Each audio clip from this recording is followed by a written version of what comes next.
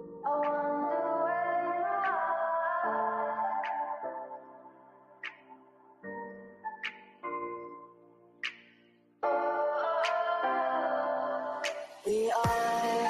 are dreaming in the dark. We are nothing more than dust. Search but you stay lost. We are reaching for the stars, but we're making this too hard. And I wonder where you are. Mysterious, that's the part you always show, 'cause you're too curious. Maybe you should take it slow. Mysterious, that's the part you always show, 'cause you're too curious. Maybe you should take it slow.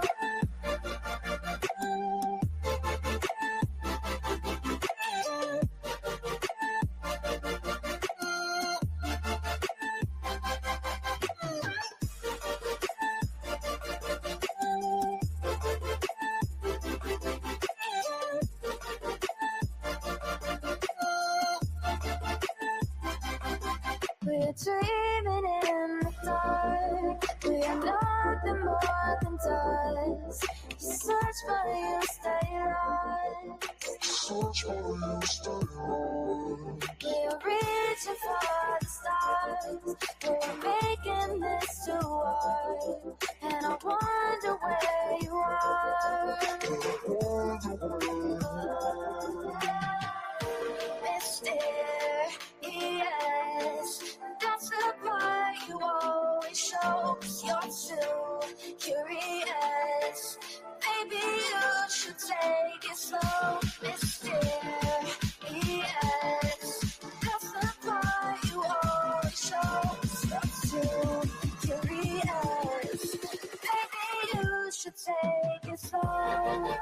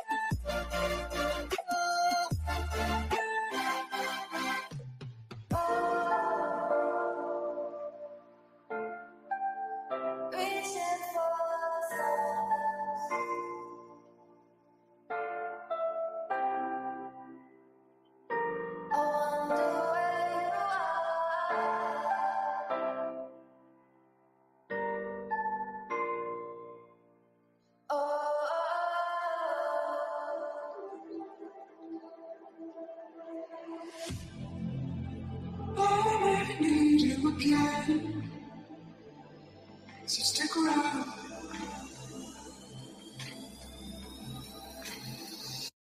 So stick around.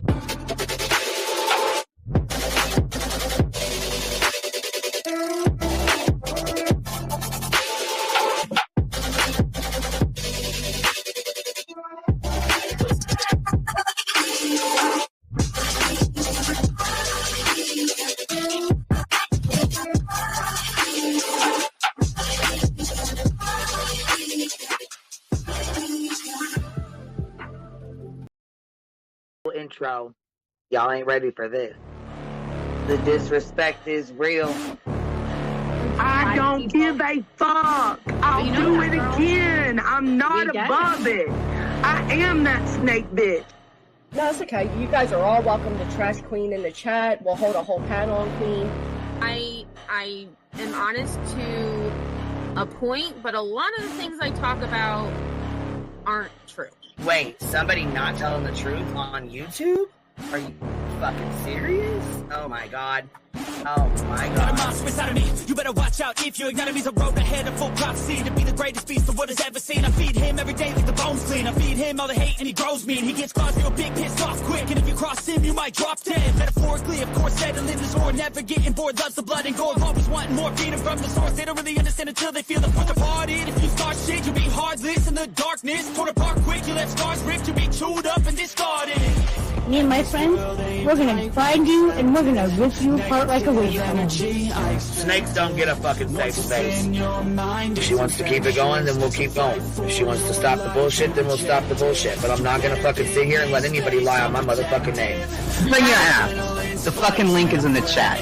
That's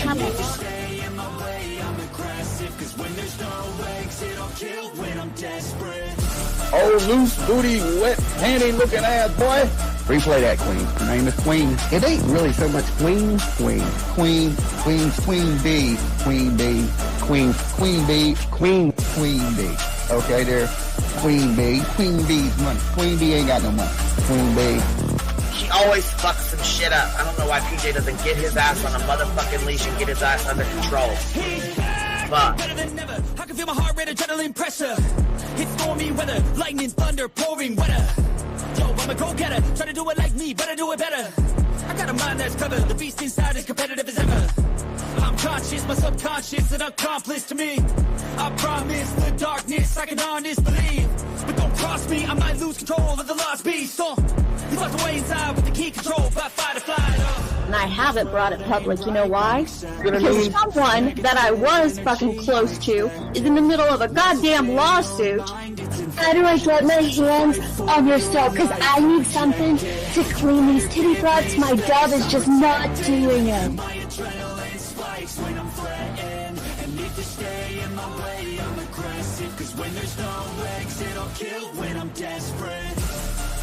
Bring your asses. As simple as that. Come in. I mean, bring it. Bring your asses. Hey, don't get Queen B her 550, 600 service. Bring their asses out. You might have started it, but I'm gonna finish it. Absolutely.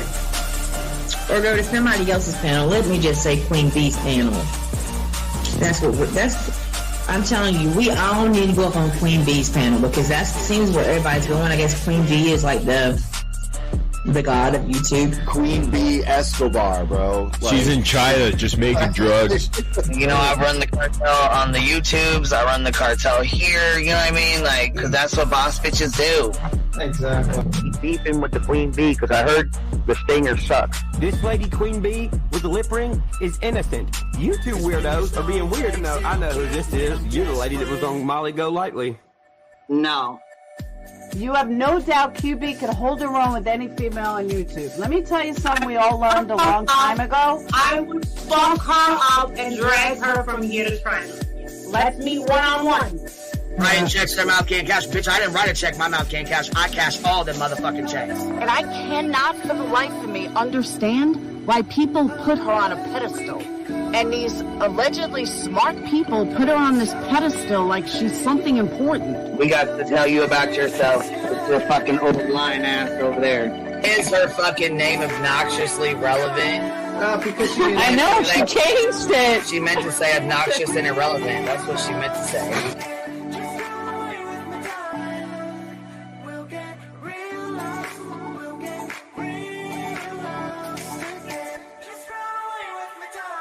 And coincidentally, it sounds exactly like Queen Bee's voice because, as I've always thought, Queen Bee is using some sort of slight distortion on her voice when she broadcasts. Exposed! Queen Bee exposed! Oh my god, bitch. Did they get that Dugan? Said they get that Dugan. That shit Chronicles of Shady. You better fucking shut your mouth with that. Bro, stop. Wow. What in the hell? Someone told Queen Bee that you said it was her hacking your emails. What the hell is wrong with people? Right? Take your ass to bed. It's fucking past your bedtime. Go on now. Right? Why you gotta be crying? I'm fucking killing the vibe, bitch. What? Take your ass to bed. Boston, no. I'm not capping at all. I'm telling the whole truth. Good, babe. Anyway, guys, I'm gonna skedaddle. You know me, skedaddling away. See you guys. Pumpkin. I love you too. Alright. I despise you, Boston. Whatever.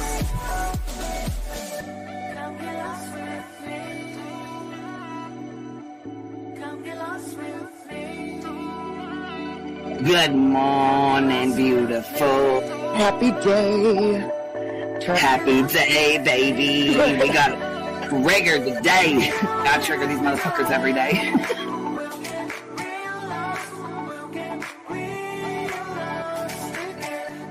Baby Jesus showed us that, you guys. I swear to God. I know that's right, because you just put right on that shit.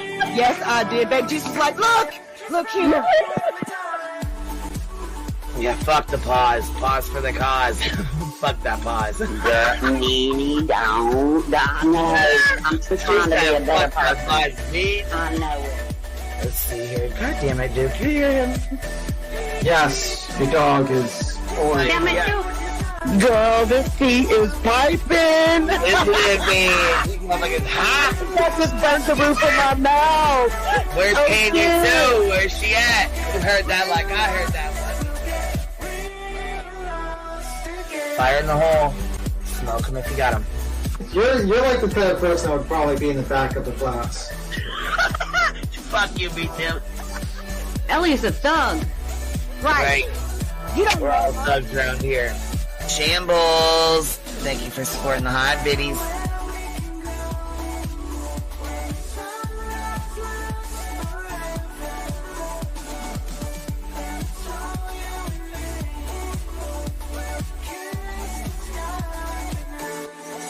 Y'all wasn't ready for that, was you? Wait, I wasn't, bitch. I was not. I wasn't even close to ready for that shit. All right, I love you, baby girl. I'm gonna jump off. I love you too, baby doll.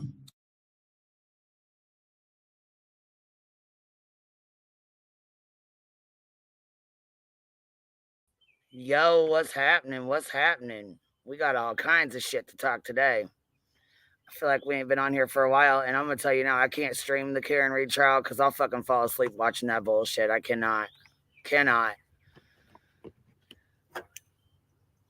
And I know my notifications didn't go out because there's a lot of people that don't even know we're live right now. So they'll come in when they figure it out, though. I didn't really give anybody time either. So I just said, hey, y'all want to go live for a little bit? And that was like an hour ago. So I was supposed to jump on here and shoot the shit or whatever, but I got a little bit of a late start. But that's all right. Give some other girls, some time to get their live streams going and shit. I know Savage is doing her thing about Betty. She's been calling her ass out daily. So if you want to watch some Betty content, that's where to go for it. We got Dolly over here feeding off Sebastian. Sebastian, that's his cash cow right now. So he's cashing out on that little boy. We got BJ doing the same thing. And we got a fake ass fucking dog handler out here that's a liar. Chloe quit. Says PI. She's done. She's done, son. The Heather, she quit. Now he's got that Tony Mathis. I believe he quit because now he's got a lawyer. So that shit show is still a fucking circus. We ain't missed much on that. Let's see. What do we got going on here? Glory, member for 12 months. Oh, did you get your crown today, baby? Did you get your crown? Blank screen, I need you to reach out to me when you get a chance. There's something going on that we gotta chit chat. Here's the link real quick. Yeah, Nonsense has been doing pretty good calling these fucking tragedy pimps out for sure. For sure. That dog handler reminded me of that Jessica when she started her shit in the Summer Wells case. I don't know why the fuck these people do this dumb ass shit. I just don't stand. Why even fucking sit here and lie and make up a big ass fucking story when you know damn the fuck well you're gonna get caught. Every fucking time. Also, I have tried to be nice to Dietz and I have tried to reach out to her. I have tried to send messages. I tried to forward her emails that were getting sent to me, her docs. So at this point, I mean, all I can really do is talk about it on a live stream or tell you in a fucking community tab or post it in a community tab to make sure you're getting it. Because otherwise, I mean, I ain't got no way to tell. So, I mean, I don't want to dox you and put your shit out, but I don't have any way to know what's going on. What's up, baby? What's up? What up, Beady Beady? What you doing? Oh, watching the trial, you know. See, I can't. I mean, I watch it. I'll turn it on and listen to it, but I can't fucking sit there and watch it. I'll fall asleep. That shit's It's just. I know it is a little boring. It's a little dry, but Yeah, it's boring as shit. I'm waiting for the fucking salacious details here. We need the good shit. Come on. Oh shit! I usually watch the Court TV recap, Yeah. Metropolitans. That's what I try to watch, but today I have it on in the background, so we'll see. Well, Deets is not good. She's actually getting doxxed. Everyone in her family is. Her kid, her husband, her parents, her grandparents. Fuck, they're doxing everybody that they can in her fucking in her family. So she's actually not good. It's not good at all. And I know if I'm getting it, I know other people are getting it because that's how JLR did when they did the same shit to me. So what the fuck? Yep. Why? I mean, for fuck's sakes, they were trying to email my fucking neighbors and shit. I'm like, you got the wrong hood, baby. They don't give two fucks. My neighbors would be like, okay, and? They're going to be like, yeah, we've known her longer than you have, so what the hell? You ain't telling us shit we don't already know. Right. God. Oh, shit. These people are wild, man. They can't just keep it on YouTube. Like, I don't understand. Wild as fuck, dude. I don't understand what the fuck. They done sent me a picture of her goddamn, a picture of her fucking kid and shit. Like, what are you doing? What? And why would they send it to you? That's so fucked up. I don't know, but they CC'd her and like fucking 5 other goddamn emails. So I know if I'm getting it, other people are getting it, other creators. Now, like I said, I've tried to reach out to her. I tried to forward the emails to her so she has them. So she's aware of them. I don't even know if she's fucking getting them because there's 5 goddamn emails attached to it, but I'm trying to get it to her. Fuck, I don't know. I was just trying to be nice and send forward the motherfuckers to her. But if you can't even have the fucking audacity to say, hey, I got your email, fuck you. Yeah, I mean, if she doesn't friggin' respond, I guess, fuck it. Maybe she's just trying to, I don't know. I would have respond and say, hey, thanks for the heads up, got your email, Yeah, because I mean, fuck, it's got a picture of her kid. It's got her fucking, I'm guessing her husband, maybe maybe his parents or something. I don't know. I don't fucking know her family. I don't know shit about her like that. So I don't know what the fuck it is, but they all got the same last name and shit. So, and then he's got different accounts emailing me from these fucking same names. It's weird as fuck. And I don't know who these people are. I have no idea. So. What the fuck? What a weirdo. Yeah, it's this fucking stupid shit that he does. Like, this is why, this is the same shit me and Heels were talking about. When he gets doing this shit, he's like off his fucking meds. God, well, I mean, he's not court ordered to take them anymore, so. Right. That's the scary part about it. Oh my God. Bunch of freaking lunatics.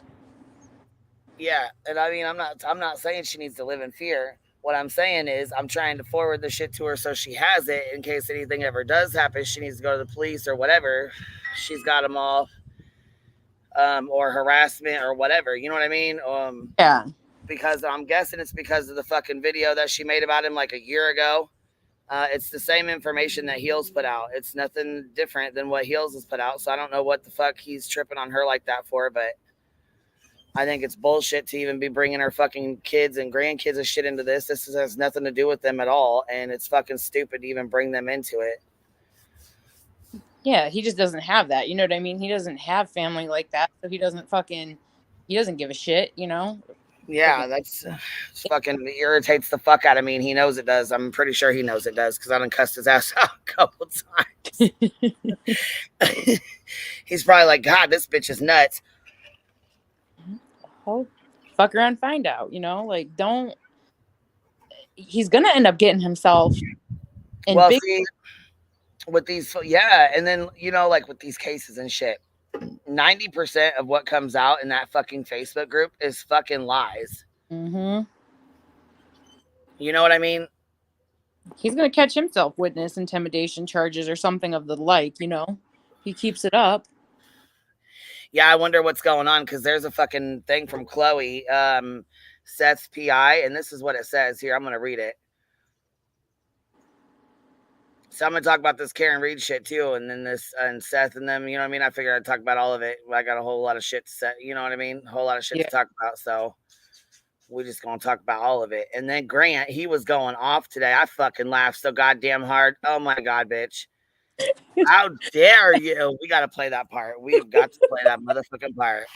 I lost it. I couldn't breathe.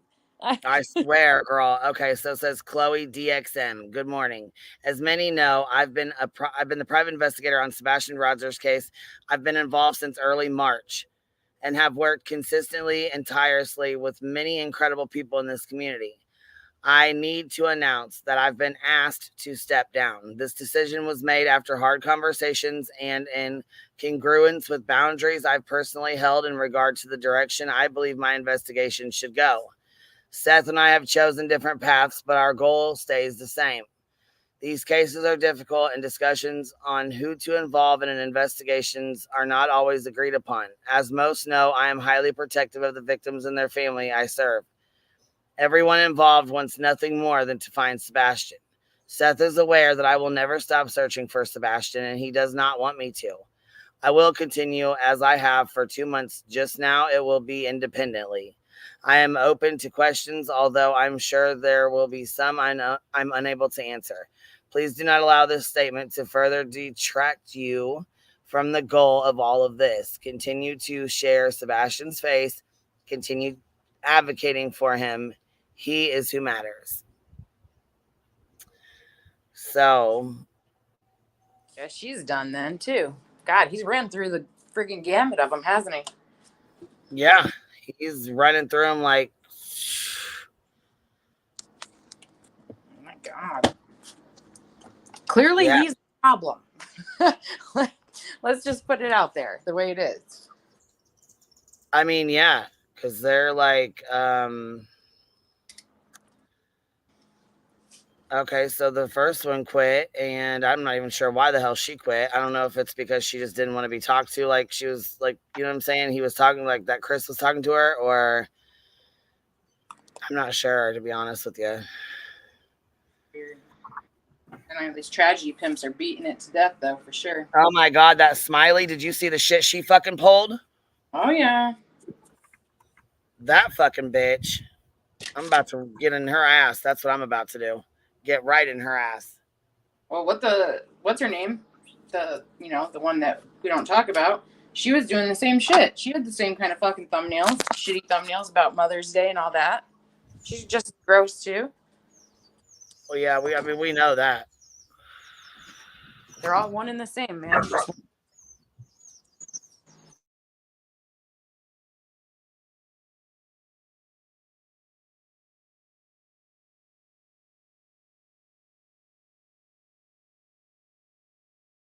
We're sitting outside today.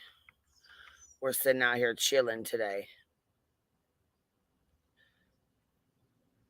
I am not. I am sitting inside. Here, we'll go to it. We'll pull it up. I'm sure Smiley's is still fucking there. I might go outside later after She's the one that had that. She's the one that had Chris Proudfoot on and then turned on him. She had him on and turned on him quick as fuck. Of course. That's what they use them for content. Turn on them. Talk shit. Get more content. Rinse and repeat. Yep. All right, so here. This right here is what the fuck she had the goddamn audacity to post. Katie Proudfoot, did you call your mother today? Don't forget now, since it's Mother's Day, and all you and your hubby got more upset over your mother than you have about your son. Sebastian Rogers is still missing. And she has the fucking audacity to post that with this picture. Fucking trash bag, dude. Straight fucking trash bag. Gross. What the fuck? What gives these people the right to do that? My God. Now you know what was put out, right? Everybody's well aware of what was put out about Katie's mother. Yeah. Okay. So why the fuck, if she has trauma and PTSD and was essayed by her fucking, allegedly by her mother and sister and whatever the fuck else, right? Why the fuck would she call her goddamn mom and tell her happy Mother's Day? Are you fucking shitting me right now, you dumb bitch? Yeah, and let's put it out there, is that none of her business. None of her business, not even a little bit. The personal lives bullshit has got to fucking stop. It's got to stop at some point. It is not her fucking business. Not at all. Like, none of this surrounding the case is going to help find Sebastian at the end of the day. Not any of this. Not her past, not her mother's past, her brother's, uncle's, hamster's past. None of that shit matters.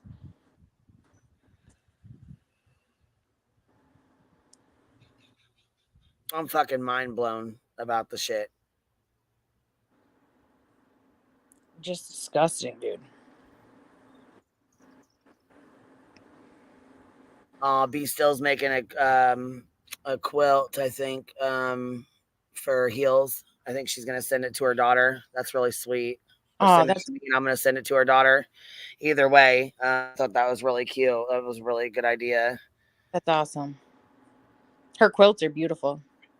Yeah, they really are. She made me one. I have it. Oh my God, I have it preserved. Like, I'm not messing around. Yeah, they're beautiful. I will not. Yeah, I won't even let my kids touch it. So, like, nope, no, you ain't. You ain't even touching it at all. Get your greasy little hands off it. Yes, B still does really good. Stitching does really good too. God, I know. They're all so crafty. All right, let's see. What we got? Yeah, next? So when she put this in here, there's 174 comments. Terrible. Why would you post this? Look, let's go read some of these. We'll do newest first, okay? I'm a little behind due to oversaturation of the story. What's going on? Why is this cruel? Please, someone fill me in. What? They must not know. Yeah, it is pretty ridiculous that people are so upset that you asked Katie if she called her mother today. They are the ones freaking out about her mother being mentioned, so she must care about her, right? No. That's how you know people ain't paying attention, or they're only paying attention to certain things. You know what I mean? Yeah. Or certain sides or whatever, you know? I have to say that I question everything about Katie and Chris is just disgusting. But I never would have expected you to go this kind of low. My own mom is worse than Katie. But the best thing to do sometimes is not say anything rather than just being cruel and hateful. Katie will have to answer to God one day for her actions. But so will you. Hey, that's, you know what? Words are powerful, man. I hope she gets pushback. I hope she gets a shit ton of pushback. Gina Marie said, you are a clown. The audacity. Karma is real. Let's go like that. Let's give that a little like there. There's all kinds of shit. I mean, people, you know, I'm glad she's getting pushback. I'm glad people are saying something to her and calling her out for this. This is bullshit. For her to say that is fucking bullshit. You're going to have the handful that support her, you know what I mean? Like the ride or dies that don't give a shit what these gross people do. So you'll have those. Right.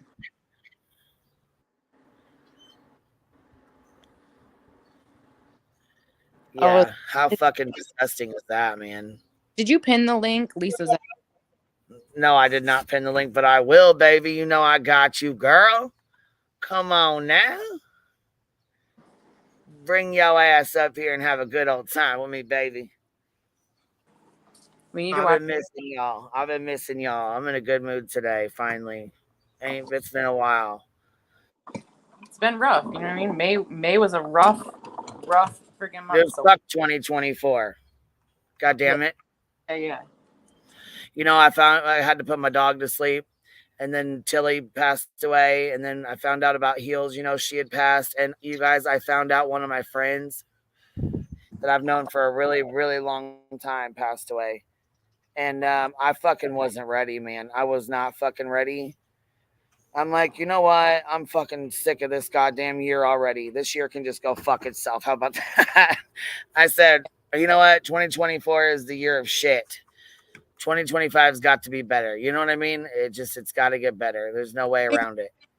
We all have those. You know what I mean? Like 2022 was my bad year, or 2021, sorry, was real rough. And then, you know, it slowly got better. It was like the first few months of 2021, like, holy fuck, how much more?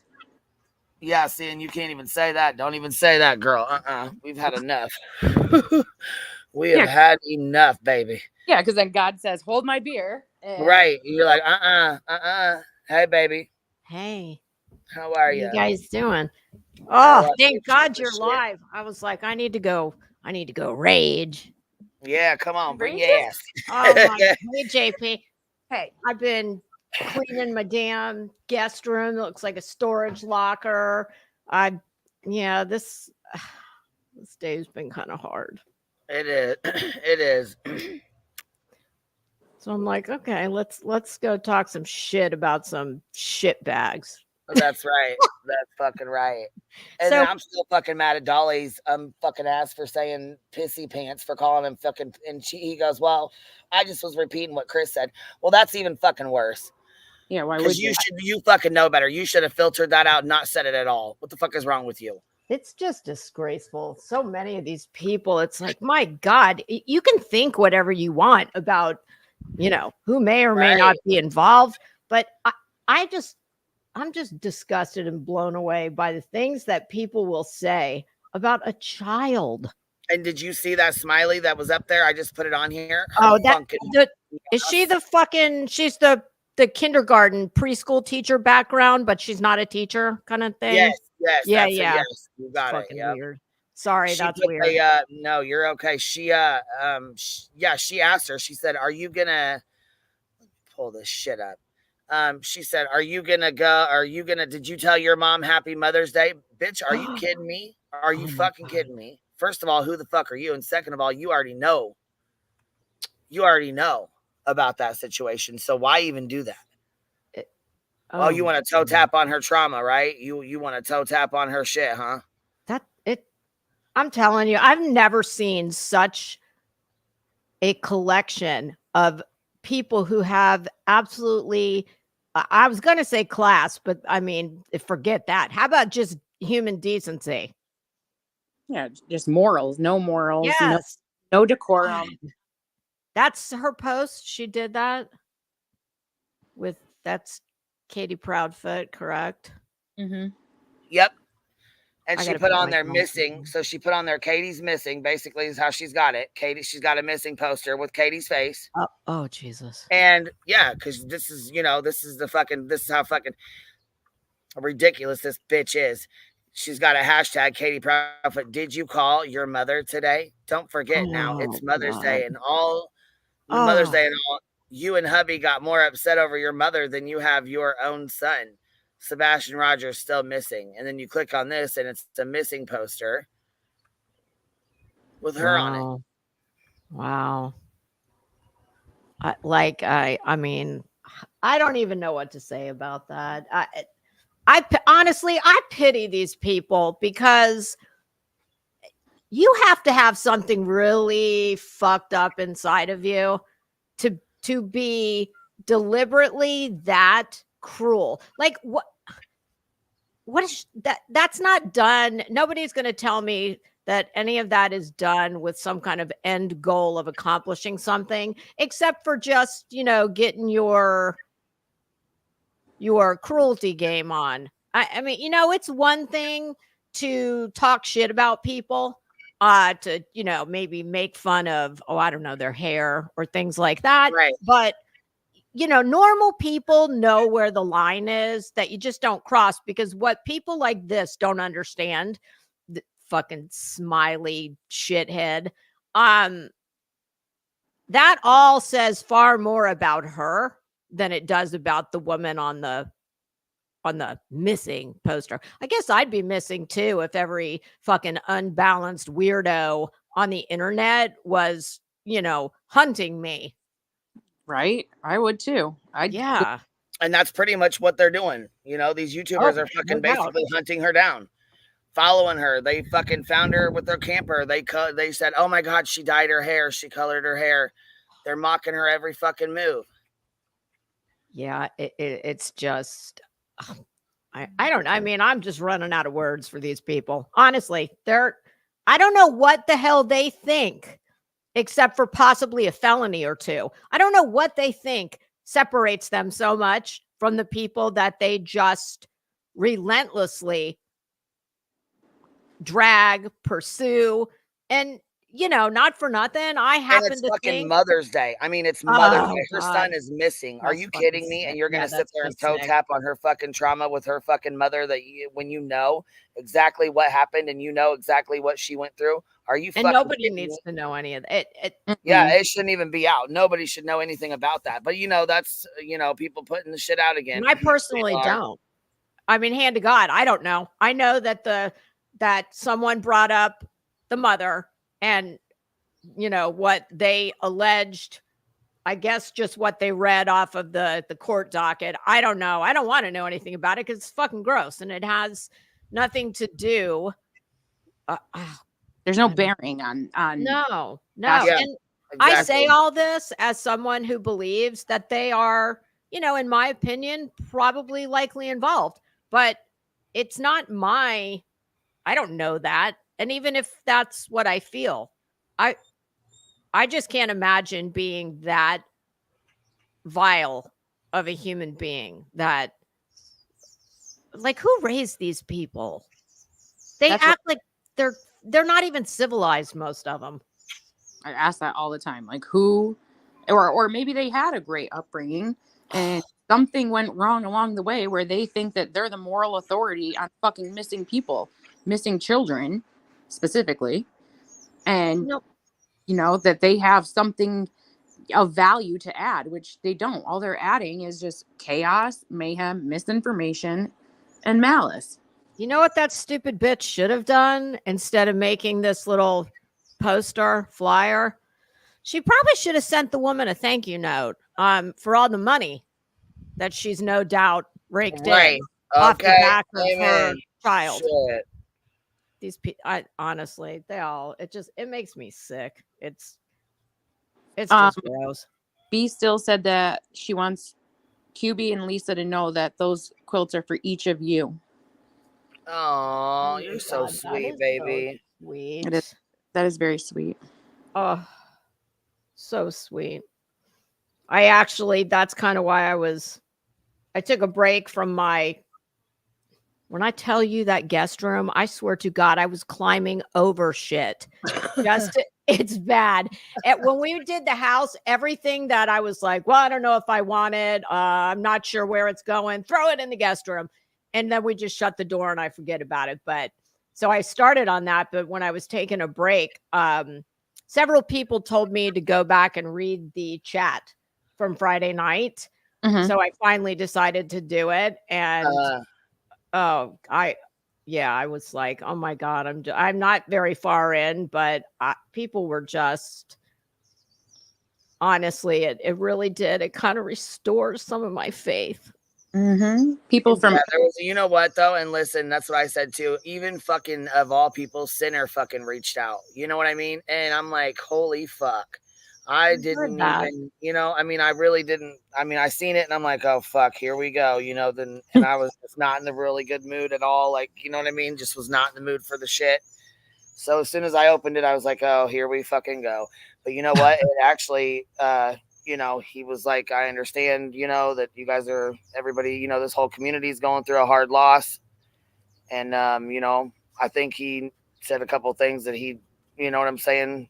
Uh-huh. Well, that's good. I'm glad. I think that was, I did hear you tell B Tim that. I have to say I was I was shocked too. Pretty surprised. And I, as you said, I will give credit where credit is due. So Yeah, and I mean, we're not best friends, not going to be best friends. That doesn't mean we like each other. That doesn't mean we're even okay or even on the same motherfucking page. That just means, you know what I'm saying? He's not going to fuck with me and I'm not going to fuck with him right now because it's just, Yeah. you know what I'm saying? Good. There's That's a lot good. going on, and I think that's, you know. I think that's huge. Even I wouldn't have believed it. Sure. For sure. So yeah, when I saw, I was on my phone while I was looking at that, and then I switched on the TV and I said, "Oh, good. Now I'll go laugh. I need to put the sad down." And Right. Go laugh. Hey, I got a quick question. What'd you guys think about this fucking fake? What'd you guys think about this? That fake dog handler that they exposed. Oh, gee. I've only heard nonsense talking about it, you know, a little bit here, a little bit there. So I don't know. Y'all probably know a lot more about it than I do, but nothing surprises me. Well, pretty much, long story short, there was a lady on J for Justice. She didn't vet her because had she vetted her, she would have known. Quit. Come on now. I'll let you guys sit outside and you want to fucking carry on now. Oh, Lord, hold on. I can tell that's a I don't little want one, to bark in too. your ear, you know? That's little dog bark. Is that the new dog? No, that's my daughter's dog, Chica. Oh, okay. What's the new dog's name? I call her Daisy May. They call her Nala. I don't like the name Nala. Oh, that's okay. I was going to ask you. I was listening the other day when you were saying Nala. that. I call her Daisy, but she ain't my dog either, though. You know what I mean? My dog was Tilly. I got you. Listen, I have a cat that's had like 6 names, and everybody in the family calls her by whatever name Something they different. remember. Yeah, she's. Yeah, see, like I doesn't said, answer any of she's them. theirs. They're learning what it's like to have a puppy too, and oh my God, the one that you know, like a newborn, except you can put the puppy in a cage. Yeah, she's like, oh my God, she keeps getting into everything, chewing on everything. I'm like, yep, that's what babies Hide your do. shoes. Hide your shoes. Yep, that's what they do. So yeah, what the hell was I saying? Oh, the dog handler. Okay, so basically this lady comes up, right? And she's like talking about how she's a dog handler and she's got dogs and her husband, she done gave a picture out and all this. And like, she was telling a whole story. And I heard chasing and I fucking died laughing. She's like, man, I was treating this lady like shit. I was being a whole asshole. She's like, so I was kind of beating myself up about it. Cause you know, I was being really nasty and rude in the chat. Well, because she didn't believe it, right? Right. Obviously. Yeah, I mean, nobody believed her. You know what I mean? Oh, okay, I didn't hear it. Was it that bad? Oh, it was really that bad. Okay. So it was obvious. So you're saying it would have been like, I don't know, a certain busted up blonde pretending to be a hairdresser, kind of like that level. Or pretending to be like a police officer, really they're not. You know what I mean? Like that kind of thing. You know, like an investigator, but really they're not. Uh-huh. Yeah, so she said she's got these bloodhounds and she's got these chows or whatever, and they're like or whatever. Oh wait, dogs. Sharpays. Sharpays, that's what they are. My yes, sister-in-law she's got these really expensive dogs. They're not. You know what I'm saying? She said she's been doing this shit for 30 years, and they're real rich, and they got this money, and they can do this, and you know they can do that, and you know what I'm saying. Basically, they got that dodo. You know, they got that money, so they can do all this shit. You know what I mean? Like. What's that, B Thug? I don't think just go shopping like normal people. Yeah, so hey, what's up? So, voices, yeah, they were on fucking Chewy, you guys. The pictures that she sent. They were not. Yes, girl. Let me go to Nonsense's community tab. Shit's fucking funny. When you first said Chewy when you first told me, oh, she was on Chewy, I was like, you know who's? I went to like Nunya's like community tab, and I was like, oh, because you say that name all the time. And I was like, look, did Nunya like out her? And I was like checking Nunya's community. I'm like, oh wait, there's nothing there. I mean, if you're gonna steal pictures, I mean, honestly, was it out of like this week's newspaper flyer or whatever those things are? Girl, wait till you see this. I can't believe. Oh God. Yeah, I'm not the only one. Everyone, like even Tiffany thought it was Nunya because we were like sitting there, and I'm like sitting there, like I talked to Queen. I was like, You know, we have a fake dog searcher. We have we have an SO, like a SO, or someone who's basically offended before, like that is the diver. We have a fake searcher. God. Yeah, we've had so we got the RO searcher, the one with the that was the RO or whatever that was caught, it's exposed or whatever. Then now we have the fake dog searching people. We've got a lot of members of the media. We're going to have a whole like Gotham City pretty soon, where I'm pretty sure we're going to be able to like just have a, maybe like they do the United Nations. We'll just call a meeting. A rogue gallery. You're going to have a rogue gallery of fucking villains. And they'll solve all the world's problems. I guess you'll be like the Catwoman in that scenario. That and nonsense must be gone. No, I want to be Cersei from Game of Thrones. Okay, how do you say a Batman like rogues gallery, and then you go to Game of Thrones? You have to use because if we're gonna have this meeting, I would like to be the ultimate decider of who is full of shit and who's not, and just from the Iron Throne, and we can we can pass immediate sentence to be carried out by what was that big dude's name? The Mountain. Hodor. Hodor was the other guy that was the Mountain. They had the final fight, right? Yeah. All right. Okay. Here we go. Look at this picture. Okay, you ready, y'all? Probably not. Is it on here? Is the screen? Oh, it is. Okay. Mm-hmm. So it says credit for nonsense. This is chasing. Credit for nonsense on the web for finding all this. The dog handler on J for Justice named Steph, who claims to have chartered a plane and brought her blood down to Tennessee with Sebastian, gave Jay some pics to prove who she was. She said her husband is 60, rarely takes pics now. She showed these as him being years ago. She also showed her dogs, which are named Whiskey, Vodka, Tequila, and something else. Because I think the bitch was drunk. And she was sitting there naming off the liquor in their cabinet. Oh, my. Put them all together, you got a Long Island iced tea. She's drunk as hell. She's sitting there naming out the bottles of liquor she's got in the cabinet. Yeah, right. Chartered a plane. Yeah, supposedly she's fucking rich. I said, oh, these girls, I mean, I don't know how they didn't catch her in a fucking lie right off the top, but I think J for Justice was, because she was deleting everybody's fucking comments. Finally, she came out and said she was sorry or whatever, but I've known her because her and Critical K had a fucking thing called Murder Rap Sesh. So they used to do a podcast together and shit, so I've known her for a long time, you know what I mean? But I've never really heard of her pulling no fuck shit like this. You know what I'm saying? Chartered a plane. I'm dead. Like the way she did, yeah. That's not the same as having a private plane. So I want to know, did the dogs get to ride in first class, or did they listen, she treats these dogs like I think because they're all fake is her story, but okay, so then she says, so the internet did what the internet does, and the man she claims is in her 60s, is her 60-year-old husband is in his early 40s, and this article about him was when he was in his 30s 5 years ago. The dog and puppy pictures come from a Chewy ad.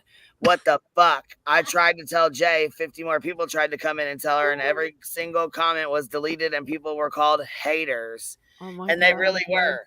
And their comments were deleted at the same time. Here's the fucking picture, though. Look, this is the picture that she gave to Jay. And why Jay didn't check it, I don't know. But yeah, here's the picture she gave to Jay.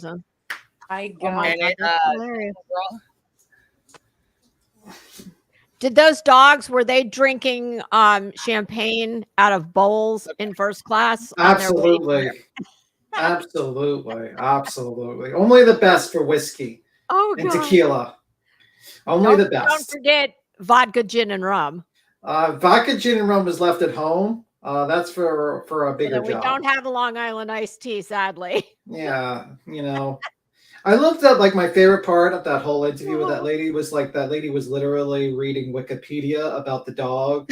You know, their ears can help them with the smell. I'm like, oh my God. And I'm just sitting here. I'm like, man, what the fuck? for And, God's and I know that like basically, Jay for Justice realized that it was a shit show because she immediately jumped to like another subject. Hey guys, let's review this other video. Oh my guys, God. let's review this other video and hope that no one, we can just kind of like ignore the haters. Like, Yeah, she should have had internet connection problems right about yeah, that. I would have had internet. I've been like, I'm breaking up. I'm breaking up. I gotta go. Can But you hear like, me? yeah, but you could tell like one person sounded professional that knew what they were talking about, and the other one was just like out of their fucking mind. You could just tell the difference. It was It like would be night and day. the one person that was not on that podcast. No. Well, no, the other one was an actual dog searcher, and she was actually making sense with her responses, and the other one was like speculating and just fucking just didn't have like a clue what she was talking about, and you could just tell. She had to go to Wikipedia. Yeah, it's like, oh my God. Oh God. Oh. What? Did you see Grant this morning? Yes, I seen Grant. They're definitely making the media line fucking like a circus before they get in. I was like, oh my God, guys, can you stop at this certain point? Like, respect the media line. It's like, listen. Oh my God. Respect the media line. I was here since 5 o'clock in the morning. Like, no, 8 o'clock yesterday. You weren't here. You can't come in. I'm like, bro, listen. People are sleeping out there. To say that is, oh no, my God. He sleeps out there. They all sleep out there. I wouldn't sleep outside if they were giving fucking cars away. Well, there's people like the TV stations pay like $80 an hour, so they usually have people sit out there for shifts. Okay.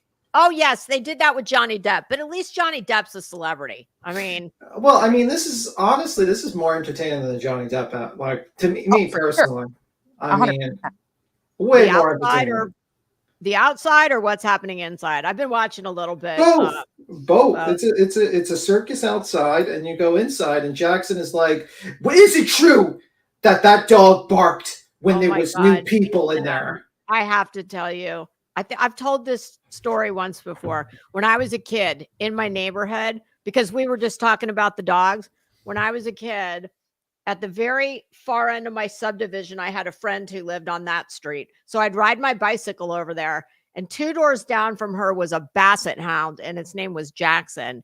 And I was scared shitless of that dog because it would, he could run surprisingly fast for as fat and close to the ground as he was. So when you said Jackson, the first thing that popped in my mind, I'm like, why is they have a basset hound there? Yeah. I mean, like basically Alan Jackson's trying to do like the OJ thing. If the glove doesn't fit, you must acquit. So with him it's like if the dog barks, you must acquit. Because apparently if Phil Spector's wig doesn't fit, you must acquit. If the dog barks, you must acquit.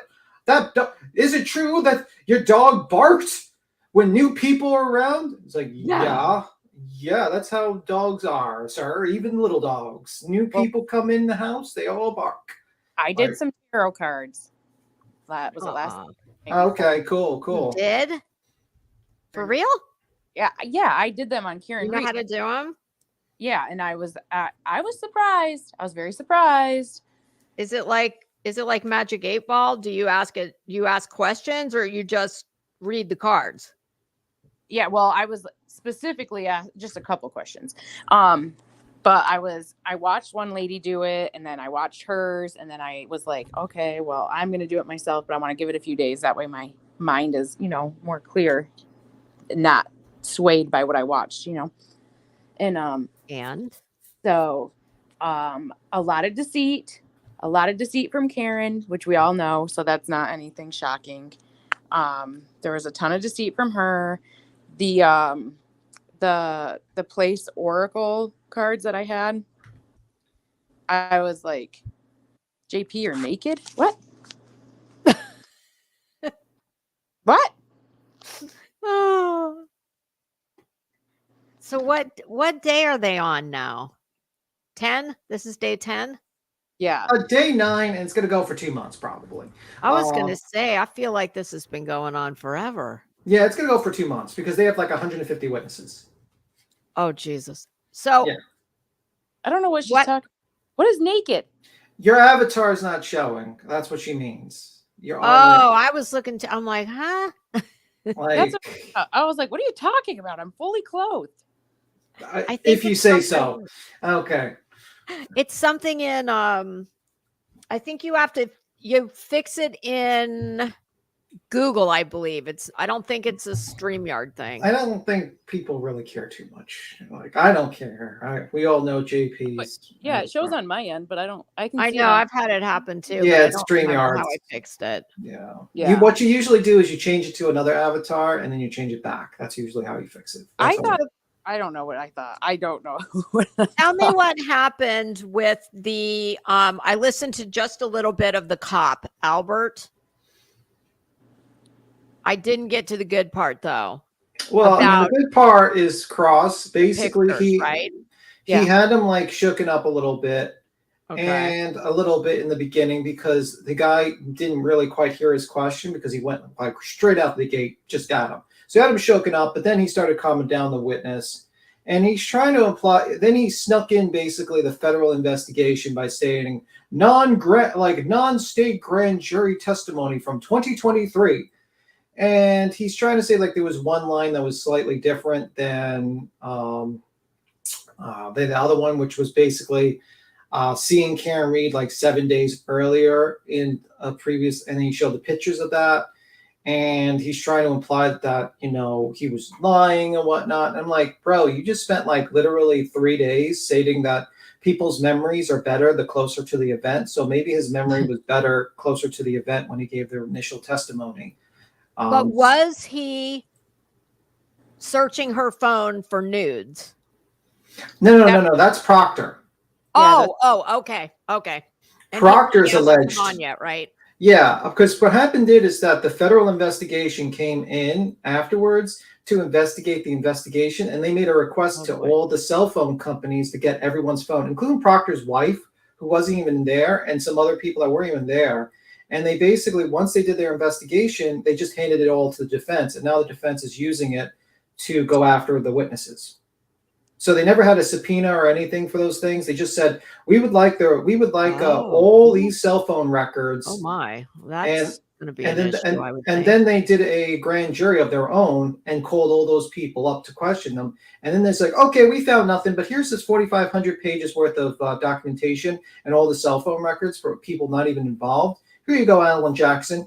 And then they walked away, and now Alan Jackson is using the federal what the federal agents did. Which was request cell phone records of people that didn't even have a subpoena. A judge didn't okay it. They just basically went to Verizon and said, give us all the cell phone records in the past year of these people and make sure you give that. And we would like to go through them.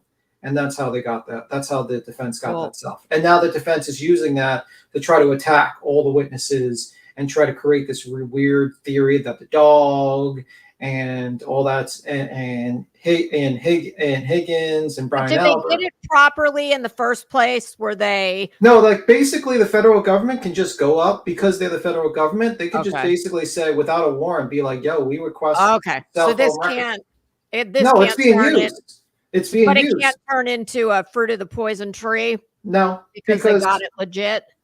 No, they got it. They got it because apparently the federal government can just request shit from your cell phone carrier, and they can just be handed to you. Okay. Well, did you see the cross this morning where Jackson was he was taking segments of the grand jury testimony, like there was 2 specific sentences, and he was taking segments of it, trying to trip up Brian Albert, and Brian Albert said, "You're not reading the entire," which is very sleazy, very, very conniving, because he was reading like 4 the first line out of like 15 words. He was reading 4 and saying, "Did you say that? Did you say that?" And Brian Albert's like, "I said that, but I said it in a whole sentence that you're not reading." And so Alan Jackson was pissed. You could just tell on his face, like you could just see it. His little beady eyes like were narrowed.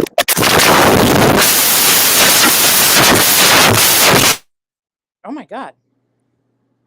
I don't know what the fuck that was. It was B Tim, but I just muted him. Oh my God. I'm gonna take him down for right now because that shit was like, wow, what the fuck? I don't know what the fuck just happened. Oh my Lanta. I just tried to put him back up and he's off this fucking screen. So I don't know what the fuck that was, but Jesus Lord. God, that fucking scared me for a second. I'm like, what the fuck? I looked down, I was like, what was that? Oh shit. God damn. B10. Sorry, Are you okay? No, I accidentally hit the wire attached to the mic. And Good then, God, you just blew everybody's eardrums out. Yeah. My It just God. dropped. It just dropped the mic, unfortunately, and I just think that's what Holy happened. fuck. That was so So- loud. Wait till you go back and listen to that. That was fucking loud. Yeah, I didn't realize that happened. I was in the middle of a sentence. So what were you saying about that part?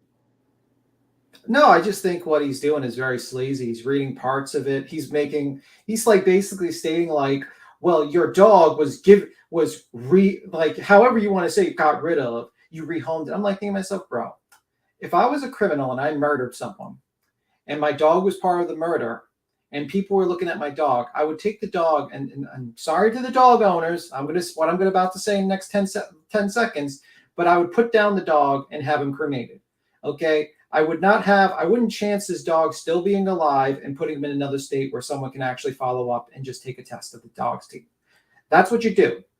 Like, that's what a person who's trying to cover up a murder with a dog would do. They would not be like, here you go, Chloe, you're going to Vermont, and we're going to tell the FBI and the state where exactly you are so that the defense can easily just charter a plane or, take a plane and just test the dog's bite and then use that to put me in jail for life. That would not happen. Yeah, They need to call the one from the podcast with whiskey and Whiskey. Yeah, she needs to come in there. She's got a plane and a dog. She can. Don't you know she's the expert witness for the defense? She's going to come up.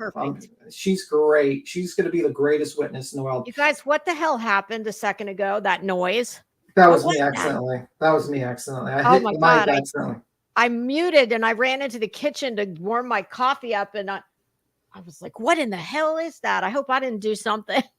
Yeah, but I just don't get it. They're trying to push this dog there. Then he's like, last part I listened to his dog is like, "Is there a way for you to carry heavy objects from the basement to outside?" And he just talks about how you can have an entrance to that backyard with it, and it's like he's just like, I don't understand the theory. It doesn't make sense to me. It's like, bro, you just fought with 5 other witnesses beforehand stating that your memory before is better than your memory now, especially with the EMT worker, the female EMT worker, said when she stated new information that wasn't testified in their previous grand jury. He says, well, your memory was better back then, and are you lying now? But now the guy basically is pulling up grand jury minutes from 2023 that's slightly different than the original one. He's not holding that. The earlier one makes his client look worse. He's now jumping onto the 2023 one that looks better. It's just so stupid.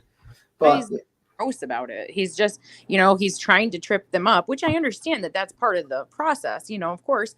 But the way that he's doing it, you can't just sit there and double down on the fact that you're omitting words out of the grand jury testimony in an attempt to have this, witness say something contradiction to what they said prior. You know what I mean? Flutter, the reason why is very simple. The reason being, Flutter, is that they have nothing. They're throwing everything at the fucking wall. They're throwing Nevercracker, with the beer cans. They threw that on the wall. They're going to throw the dog that they have no DNA from, but was found in the air at the wall. They're going to throw Higgins. You heard the wording he stated. He says, well, flirted with my client. Well, no, sir. It was the other way around. You're breaking up with the guy. You were your client was attempting to, flirt back and try to kiss him.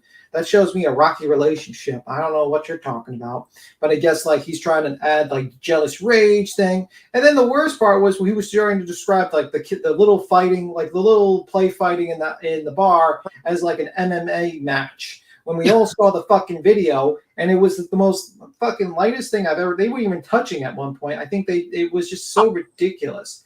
And the whole thing is ridiculous. They need to pick a lane. They need to pick a lane and stay in it, because right now they're all over the map. And all they're trying to do, I know what they're trying to do. Yeah, they're trying that's a strategy too. they're Confuse the shit out of them. Right. They want to just establish doubt any way they can. But I mean, to have a strong defense, I feel like they should just pick a lane and kind of focus on that, Well, no, the problem is with that theory is that let's say they picked only the dog angle. Eventually, when the expert comes out and say, we did not find any dog DNA on the area, and also the bites, and when they actually show the unedited autopsy photos, because a lot of people are talking about how the bite mark photos were edited out to look more bitey. So, it doesn't look like it's. I didn't think they look like dog bites. I don't think they either. And if they think that's claw marks, what do they got? A Bengal tiger in their fucking house? I mean, like, really? I don't know any dogs that have just claw you like that. I'm sorry. I've been around German Shepherds. I don't see that. Listen, my dog Kona, if she wants you to pet her, she will aggressively paw at you until you pet her. Also, how my cat'll do that? I have a scar on my eye because she did it in the middle of the night while sleeping. Oh, damn. So she's vicious. One thing I like to point out, I just thought about yesterday when I was watching a live stream. You know how you get dog hair on your body when you have like on your clothes when you pet a dog and stuff like that, or a dog jumps on you. What kind of dog was it they had? A German Shepherd mix. Okay. And that dog, short-haired dogs. Not this dog. This one. Sure, a German Shepherd sheds on like a lot. Yeah. So you would think that in this struggle, being attacked by the dog and him being on the rug in the house, because you got to get hair from the rug on your like the hair on your rug. Absolutely. Even when you vacuum all the time. Yeah, especially in the basement floor, apparently as well, where they kept the dog. Why is there no evidence on the clothes of the person of any German Shepherd hair on the man's clothes, but glass fiber? That's a question no one has thought about. Yeah, that would be very. I mean, just as someone I've got 1 dog and 3 cats. I vacuum my house twice a day, and it doesn't matter. The minute it never fails. I will. Usually it's, someone who comes over like, oh, I don't know, my mother, and they're wearing darker clothing. And the minute they make contact with anything, there's hair. It's just, you can't escape it. You're never going to have 0 hair. Yeah. And that's a problem with this thought process these people have, is they're not asking the correct question. Like, if this man was attacked by a dog, right? He's got this dog all over his body. He falls on the ground. He's bleeding. There's going to be hair on the floor. There's going to be hair on his body, on his clothes, because he is on the ground, especially if they're dragging him through the house. And that's absolutely. There always but they didn't find any German Shepherd hair on any of the clothes, but they did find cocktail glass fiber and all that stuff on him. And that's, to me, tells me a lot. Yeah, and that's quite telling, really. Yeah. And it's like they're trying to, and the reason why they don't want to pick a lane is because if you go with the dog theory, someone's going to say, wait a minute, where's the hair on this guy's clothes? Wait a minute, this doesn't look like bite marks at all. So they go with the Higgins angle. And they say, well, just ignore that. We're going to talk about Higgins. They both flirted with each other. But the problem is, and this is a major problem for the defense, is that if the GPS data shows, and it does, he never entered the house, all these theories is just white noise. I mean, we might as well just say aliens abducted him, beat him up in the fucking UFO, in the fucking spaceship. They just beat him up. They had their space dog attack him because they have like weird jagged things, and they just dropped him back in the location. I mean, we can just make up stories. If we're going to make up stories, that's what it is. And the truth of the matter is, if the GPS shows that he has never entered that house, and then there was a federal investigation that showed that there was no fuck up, like there was no like corruption in the investigation, then at the end of the day, all these theories are just white noise, just to try to confuse the jury, to hope to get one to acquit you, to say there's enough reasonable doubt that there was something wrong with the investigation. And that's it. Look at Zen's comment in the chat. I have 3 Goldens. We have a sign that says, if you don't like hair, you're not welcome here. I have in my house, one, somebody gave them to me, just little tiny signs. And one says, cat hair is my glitter, and the other one, dog hair is my glitter. Yeah, that is. But don't you think they're just going to say, well, we didn't know we were looking for. Well, of course. Aren't they just blame it on the lab? I've heard excuses from the free camera made people like, well, they didn't test the marks on his arms, like the skin for the canine, but they only tested the clothes. And I was like, sir, where do you think if they bite through the clothes, what do you think the saliva is going to most likely be also on? Right, majority the of clothes. Yeah, on the self, not JP. You have more than one dog. I mean, you know, and a cat. There's just no way you're. Not the cat. I was going to say, is that a real cat or a pretend cat or a YouTube cat? Cat. It would be anybody who has dogs or cats knows it doesn't matter how, if they live in your house, there's hair. I don't care how much you clean. You cannot get every bit. Another thing that Alan Jackson keeps on putting up is like the dog on dog fight in between, when the dog kind of like went at another dog, and then eventually someone, got hurt when they put their hand in between the dog and whatnot. And eventually they rehomed the dog because, I feel like that's just crazy, though. Like that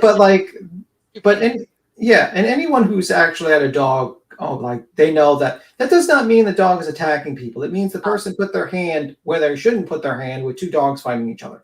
Happens all the time. I had a dog when my son was little. It was the cutest thing you've ever seen. It was a Wheaton Terrier. It looked very much like today's Golden Doodle. 99% of the time, the dog was fine. One time, my son was probably about 2, and we were having a party, and a friend had her little girl there, and she went to pet the dog, and he growled at her. He didn't touch her, but he growled at her. And I remember I told my husband, I said, let me tell you something. If that dog, it's getting a pass this one time. If that dog ever does anything like that again, it's gone. And sure enough, he never bit, but he got aggressive again, and that dog was gone. The next day. We found it another home. So I mean, and watching like law tubers and all these people sit around and they just basically say, wow, that's very interesting. And then they're like, who's TurtleBoy? And when they say that, I'm like, okay, I immediately how do they not know? Yeah, and I immediately say, bro, I don't respect you as a law tuber at this point. Because if I was a law tuber, I'm a lawyer, and I see TurtleBoy come in there, the first thing I'm going to do is look up TurtleBoy's information. Internet problems. And just be like, well, it's not internet problems because the guy is literally charged. I'm saying I'd be having internet problems, kind of like the. Oh, yeah. I'd be like, who is TurtleBoy? And then I would be like, oh, that explains why the witnesses are nervous, because they've been harassed for 2 years and they're being accused of being murderers on the stand. Shocker, right? People getting nervous on the stand. Listen, I've seen there's a lot of people that get nervous on the stand for car accidents. I get nervous all the time about things that are not sometimes even anything that other people would be nervous about, but it's like that's totally natural. I don't care if you're, have 100% recall and you have nothing to worry about. It's totally natural that anytime you go into a situation that you've never been in before, no matter what it is, most people are very nervous, and they're televising it. So there's that too. Yeah, I just think a lot of people are just quite not really paying attention to the evidence. I mean, so far I'm looking at Jackson. The problem with me with Jackson and Yannetti is like they haven't really cleared up their client is innocent. They mostly just like, well, this person might have done it, but like the only way that works is if he was in the house. And a lot of that stuff is just bullshit, and I just don't get it, to be honest with you. But yeah, I mean, pretty much I got to watch the rest of the cross, see what the hell this guy is, and probably the redirect. But yeah, it's just kind of ridiculous at a certain point. It gets to the point where it's just like, I get a little annoyed. All right. Oh, by the way, apparently. Easy Weezy, are you up here, baby?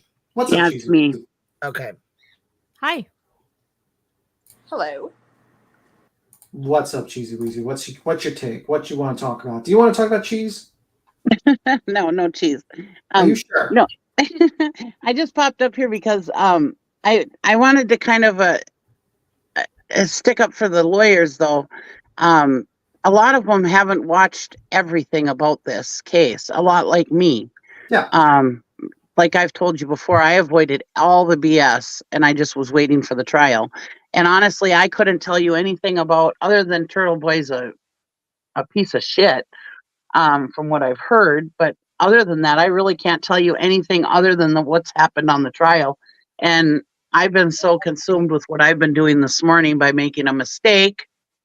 I haven't watched the trial yet today, so I don't even know what's going on today. But yeah. But that, in their defense, they don't know what's going on behind the scenes. Whereas you've been following this since the beginning, or almost since the beginning. I would say about 7 to 8 months. Okay, 7 to 8 months. So you know all the ins and outs of what's been going on behind the scenes. Whereas, like me and Emily D. Baker and all of us, we don't know that. I mean, somebody told me that uncivil law backed the glare, and I'm a little ticked off because I love uncivil law. I just kind of like my problem with a lot of law tubers is that your opinion, I get it's opinion pieces, and they're using their law expertise to kind of help with their opinions, basically. And you're really watching basically these guys' opinions on the case. You're not really watching, and them to explain certain nuances or legal terms that you might not understand, and sometimes. But my problem is like, you also should do a little bit background checks, like read, if you're going to cover a case, you probably should kind of start reading the motions and all that stuff and what's going on and before the trial, because the motion hearings and all that are very important when it comes to the upcoming trial. And one of the motions hearings was about TurtleBoy, and if you show a complete ignorance of that, to me that means you really didn't do any background check of the case that you plan on covering to a bunch of people and explain the nuances of the law. So when they start, I'm sorry, so let me play this point. No, you're fine. So when they talk about, for instance, when they were talking about the non-grand jury minute, non-state grand jury minutes, if she didn't do any background check of that, she wouldn't know about the federal investigation that occurred. And she wouldn't be able to explain about how that's excluded. And Yannetti is really kind of being in trouble, is skating on lines there, and he might be pushing it. So that's my thing with that. Well, as far as like Emily D. Baker, I know I can't talk about anybody. It sounds like lawyer is like that also. I don't know about the other ones because them are the only two that I've been watching. But excuse me, but they have been coming into it like a juror, and that's the way I'm coming into it. And jurors, as much as they may have seen before, they're not supposed to. They're supposed to say they haven't seen anything or whatever, but that's the way they're coming into it as a juror. And as a juror, you're not supposed to be going and deep diving. You're not supposed to be going in and looking at all the BS that's been going on with TurtleBoy and all this and that. You're not supposed to be doing any deep dives like that. You're supposed to only be watching what's going on in the trial, because those are what's supposed to be the facts. Now, whether some non-facts come into the trial, we can't help that, but that's what we have to watch, is what's going on in the trial. Guys, I need to jump off for a few minutes, but I will come back. Me too. Bye. You're shutting my power off to fix it. Oh, good Lord. Okay. Oh boy. Bye, Right, everybody. I'll see you later. Rowena, you up here, baby? What's up, Rowena? Hey, I really like Emily D. Baker, okay? And this is really the first time that I can remember that she's taken the seat of wanting to be a juror. And I get that. I think it's very interesting. The problem that I have is then if you want to come at it as being a jury, fresh mind, know nothing, then when the jury is let out and they discuss motions and things like that, then she doesn't need to listen to that, because that like with the pictures, with the all the things, when the jury is let out, then then she needs to, take it off the screen, let somebody know, hey, they're back in, to say you're a true juror, because you're saying you're taking this as a juror, but you're privy to information that the jury does not have. See what I'm saying? I understand. You're also watching, like, I guarantee you a lot of these people are watching court TV and stuff like that afterwards. And if you want to go out as like a juror, you're going to be watching court. You're not going to be watching court TV about this case. You're going to try to avoid that. So, like, the whole idea of she's going as a juror, to me, is kind of, it's going to upset some people, this next line, but it's kind of a cop-out. Be honest with you. I honestly think, like, as the whole I'm going as a juror is kind of a cop-out, so you don't have to, so you can play like the Zav girl in middle of the road type of deal and not just basically explain, because I always think, like a lawyer, you're there to be a kind of research and do commentary on the research that you do on this particular case. You are there to basically cut through the bullshit and just give people an idea. And one of the things you should do research about is all the pre-motions that were done, read some articles on it, give people a perspective of this case. But to go in there dry and then to play like portions of that's not going to be shown to the jury, and then basically say, well, this guy, when something's sustained, is like, oh, that's good because that's going to be in the jury's mind. It's like, no, I thought you were thinking like a juror. You know what I mean? Like, if you're a juror, you're not told. And also, like, trying to say to yourself, like, the opening statement is evidence and that automatically makes you win. And it's like, no, that doesn't work that way. That's not even considered facts in the case. You're not supposed to think like that. But you know what I mean? I just think it's just a cop-out. I think it's just like so they could play in the middle of the road, because I think a lot of people are on the side of Karen Reed on social media. And I think there's a lot of money to be had and a lot of views. And I think people are trying to do that. And that's just my opinion. And I could be an asshole for it, but that's just my opinion. I get that. And the only other thing that I heard, and I heard it on the panel the other day, and it was said that, now they're throwing out there that somebody had asked Emily D. Baker in a super chat, and she read it, that, okay, so there's been an investigation. Now the conspiracy is that they're going to hold on to the evidence, let the cards fall where they may. Then the government is going to turn around and acquit her and then go after what really happened. They cannot do that. The FBI and all the powers that be cannot come in and turn over a judgment of the court. But her response was, they said, can this happen? And she said, I don't know. It's kind of like I can handle medical misinformation on a panel from a layperson, but I can't handle medical misinformation. And we all make mistakes, don't get me wrong. But if a doctor gets up here, they do hold more weight. Even though they can say, I'm a patient, I'm coming through this as a patient, you still do have a knowledge base. So that's just where I have issue. But I think it's just something new that she's trying. I just have my own opinions, but I mean, that's her, not anybody that watches her. I mean, it's a different, you don't know until you try. But that's just some of the things I say. But we've got a bad storm coming through, and we got 80-mile-an-hour wind. So I'm going to go back and get on the charger and hop down. But Stay safe. All right, y'all have a good day. I'll be down in chat. And but Cheesy, you go, Cheesy. I appreciate when if a professional says, hey, I don't know the answer to that, because not all professionals have the answers. I mean, I go to the doctor and I see them Googling my symptoms, I mean, they can't know absolutely everything that there is to know. Yeah.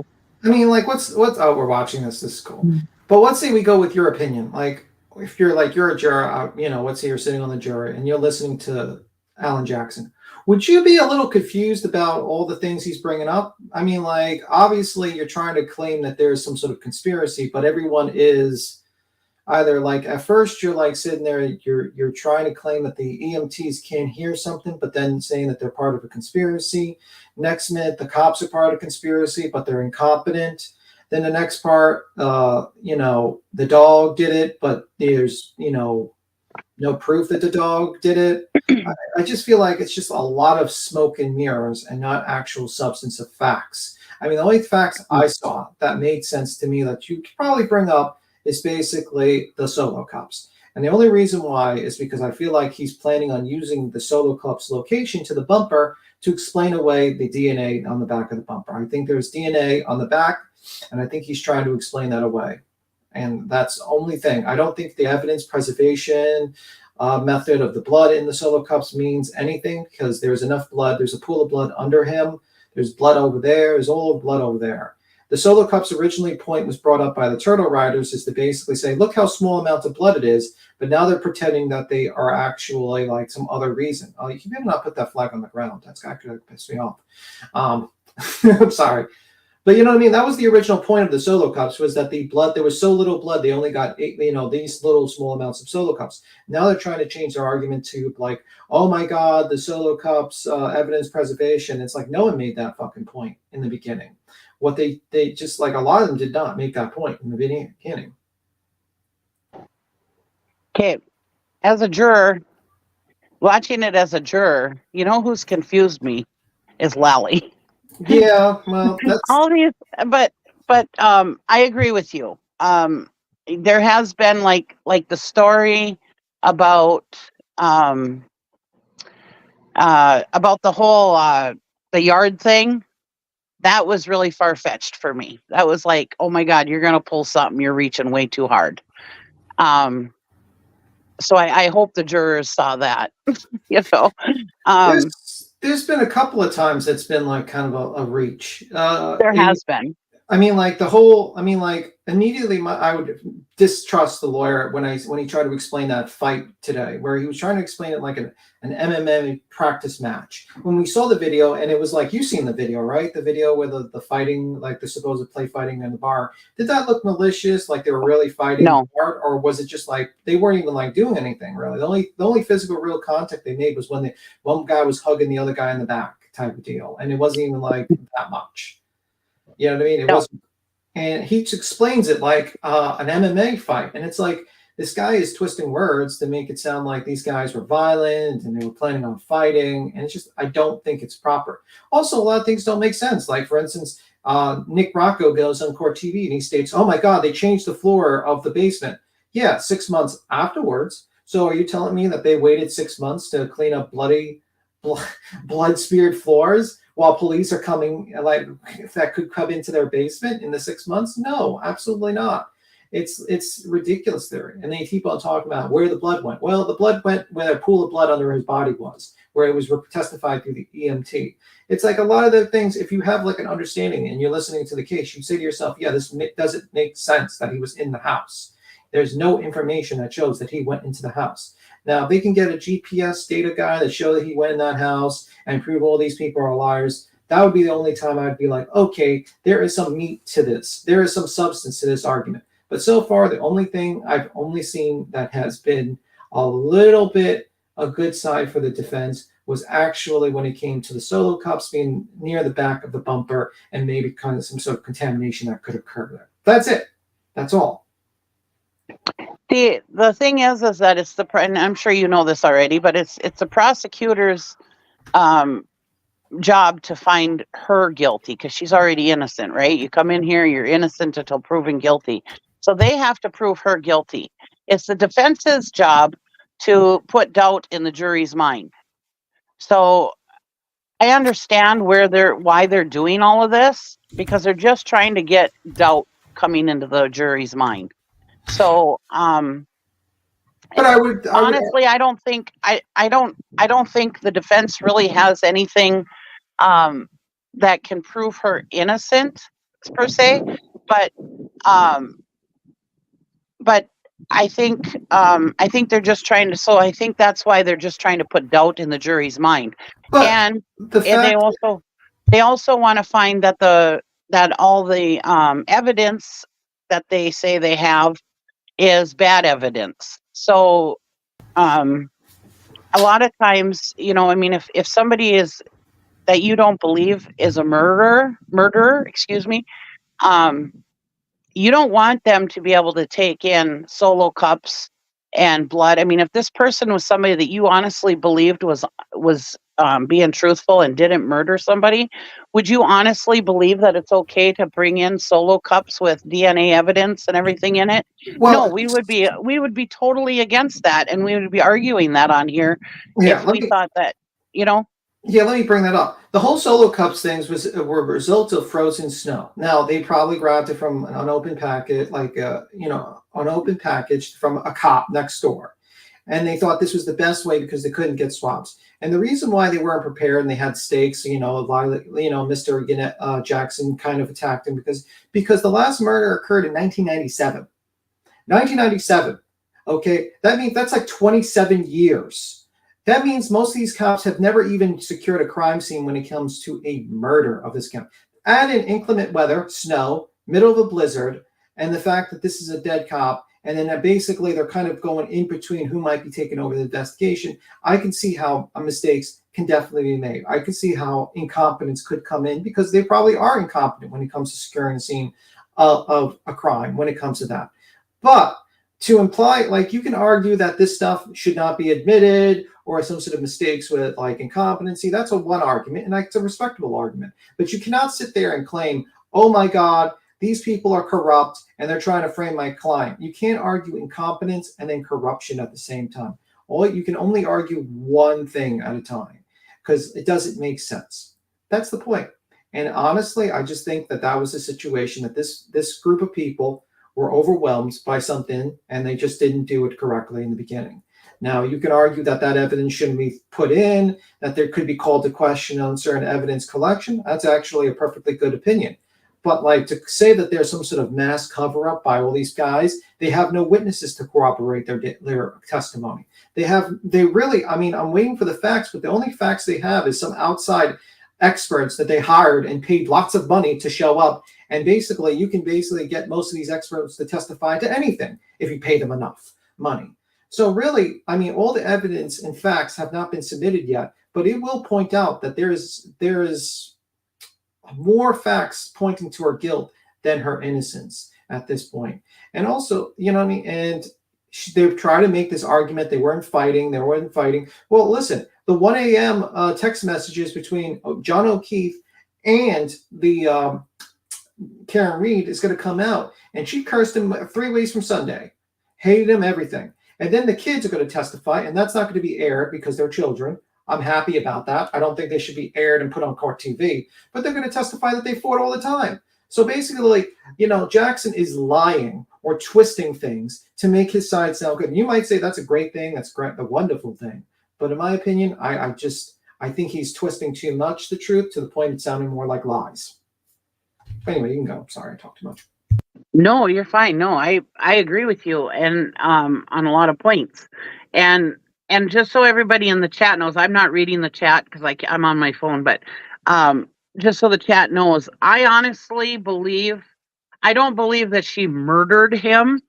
I don't think she had any intentions on murdering him. I honestly, what I'm thinking so far is if she did hit him, it was an accident and she's trying to cover it up, or she doesn't even realize that she did it. But, yeah, that's what I'm thinking. I'm thinking like homicide, whatever it's called, vehicular manslaughter or something like that is what I would. That was what I was thinking. That is the only thing that she could really get. I don't think murder is even on the table. I mean, it is, but I don't think that she should get murder. I think that murder two. I think is the one that they're trying for. I don't think they can get murder two on her. I think that was going to be her original defense. Yannetti was basically jumped on the press and said this was a tragic accident. That was going to be the original defense. But then when the charges were upped after the grand jury indictment, so they probably knew a lot more facts than we know right now to up the charges. They basically changed their whole tactic and looked up people's Facebooks, and basically magically the FBI shows up to do an investigation, and all this shenanigans occurred. Now, I'm hearing a lot of people stating that he upgraded their phones and got rid of their phones. I have to listen to the new testimony today, so I have not got to that part yet. But my understanding was previously, and correct me if I'm wrong, is that there was a hearing about whether they were supposed to hold their cell phones or not. and they were told that they could get rid of, they didn't have to hold their cell phones anymore. And then they basically got new cell phones, basically. They upgraded. Now, the problem with that thought process is that you have to believe that these people, you know, like that would be like, oh my God, that's so terrible. They upgraded their phone, they upgraded their phones and got rid of their previous phones. Well, the problem is that everything's uploaded to the cloud. Whenever I get a new phone, I upload everything to the cloud. The cloud constantly downloads your phone, and all those records are probably already grabbed by the FBI and everyone else. So this is just another point that they're trying to make that say, oh, it's suspicious that people change their phones after 2.5 years, 3 years. Welcome to society. Everyone changes their phone sometimes 3 to 4 years, sometimes every 2 years. So that's my argument. And I forget about that damn cloud. Everything gets automatically uploaded to the cloud, and I have no clue how to get on my cloud to delete stuff. I can just imagine what kind of photos are up on my cloud. Yeah, and it's so ridiculous. It's just basically they try, and I've never seen a trial where they basically trying to put the witnesses on trial for murder when they're not accused of murder. And so far, I have not heard anything to support Karen Reed arguing that she didn't do it. I mean, like, all I'm hearing is, well, this is wrong, and this is wrong, and this is wrong. Where's her alibi? What, I mean, like, why did she change her statements multiple times? Right. Why? I mean, like, these are the questions I would have. I would be like, why did you change your statement most of the times? Why did you not tell the officers that he went into that house? Because I guarantee you, if she said he walked into that house, those officers would have been, okay, we need to search the house. We need to get a warrant for your house now. We need to come in and check everything. This lady's saying that she walked into the house, and you guys say he never went in there. We need to figure this out. But she doesn't say anything for almost a year about him going into the fucking house until the charges are upped. Till the charges are up, then she's like, Facebook, Proctor, all this stuff, all this shenanigans, and that's the problem. It's like, if you saw that man enter the house and you sat there and said nothing, and then you just basically do nothing until the charges get up, that's, I mean, calls into question about what you're saying. I mean, that's a problem. Like, if, for instance, Cheesy, let's say you dropped off your boyfriend. Let's say we're going to go back in time. I don't know if you're married, but let's say you have a boyfriend, you're back in time. You drop off your boyfriend in front of a house, it's snowing, and you see him walk towards the house, in front of the door. You know that he walked into the house. Then you go to home, bed, he's not home. You call up, you're worried about him, you magically find his body in the snow, in the dark, and you're sure that he walked into the house. Would you keep quiet about it for like months and months and months, possibly a year, that he walked into the house? No, you would immediately, what would you do? I would immediately, well, first of all, that wouldn't happen to me, because even in the daytime, I make sure whoever I drop off gets into their house. But if that did happen, which it never would, I would be telling it right away. But like I said, I don't know all of that happened. I'm only going on the court case. So, but Lally has been horrible. I'm sorry. He is a terrible prosecutor. Well, the problem First of all, I have no idea what the timeline is supposed to be. He has not proven anything as far as what the timeline. I mean, I'm totally confused. And now a little background on me. I'm not a lawyer. I have taken a couple of law classes only because I enjoy the law. Before you could watch trials on YouTube, I used to actually go to the court and watch them on my days off. I just absolutely love watching court cases. It's like my kind of sports, you know. But Lally has just been, he's got me totally freaking lost on his case. I think a part of the situation terrible.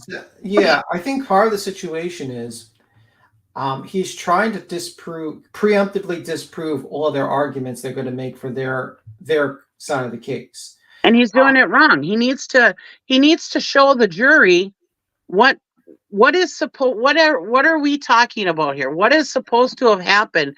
What is the timeline? I mean, he's got it all it was even in his opening statement, he was all over the place. I mean, I had such a hard time understanding what he was trying to get to, because he was like all over the place in his opening statement.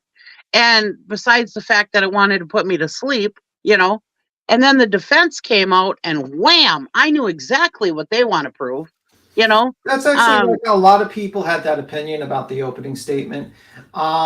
I think the problem is that the Jalen Jackson are good at storytelling, and they're very good at making like this whole story about a frame job and everything like that. Yeah. And Lally has to stick to facts. He can't tell stories. He can't be like, well, Karen, he can't do that. He has to stick to the evidence and facts of the case. And he's kind of at a disadvantage when it comes to that.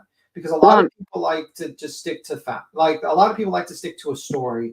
And that's what you're seeing. And that's what you're seeing yourself. You like to hear a story, but he has to stick to facts. He can't make shit up about her. He can't just accuse random people of being murderers based upon an assumption, because that's what he's doing. That's what Alan Jackson is doing. But his problem is he's losing the jury. Like with every person that comes up so far, he asks them. I mean, like all the EMTs and everything. It was all as soon as they came up, they started asking them, "Well, how long have you been doing this? What does it take to be an EMT and all this and that?" I understand you need to ask them who they are, how long they've been doing it, and that.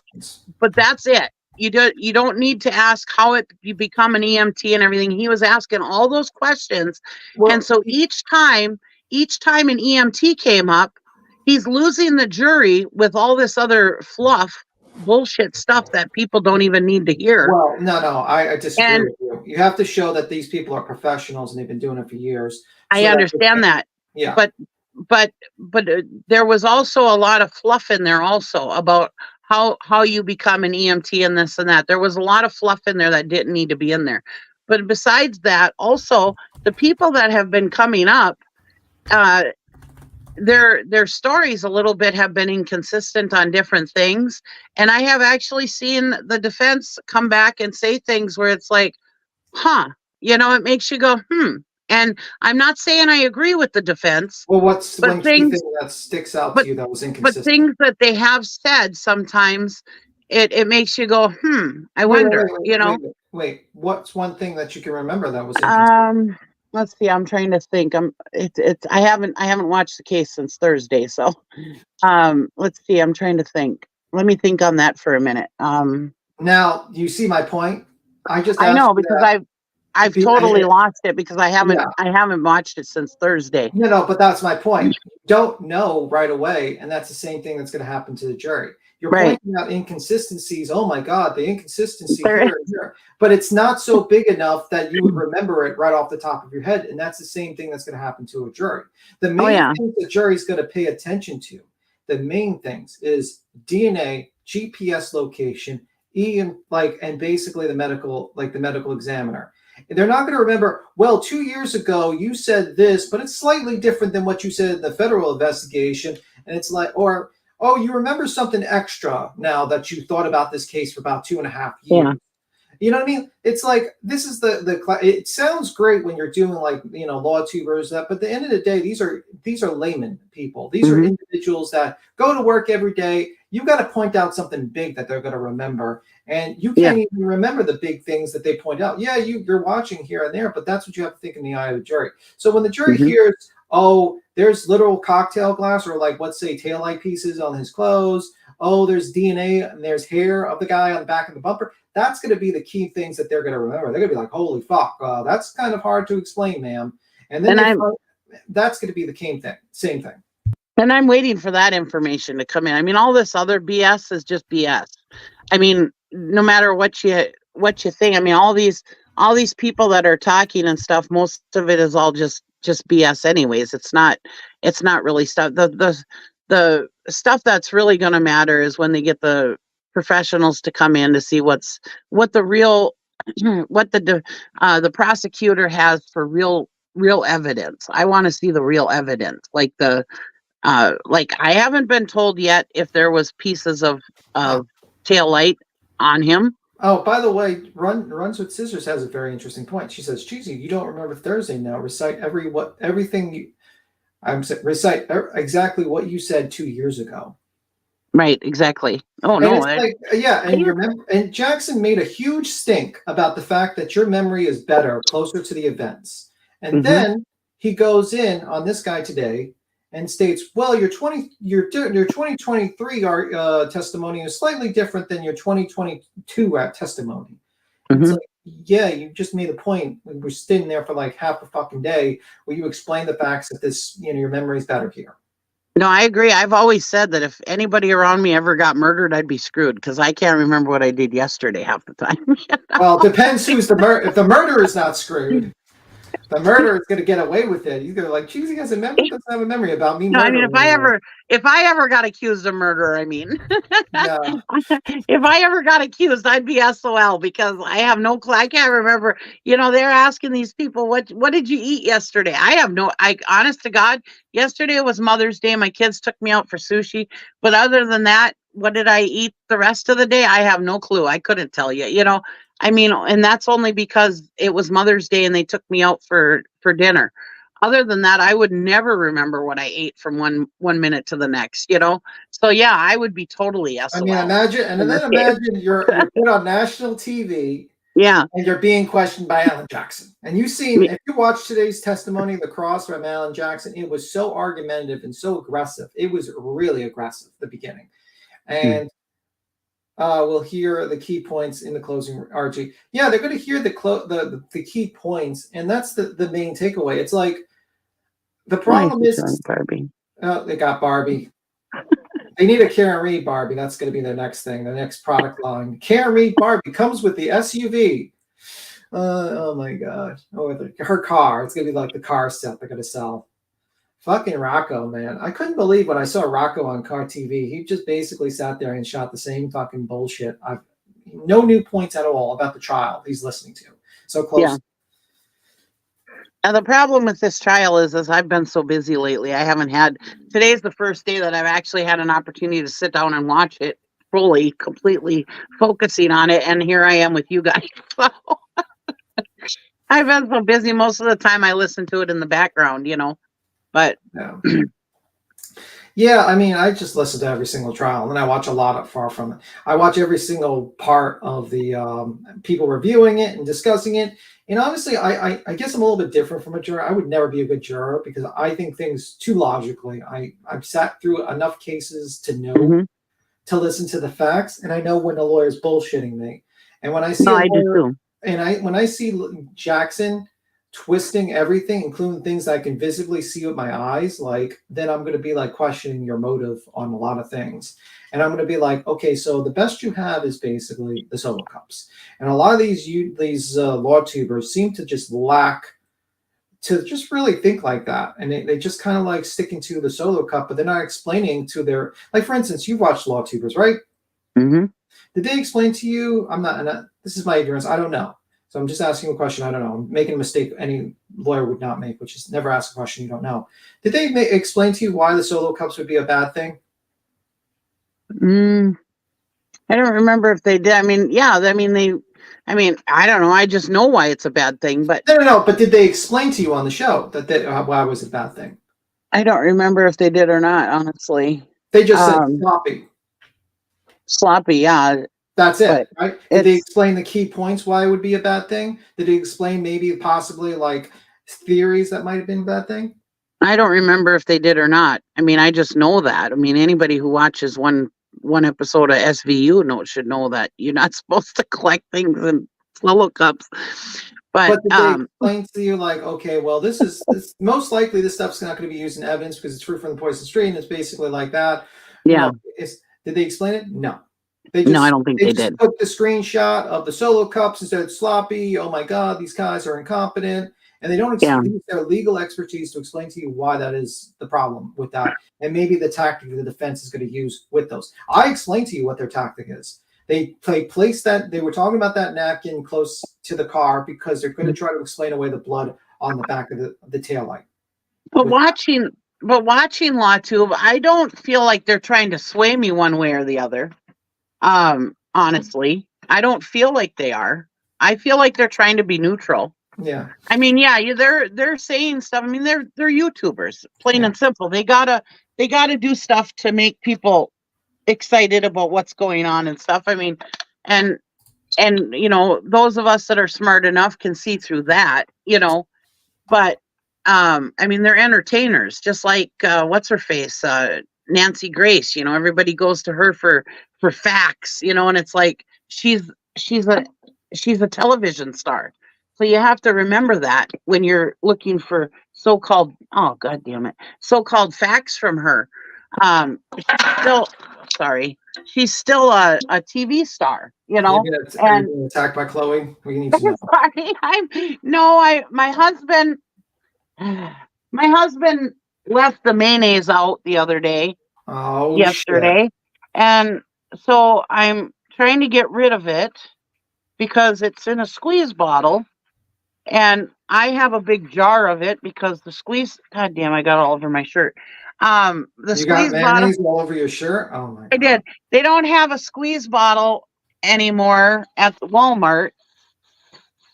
So I had to get a big jar of it. Well, it's inconvenient to when my husband grabs hard-boiled eggs out of the fridge, and it's inconvenient to take out the big jar of it. So I want to reuse this squeeze bottle. So I'm trying to get rid of the stuff that's in the squeeze bottle that's bad.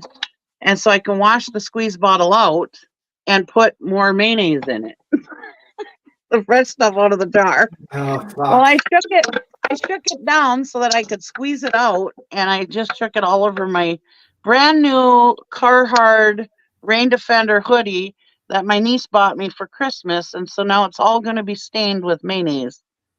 And it's like a $70 sweatshirt. Mm-hmm. So I'm sorry, I'm a little upset. Anyways, I shouldn't be doing this while I'm talking to you. You're doing the mayonnaise now? Jesus Christ. I'm a multitasker, B. Tim. Jesus Christ. What do you think of Grant on this line, man? I think I think Grant's kind of going cuckoo for Cocoa Puffs a little bit because he sleeps on this goddamn line all day. Like, I don't know why he does that. I haven't really been watching too much Grant, but Grant is literally on this line the day before. Like, he was on this fucking waiting on this line since like 7 o'clock yesterday. Wow. I think TurtleBoy is driving everybody crazy is what the problem is. I think he's getting crazy too. I think everyone's getting crazy on this line. You know, it was all the blame. The person to blame for this is the defense. The defense could have just had a nice large courtroom, but they decided they needed a better courtroom, a smaller courtroom, and now everyone's literally 10 seats are fighting for this chair to sit in this courtroom. Which, by the way, I have to say the only difference is you get to see the jury's faces, which is cool and all. But like, besides that, you just watch court TV. I don't think TurtleBoy should even be in that courtroom from all the stuff that he's done. I understand everybody's constitutional rights and this and that, but what about the jury's constitutional rights and stuff of being somewhat anonymous, you know? Well, my worry is like, let's say the jury convicts Karen Reed. Is TurtleBoy going to let it stay there, or is he going to harass these people? Right. Right. You know what I mean? That's what I worry about. I worry about like basically the safety of this jury. I don't believe that TurtleBoy is going to play fair with this jury and play fair with the people around it.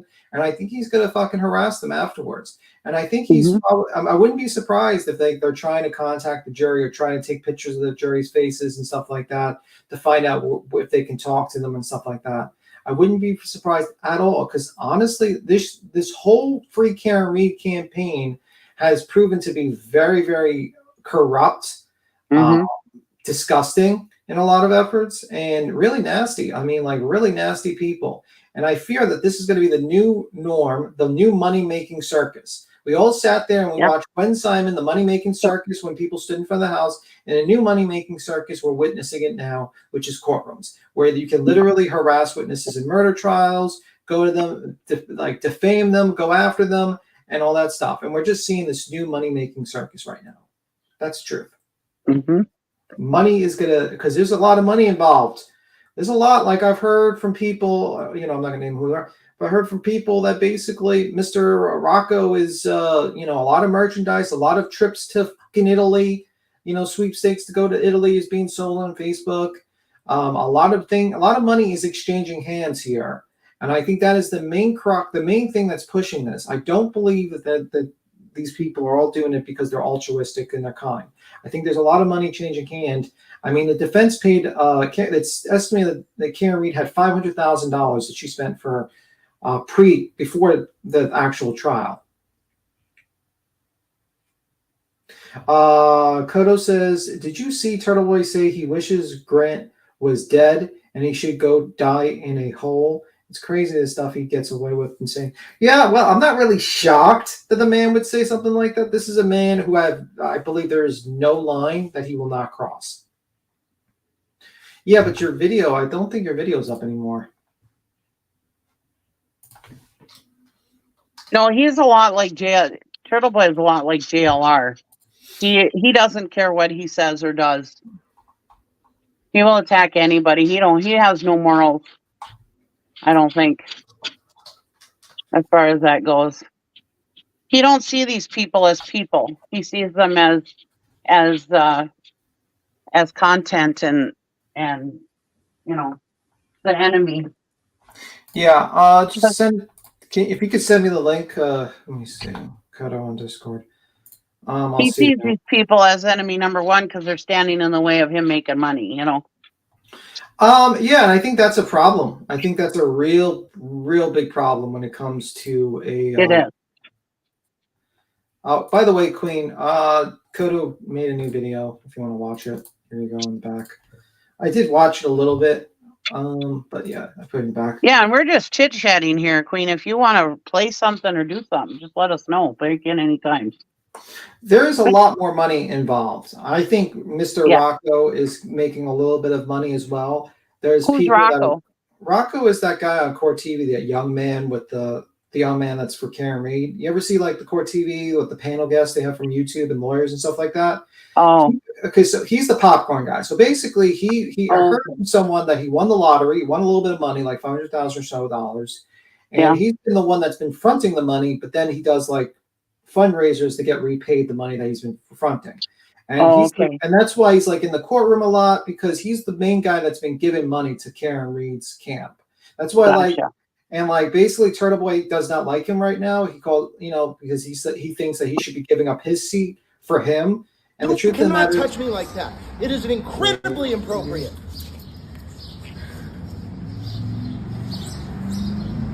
Oh my God. How dare you? We have witnesses that saw you hit. I feel like that should be like, you remember that little girl from... That shit is fucking hilarious. Let's play it again. Yeah, but there's a video I put in the back, by the way.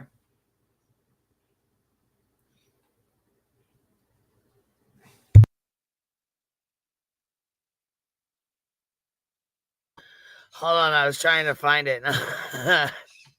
He cracks me up. Oh my gosh.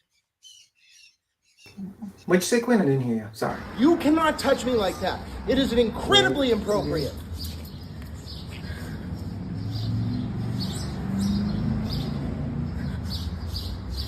How dare you? We have witnesses that saw you hit. Dare you? Yeah. Hear it? Yeah, I heard it. Kind of, what was that little girl that was like the environmental conference? Like, how dare you? It's like, how dare you? Oh man. Greta Thunberg, when she said, how dare you? How dare you? You ever see that? Yeah, he gets all pissed off. That was terrible. I can't. How dare you? What do you got in the back, baby? What'd you say it was? Kodo actually made a video about this, and basically, like, I think basically TurtleBoy wishing death upon Grant as well.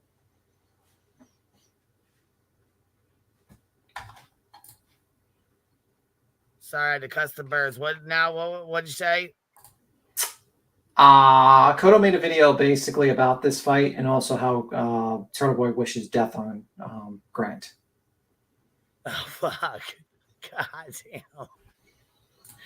These guys take this shit way too far. I think they got lost in the sauce. This is this morning. This is Tom's shit. Listen to me. True. Yeah.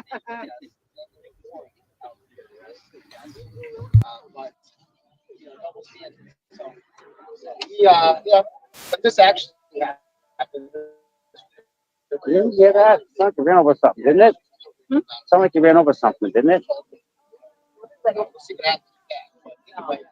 It's going to be explosive, so I'm going to have to leave right out and scared of me or something. When he testifies, so he can breathe properly. I want to give him his space. I want to make it a safe space for Brian Albert. And then, so I'll be streaming. We have a stream set up on YouTube. I'm going to jump on that when he's testifying. And then when he's out, we're going to go back in. The stream will continue. Deb will take care of it. And I'll be in the courtroom because Caitlin Albert's going after that. And that's going to be interesting. She's going to get confronted about all the Caitlin Coughlin pictures, which should be interesting. So, anyway, I just wanted to do a morning check-in here. Yeah, Grand Jury updates. They need to do something. Didn't I call this last night? I said there's going to be a violent incident if there's not some sort of structure or order or adult in charge who like actually does something. Like maybe they should do something. Like there's a crazed, deranged, violent individual outside who is triggered by the appearance of me. Like he getting the press pass. He was already crazy, but it drove him insane. He's insane now, and he's dangerous. And they need to do something. So, yeah, can't get away with it. Can't get away with it. So again. Just checking in here. We got a bunch of people down here. Nice crowd today. It's growing. And we will see what happens at court today.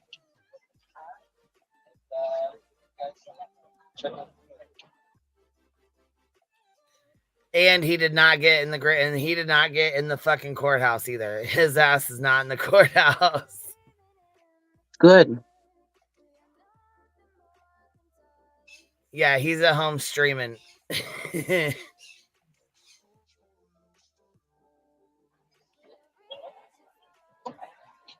I wonder why he didn't get in the courthouse because he was out there this morning. And it's his birthday. You'll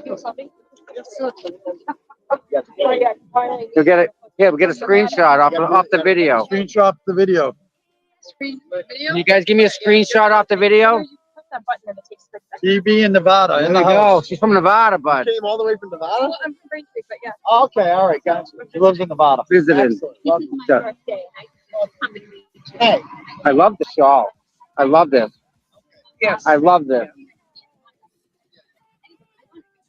Another screenshot, guys.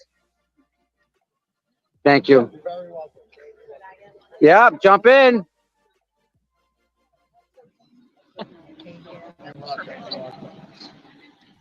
Anybody else? All right. Oh, okay.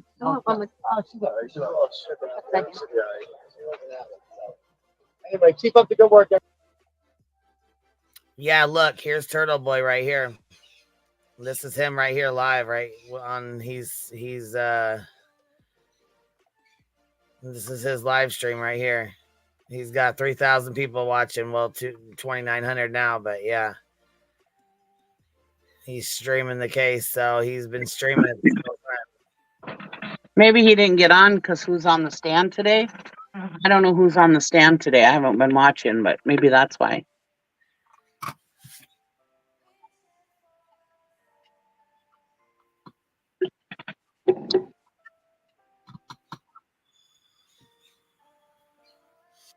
Because isn't there some of the witnesses he's not allowed to be in the courtroom with? Yeah, right here he's telling us. Yeah, all the witnesses getting harassed. Basically, he can't be in there. Like basically, all the witnesses he harassed, he cannot be in there in the courtroom. And Bretto's probably going to try to make a motion in a week to try to let him in. I don't think it's going to work, to be honest with you. I think he's going to fail miserably. Because I think, like, honestly, they're not going to let him in for those witnesses. I hope you're right. No, I just don't think it's... This was playing. Was it not playing for you guys? No, we didn't hear anything. Okay, I didn't hear you. Okay, all right. Let me try this again because I didn't hear you guys at all.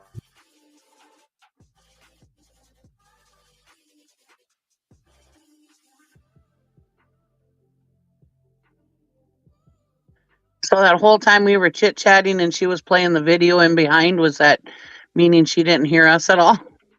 Thought she was playing the video. No, I didn't hear you guys at all. That's what I said. I was like, did you guys hear the video? Because that's all I heard. Oh, I didn't hear anything. No, we didn't hear nothing. Not a word.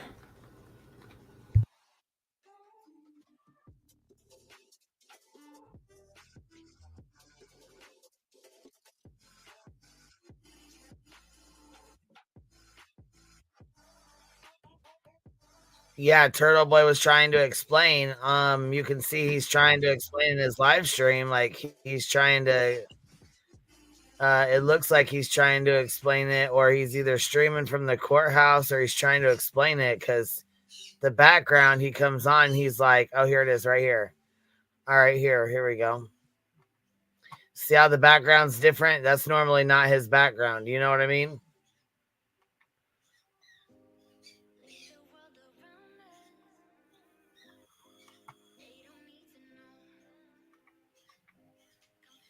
Ellie, what are you doing? You keep popping up and Hey. dropping off. Oh, I What's know. your- I dropped up before and then I got a call and then I was like busy. But what's up?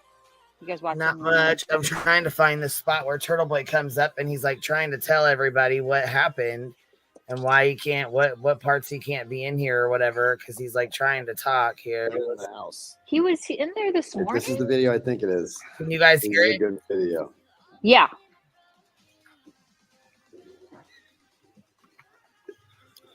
He goes, dude, wait till you see this. It's like a aha moment. You could bring a body out of the bulkhead, bring it right over to the fence. The gate opens up there. It is a perfect line No, it's not. to where the It's the Ford backyard. The Ford It's not playing? No. I'm saying he's wrong. It's to the back. I heard that it was. To Oh, the you back. can hear it. Okay. Yeah, we hear it. We Yeah. hear it. He's reacting to TurtleBoy. would act as a Jackson, would you like to take the morning recess? block and help out. He ain't doing this himself. Okay. So you can tell He he's did like this, streaming, but Colin. Look what you Where did, is you he? little In shit jail or brains. something? Where's We're all gonna he? save your ass. Get your car over here. Just sit, park it there. That'll prevent the plow from coming down. The plow's not gonna come down. Right? We'll park it right there. And plow's not gonna come down. There's a car on the street. And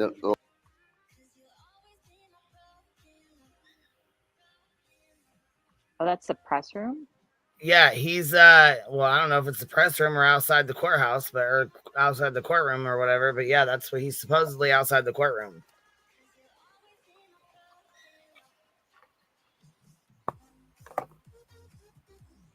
But then it says he's in the press room. Okay, yeah, I was gonna say he looks like he's outside the courthouse or outside the Yeah. courtroom. Something. He Yeah. is now. Okay, yeah. Yeah, I was gonna say because he definitely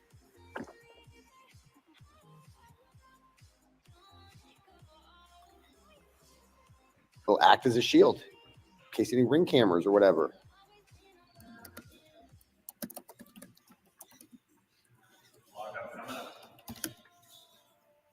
Years as a boss.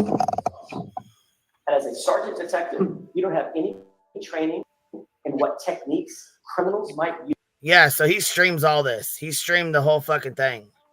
He's streaming the whole trial. Yeah. Yeah, he There's streamed Tom. it, but I don't know. Yeah, I was gonna say, and then here we're back on Tom again. He had him outside, so he was outside the courthouse right here. This is TurtleBoy from this morning. You know what Must I mean? be Where he was out cold there. today. They got quite the crowd today. They got quite the crowd. Then again, they did kind of round him up because they told him they can't be parking. They can't be going all over the grass. They're like, see how they got that little thing, the string lined up. There's Grant. That's what I wanted to see. Hey, Joe, this is awesome. What's up, bud? Oh, good. You're You're so grand. kind. Thank So you. funny. Yeah. He said, "Oh, you're so kind. Thank you." No, it hasn't. They got that. Oh, it's You okay? rainy. That's why Yeah, I they're don't- jacked like raincoats and shit. Mark again. Hold on.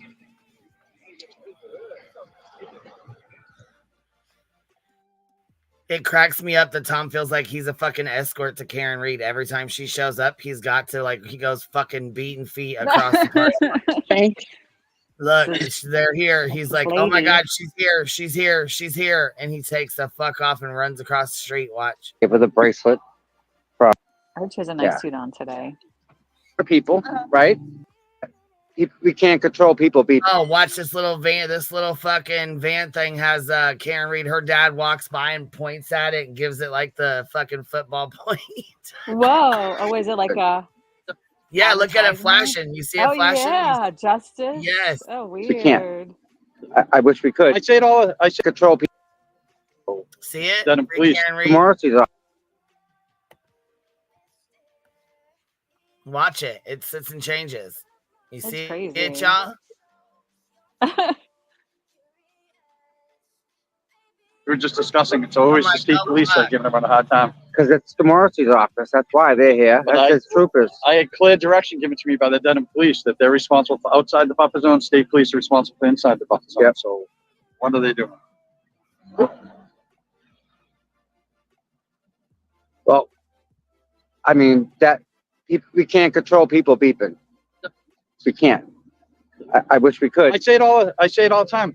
Now that I've been involved in this, when I drive by somebody holding a sign, I don't care who it is. I don't even know what this is. Yeah, I'm beeping. Yeah, I do the same thing. It's natural, right? Yeah. So when someone drives by and beeps, they get in trouble.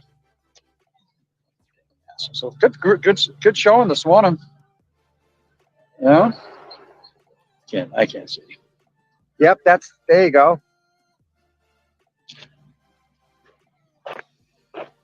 Nice. Cherry's here. Good morning, Cherry. Thank you for being here, my girl. Cherry there? Cherry's here. Cherry, what's up, baby? That's Paul. When you coming to Boston? Yeah. We're gonna go to Tracy's for that party. And we will raise airfare. We'll raise passport fees. Is that the Glarus Yes. cherry? Oh, I'm sure it is. Because they said passport fees. Yeah.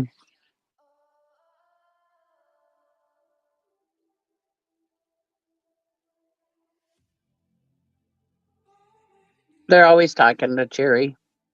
It's funny. I think that. I she's thought like it the was one only of them. mod they have in the chat. Oh, really? She mods over there too. Oh my gosh. They're very pink today. They're like, their pink is getting hotter, like more hot pink.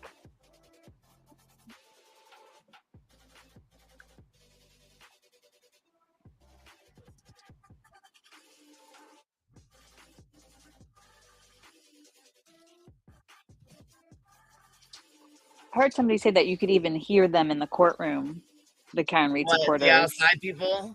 Yeah, that they could still hear them. Somebody was saying you could still hear them, like in a little bit. Yep, when somebody drives by, like 200 isn't like long enough.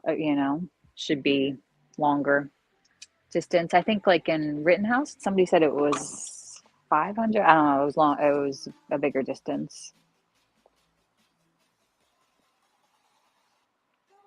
Yeah, that pink is nauseating. It's too much pink. I mean, I love hot pink, but they're making me not love it, I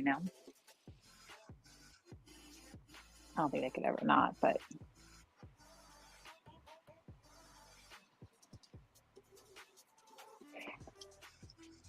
So the Brian, we'll go on. What? This is for you. All right, Tom. Nope, one of the supporters got it for you. And isn't it? Yes, let me shut this so you're not. Yeah. No, I'm good. Oh, I got it. Okay. So everything's good. excellent. Nice to see you, dear. Good to see you. Thank you for coming, dear. She came from Nevada. Oh my God. Imagine that. Nevada. Yeah. He's having a let him. He's giving some time. Give some time. Yeah. He's having a muffin because we eat breakfast on the at way. 4 Oh my in the morning goodness. because I want to eat and then get ready, because Yeah. not brush your teeth twice. Then you go. But then Wow. then we get on the road, it's like an hour and a half. And then we usually stop at Panera Bread or something just so to you go to the need bathroom something. because- Absolutely. Yeah. But I don't eat until I get in trouble from Karen because she tells me you're not supposed to eat what I say, Karen. But you have to. My you have to have stomach, something. I can Yes. No. practice in Good. here. Good. Says you can't. No. Going on there, You like that? And I got 3 of them. I got 1, 2, 3. And I love, right. And I love your jacket. Too. Thank you. That's cool. Thank you. Hey Joyce, how you doing? Hi. So.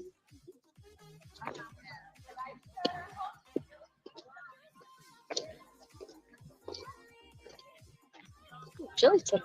Yeah.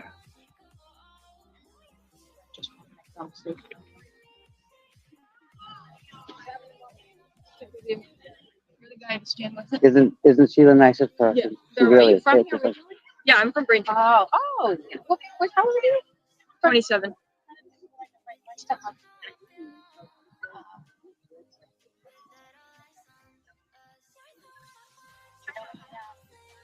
Oh, they're all.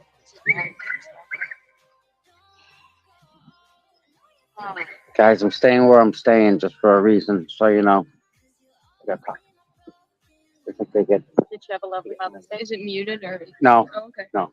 Did you have a lovely Mother's Day?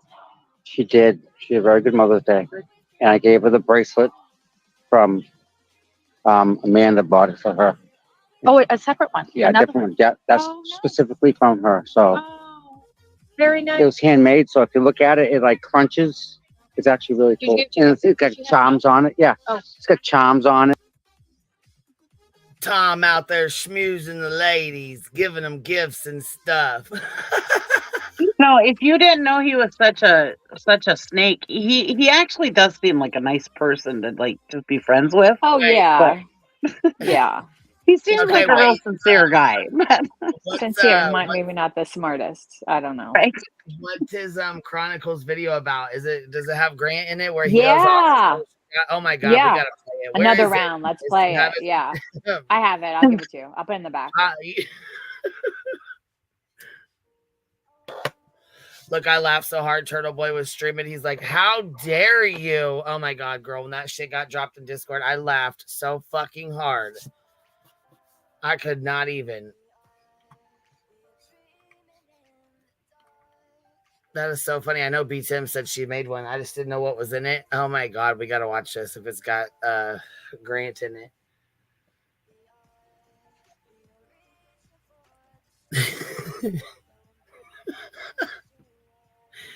Oh shit. Okay, here we go. You already got it in the back. Oh shit. Yeah. Moto.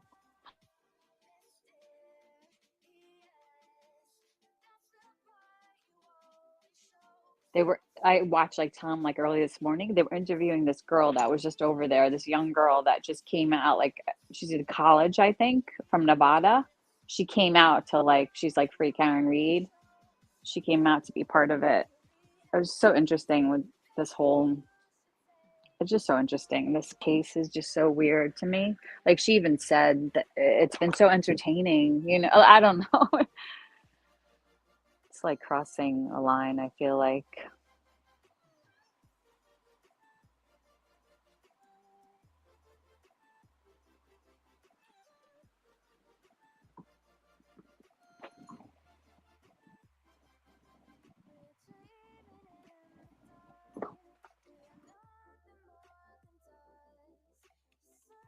By the way, hi Ellie. I didn't say hello when you came up. Oh, hi.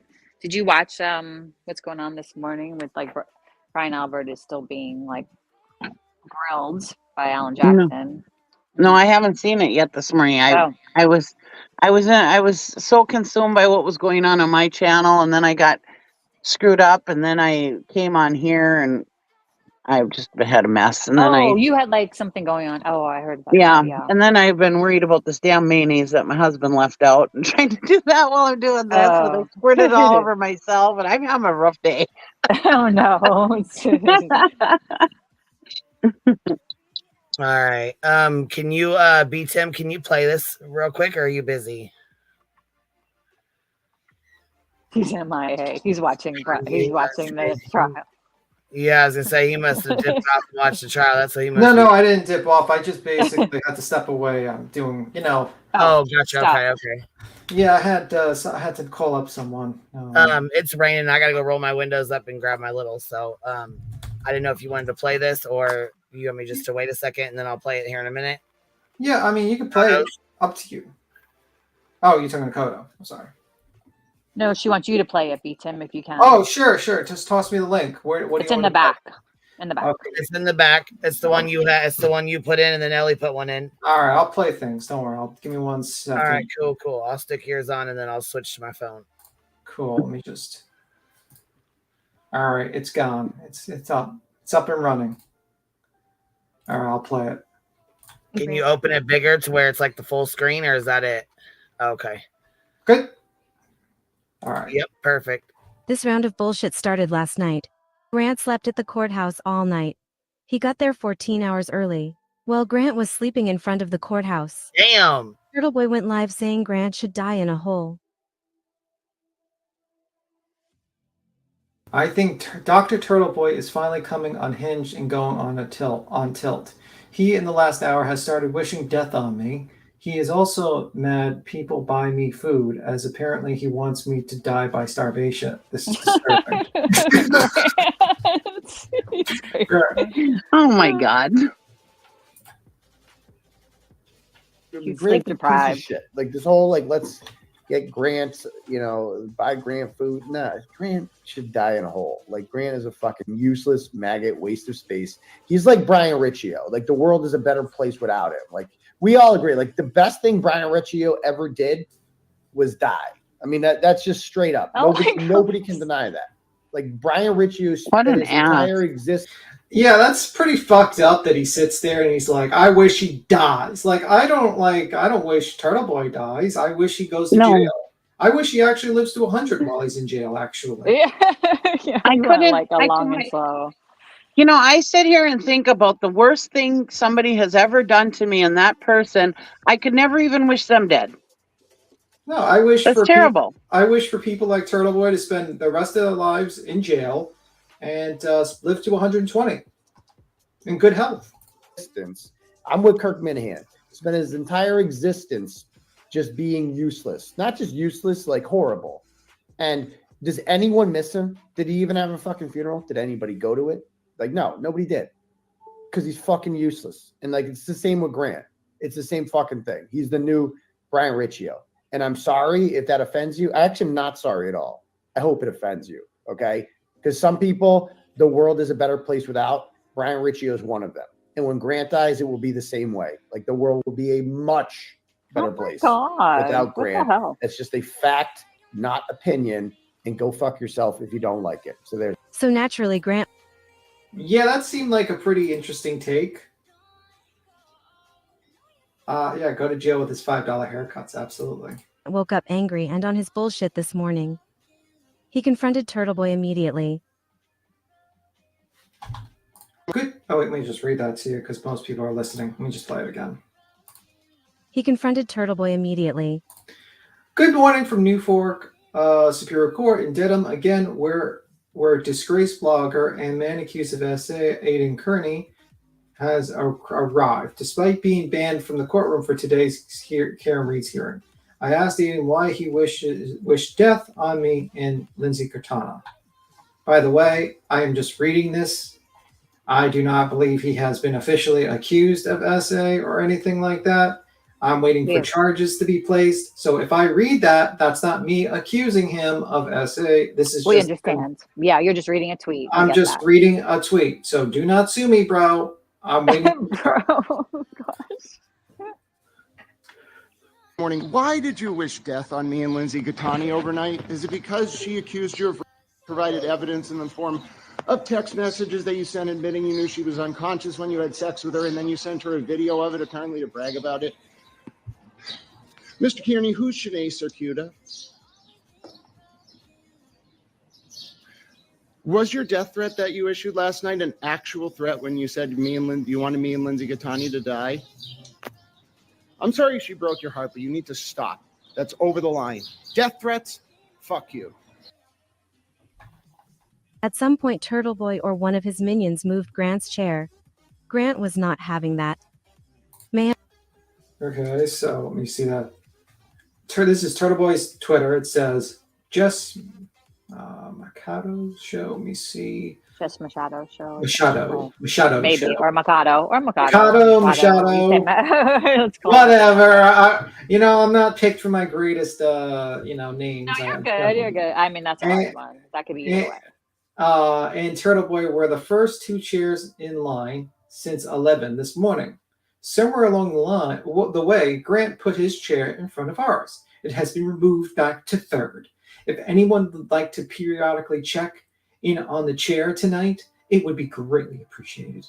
I'll be there bright and early, ready to claim my seat, and then get kicked out. I'll be returning for Caitlin Albert's testimony. So he's going. That's why. Why did he show up? He's such a dork. I mean, Yeah, he showed like, up- why even show up there? Like, why don't you give your seat to someone who's actually legitimately not going to be kicked out of the courtroom? Like, if I was TurtleBoy, if my life was ever like so disastrous that my life would be like TurtleBoy, and I was TurtleBoy, like if my life was completely dirt and garbage, and I was in that particular position, I would say, hey, let me send get one of my turtle riders who will who can get a press pass, get them a press pass for me so they can get into the courtroom.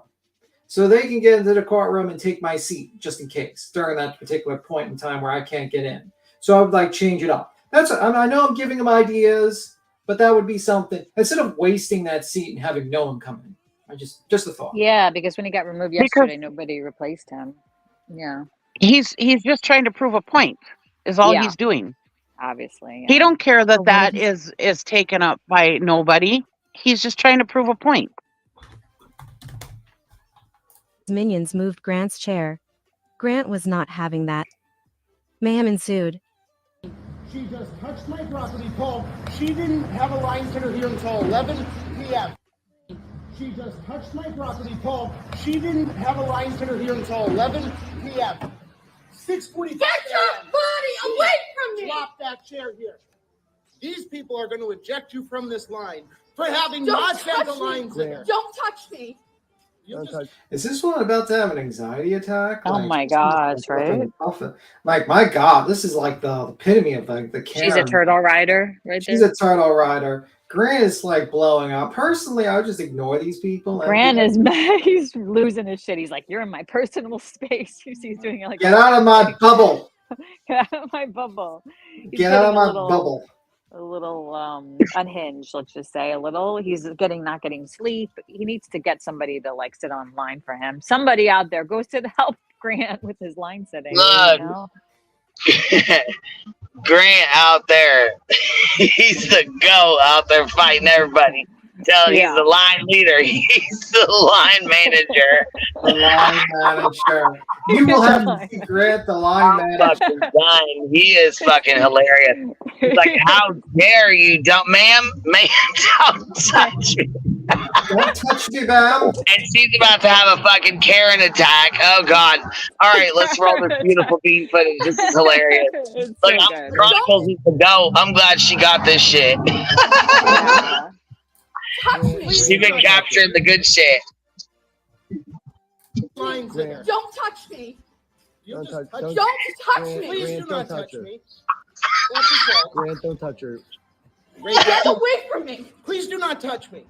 Grant, you cannot touch me like that. It is incredibly inappropriate.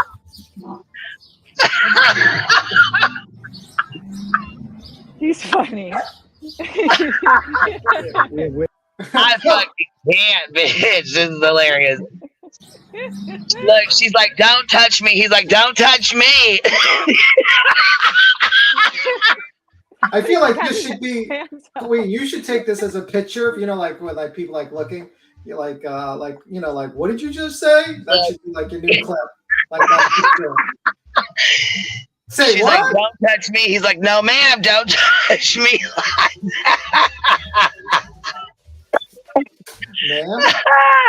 Then he whips out his camera. He whips out his camera and it's a pink phone case. I'm fucking done. Is this Cato's video? Grant is fucking hilarious, dude. I swear, man. He is so fucking serious about this trial. I wonder what he's gonna do when this trial's over. Go back to cannabis, his cannabis stuff. No, he's going to be covering TurtleBoy's trial. Oh yeah. He's going to be there. He's going to be on the first on that line. Yeah. You know he's going to be the line leader. Cato needs that clip of SpongeBob that says, "I'm the hall monitor." Right. I'm the line monitor. She just bumped multiple witnesses. You hit her. I'm going to tell the police you hit her. We have video of her just. I'm going to make a false police report that you hit her. Okay, bro. Grant, I have video of you hitting her. How did that show? I will be telling the police that when they arrive. Oh, I will be telling them exactly what happened. And there's a gentleman who just accosted me and put Oh. his hands on me, and I was just assaulted. No, you weren't. That was completely inappropriate. I was just assaulted with his hand on his hip. Did you see that with his hand on his hip? Let's see if I can get that. I did not with him. I can't. Is this what you're talking about? Yeah, I love that. Look, rewind it. Just look at him. Look at him with his hand on his hip. I was just assaulted, ma'am. I was just gonna say, look at the way he's standing. This is fucking hilarious, you guys. Oh my god, I needed these fucking laughs today. What is the situation with like Good that Lord. And that woman sounded so like. Did you hear this woman's voice, man? This woman's like her voice is like. I have video of her just touching Grant, I have property. video of you hitting her. How did that So I will be telling the police that when they arrive. Oh, I will be telling them exactly what happened. Oh, there's a gentleman who just hand on the hip. I was assaulted. It was just so natural for him to put his hand on his hip like that. What's gonna happen is you're all gonna get bounced out of that. Fucking kills me. See, Grant needs body cam footage. He needs to put like a GoPro on his chest so he can record 24/7. Just do 24/7 live streaming. Oh my god. You know how much you know how funny that would be? He told TurtleBoy, he's like, you can't record up here. We don't like our private conversations recorded. You can't record us up here. They're all gonna lose their spot if they keep it up. Yeah, they're all gonna be kicked. Oh, cocktail dress. Thank you so much. She said, I love when Queen Bee laughs.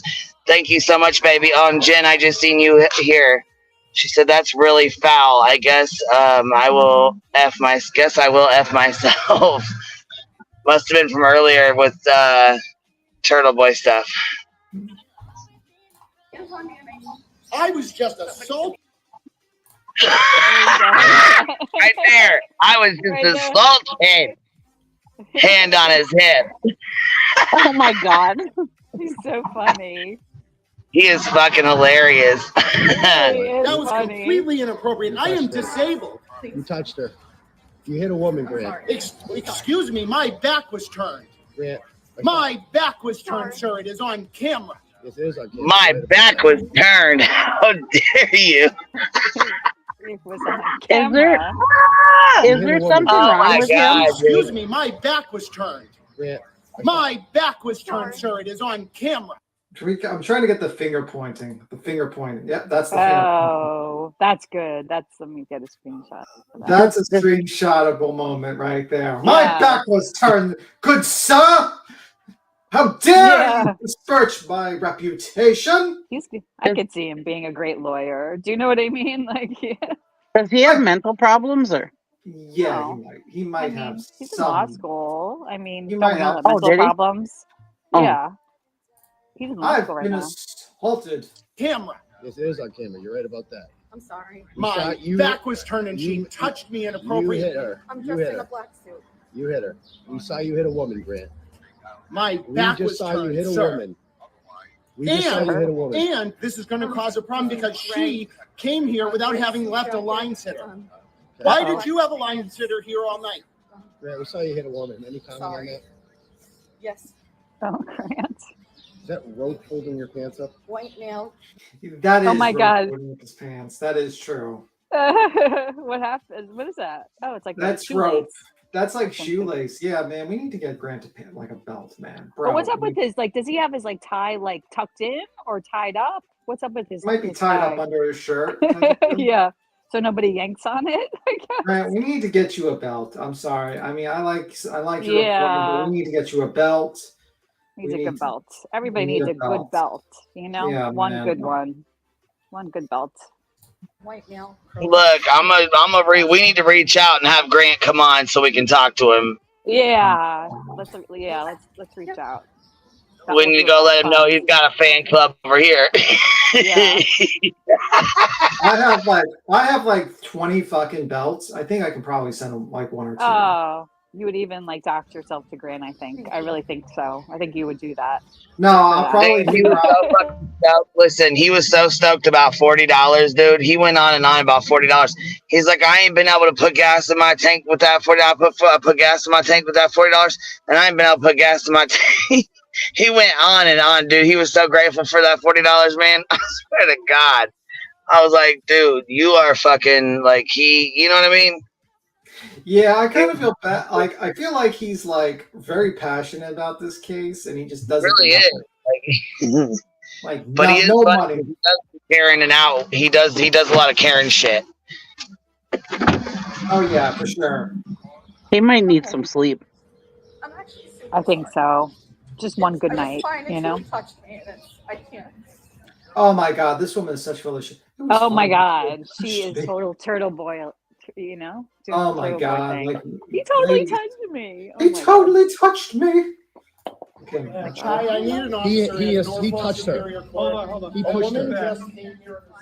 Grant alleges this woman hip checked. Okay, so just in a shocking moment before today's hearing in the trial of Karen Reed, a blogger for at Fall River Report who did not use a line holder until 11 p.m. last night threw the chair of the first person in line May across the courthouse steps. Jessica Machado, whatever, then hip checked and started screaming at me, despite her violent throwing of my chair being entirely unprompted. And when I was 15 feet behind Machado on the courthouse steps, no summons were issued to either side, and we were both remain in line. Him and threw his chair across the courthouse steps. Of course, he dramatically called 911. It's Grant. TurtleBoy and this lady claim Grant assaulted her. She also called 911. Whoa. Like, I can't imagine, like, this woman, like, I kind of could imagine this woman throwing the chair and being, like, trying to hemp up him. I can kind of see it. They both were interviewed by police. No charges were filed. They just separated the toddlers until they calmed down and could enter the courthouse. TurtleBoy and Grant battle it out in a series of manic tweets back and forth. TurtleBoy decides to throw some shade at reporter Gretchen Voss for supporting Grant. Grant confronts TurtleBoy again, and they do this weird dance filming each other. Mr. Kearney, so nice to see you. Do you have any comment on Jess Machado throwing my chair? Oh, I heard Jess Machado might be under investigation. I feel like this is like a mating ritual. You know, like some insects or some creatures go into like a mating ritual. And this is like today's societies of a mating ritual with fucking phones. With the phones up, yeah, it is. With the weird, phones and isn't it? surrounding each other and then throwing Yeah. insults at each other while live streaming each other. Like, So it feels like some weird fucking mating Like ritual. it's through like a lens. Like it's not even. I don't know. It's like they have. I don't know. It's so strange. Like they're in. I don't know. They can't stop looking through the fucking lens of their freaking camera. I'm disappointed that JLR never came back. Yeah, JLR, you have disappointed me. I mean, Yeah. I wanted you to fist fight fucking TurtleBoy in the middle of the streets of fucking Canton, but unfortunately, Karen Reed testifies. He'll be back. Dolly will be back. Karen Reed is not going on that stand No. at all. Her parents, No her way. parents are not even testifying for her. No fucking way. Her parents are. I've never seen someone that didn't testify for themselves, and their parents won't even testify for them. Okay, that looks great for you. By violating the court etiquette, sir, do you think she'll be removed from the media line? That's a very real possibility for her throwing my chair unprovoked. I love women. Tom, do you have any comment on Jess Machado throwing my chair unprovoked? Unprovoked. Never touch a woman, Grant. Tom, she hip-checked me. Tom, You know that. not only did she throw my chair, she Don't hip-checked me. Don't care Of course about you the don't chair. care. I'm mad. Eventually, it was finally time for court to begin. Everyone entered the courtroom peacefully. Until the judge ejected TurtleBoy from the courtroom, he will not be allowed to return today. That is a face of felting. That's like the face where you lose everything in the casino and you lost it all. You put it all on red and you lost it all. And you're thinking, man, I just lost my mortgage. Oh my God. That is definitely the look of felting. But Grant got to stay, didn't he? Yeah. Yeah. I mean, think about this. Like, TurtleBoy literally had a fist fight, almost had a fist fight in front of the courthouse. and he didn't even get in. Sad day for him. Like very sad day for him. I don't know what he was thinking that he was gonna fucking get in today. He got like he's not allowed in for certain witnesses. I can tell you what he so did. ridiculous. He wants to be on air. Like that whole situation where Brendel. What'd you say? Someone said something. Sorry, I didn't realize I had myself unmuted. I'm sorry. Oh, okay. No, I just didn't want to interrupt anyone talking. Face serious of constipation. Yeah, that is kind of the face of constipation. Tim, I think eventually they will throw bows. Mark my words, there will be, I think you said blows, but you forgot the L. There will be slap fight in the end. I want to see a fight. I kind of want to see TurtleBoy and Grant fight and just like fight. I don't know if they'll do it though, because then they'll get arrested. Both. I know they will get arrested, but guess what? Who's going to probably go to jail longer? TurtleBoy. The problem. TurtleBoy. He will break his parole and he will spend more days in jail, and it would be hilarious. The problem with TurtleBoy is he doesn't. He's like one of those First Amendment auditors where they're just trying to prove a point. They're not, they're just trying to say, well, this is what the Constitution says. This is my rights. I can get away with it. They skirt that line, and that's all he's doing. He's just trying to show what he can get away with. It's just childish stuff. Yeah. Did he come from that community, that 1A community, or no? Do you guys know? If TurtleBoy, I don't know. He was a teacher. I've heard mixed results. Like a history teacher. I heard there was an accusation of something with a student. I don't know what the thing was. I couldn't find any goddamn articles. I heard say it was something inappropriate. I've heard that it was just basically based on a football game, how he acted towards a student. I have no clue. Eventually, he basically left that job. If it was agreed upon, where they were like, okay, we'll go our separate ways. I don't know. That was what he did originally. And then he basically did vlogs. He had another YouTube channel where he wasn't known. He was just basically like ratchet moments, like winning, or like basically just basically recording insanity and reacting to it type of deal. But he's been basically doing vlogs where he pays someone and they say some outrageous shit.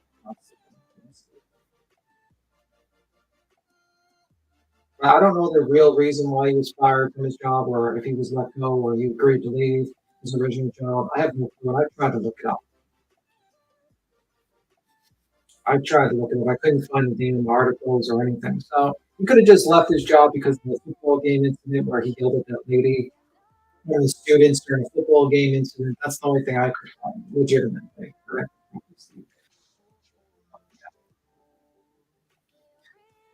Other people have made other claims, but there's no evidence I could find, except for a blog.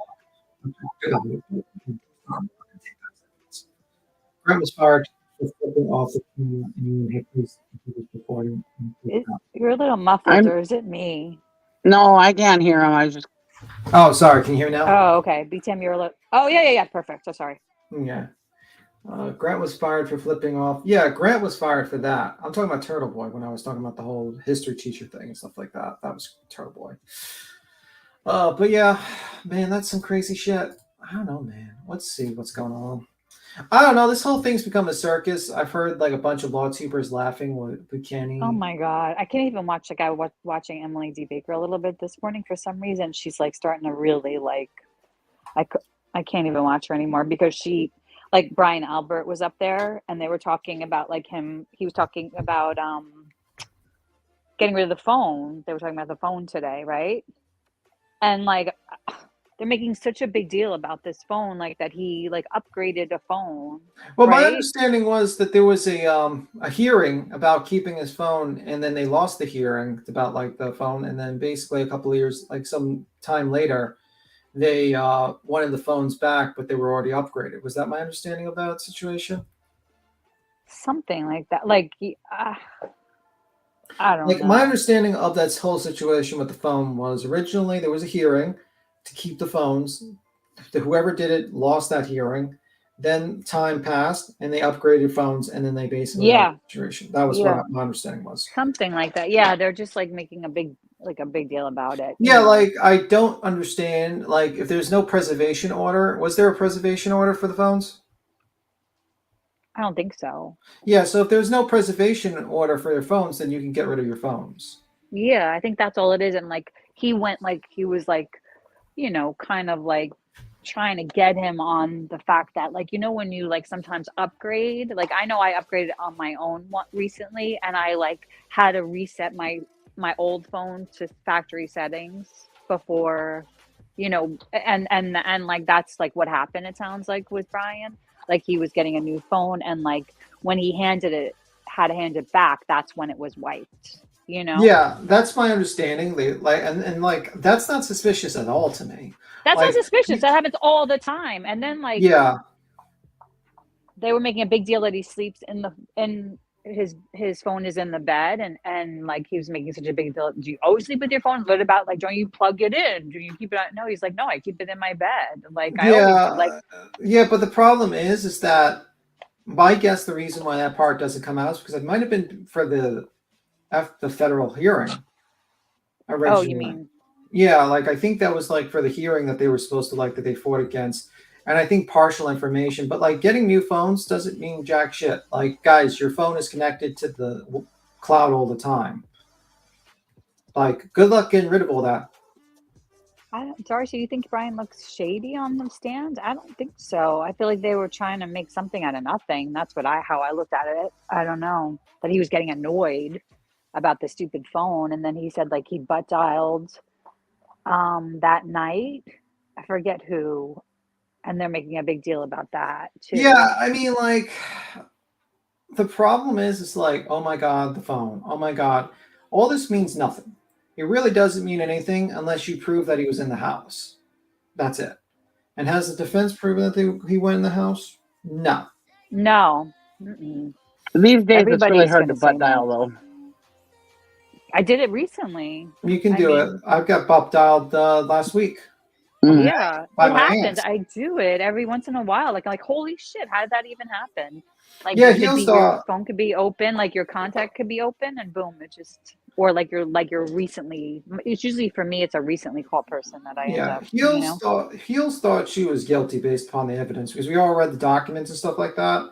Yeah. And she actually thought Heels actually knew the location. She was the first one to really guess where the location of the body was, really. And like she pointed that out. But also Heels believes that Karen Reed visited that the car that I think so too. That the car that the snowplow guy saw was actually Karen Reed's car.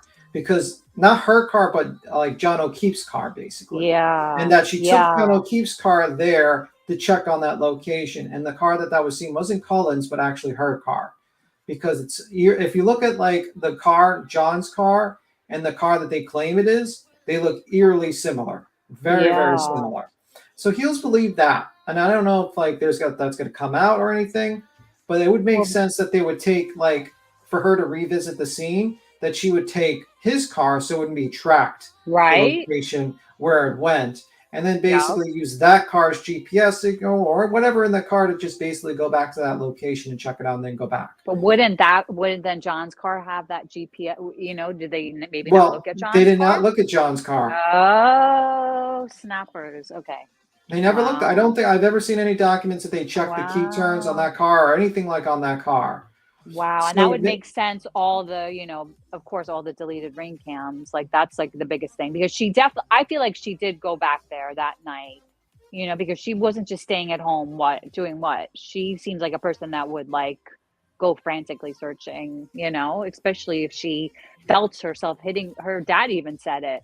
She felt herself hit something that night. She's like, Dad, I think I hit something. Yeah, and that's why that's what she believed. Basically, that's what she believed. Like it's a feeling. Like I mean, I don't think she did it on purpose, but I think it happened, and she was drunk. And then as she was sobering up, she realized what the fuck she did and started to go back and search. And then boom. I think when it comes to Teach, she's very biased. She actually believes that Karen didn't do it. She believes the grand conspiracy. Yeah. That's what she believes. Now she did admit and Heels' last stream that she did see the taillight broken at the 820 video. Yeah. So there's credit for that. But I haven't seen it recently. With the A lot. conspiracy a bit. I mean, how are they going to explain then the microscopic pieces? Do you really think that like Proctor went in there and sprinkled microscopic pieces from the tail light onto his shirt? Like, when did that happen? You know? Yeah, I mean that's the problem I have with them. Let me see. Actually, let me see. I'm trying to find. You know, I was watching like an old Roberta Glass, and like she played like the Heels video about the tail light, and she was talking about Heels in it. And what was she saying that was so interesting? Roberta Glass was saying something that now like the reason why she believed that, and I'm going to point it out because I think let me see something. I think I seen some. Let me see. I think, let me see. Now, I mean, like the thing I would probably look for if she did pull up her car earlier that day and check it out, it would be like snow, basically like a tire tracks, and I could not really find it. Because like I was looking in the yeah, I mean that's the cam, thing. The ring cam. I'd be like, look, it's tough to tell, but if it's snowing actively, those are going to get covered up. Yeah, right? like I thought I saw it a little bit, and when I'll show you. Oh, like on that ring cam, like you thought you saw like Conspiracy. Here, Mark. this is what I mean. Like, let me just go full screen. I'm trying to find the location, but it's very tough, and I could be 100% wrong.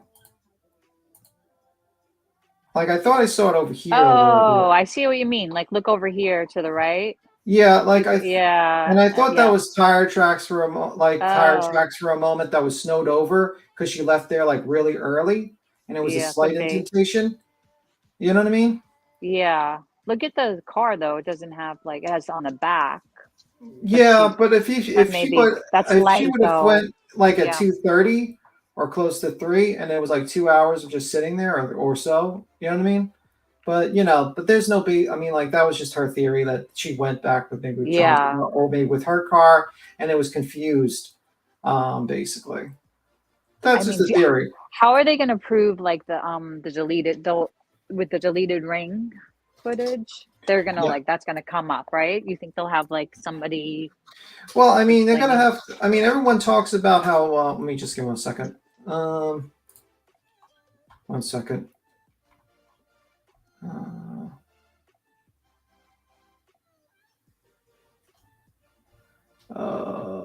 Yeah, I agree. I agree. Chronicles like Jackson is trying to like pretend Brian Albert is not the person accused of murdering John O'Keefe. Jackson is trying to turn it into him being a suspect, and he's not. Yeah, and Kodo sent me a photo basically of all the snow on that location. Oh, so here they showed it today. I didn't watch the rest today because obviously I'm here. But here's like the snow. Yeah. If you noticed it. Yeah. You see it? Yeah. And it's a bit of snow. Yeah, so it was a big snowstorm, you know? Yeah. So let me just get the other one. Yeah, look how much snow. And like if they went to sleep at like 2, 3 o'clock in the morning, like of course they'd still be asleep at 6 or 5. This is a better photo. Oh yeah. Oh wow. You know what I mean? Like, so it's a significant amount of snow. Mm-hmm. So you can imagine like a situation like that. And it's pretty dark. And this is all the lights there and everything. And the guy's bed was 6 feet away from the window. It's got curtains, got blinds, windows closed, wind's blowing. And this is early in the morning before these cars came down here. So. Has it been told how many inches of snow they got that night? I believe it was 6 inches or more, but I'm not like it could have been more.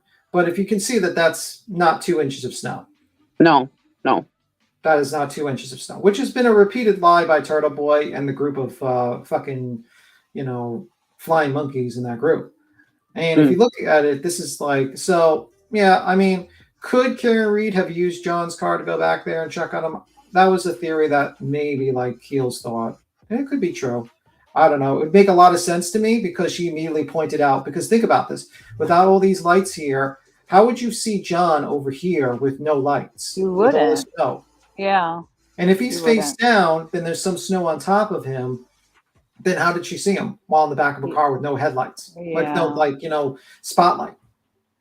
But this gives you an idea of the general idea, like very easy to realize that, like, if there was just one police car, not here, just one police car, it wouldn't be lit up to the point where someone wouldn't leave their house. And if you notice, there's no one else leaving their house at this point.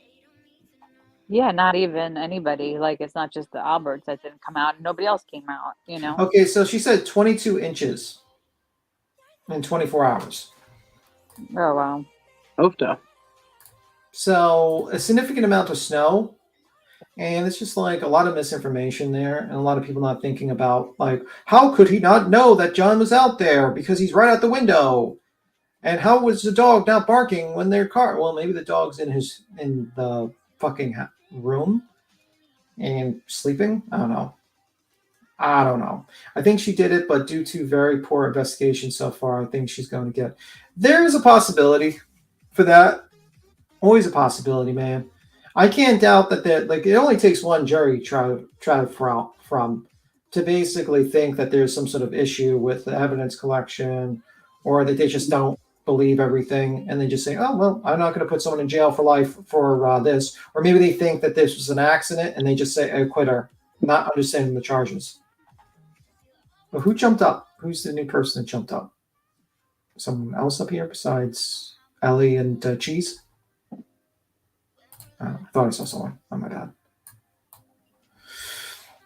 It was quiet. But yeah, I mean, like, I personally think, like, there's a good possibility that she would have came back to the scene and checked it out either that morning, and that's what the snowplow guy saw, or a little bit like 5. There was a very uncomfortable part where it sounds like Alberts were doing some extra martial activities before bed, before sleeping. It was so marital experience. Yeah, I mean, marital. I saw Marshall for a moment. I was like, it is Marshall. Okay, you did put Marshall. You didn't put marital. Extramarital. I think extramarital would be like cheating. I don't think they were doing extramarital. I think they were doing a little fun. Especially if you have a bunch, you're partying all night and you're drinking, and then, you know, fun times. But yeah. I thought you meant martial art activities in the bed. I was like, you're like the Alberts are like karate in the bed. Doing karate before going to bed. They're like, we need to do the martial arts, guys. Got all confused. She's like, what is going on? What is going on? Why are they fighting? But yeah, this gives you a good idea of. Let me see, Gloria. I started back teaching. This gives you a good idea of, like, the location, how things looked, and it's just like, I don't know, man. I don't see how the defense is really, like, all this stuff sounds great if she's in the house. If they find that they all lied and she went into the house, case closed, she's fucking acquitted, she walks out, and those people are going to be investigated. Guaranteed. Did you see that? There was this, like, on Roberta Glass, she did this, like, I don't know where it was from, somebody else, but it was like a diagram of, like, all the calls between like Jen and John, because she was right behind him. Oh, right. And then, like, right, it's like, it shows, I'll send it to you so you can see it, but it shows, like, exactly, like, what happened in a way, like, in, like, because he was like, oh, like, he was following her. I don't think he knew where to go or something. And she was like, hello, we're here. And then nothing. And then phone calls and then nothing. So she probably just thought, like, something happened and they left. Karen and both left, you know. Has that GPS come out about his phone, or no? Is that being held close? Yeah, that's already been. If you actually see the green report, the defense's report, it shows, like, he never moved from that spot. And if you look at the center of the report, it literally shows. Let me see. I have it's like an old video. I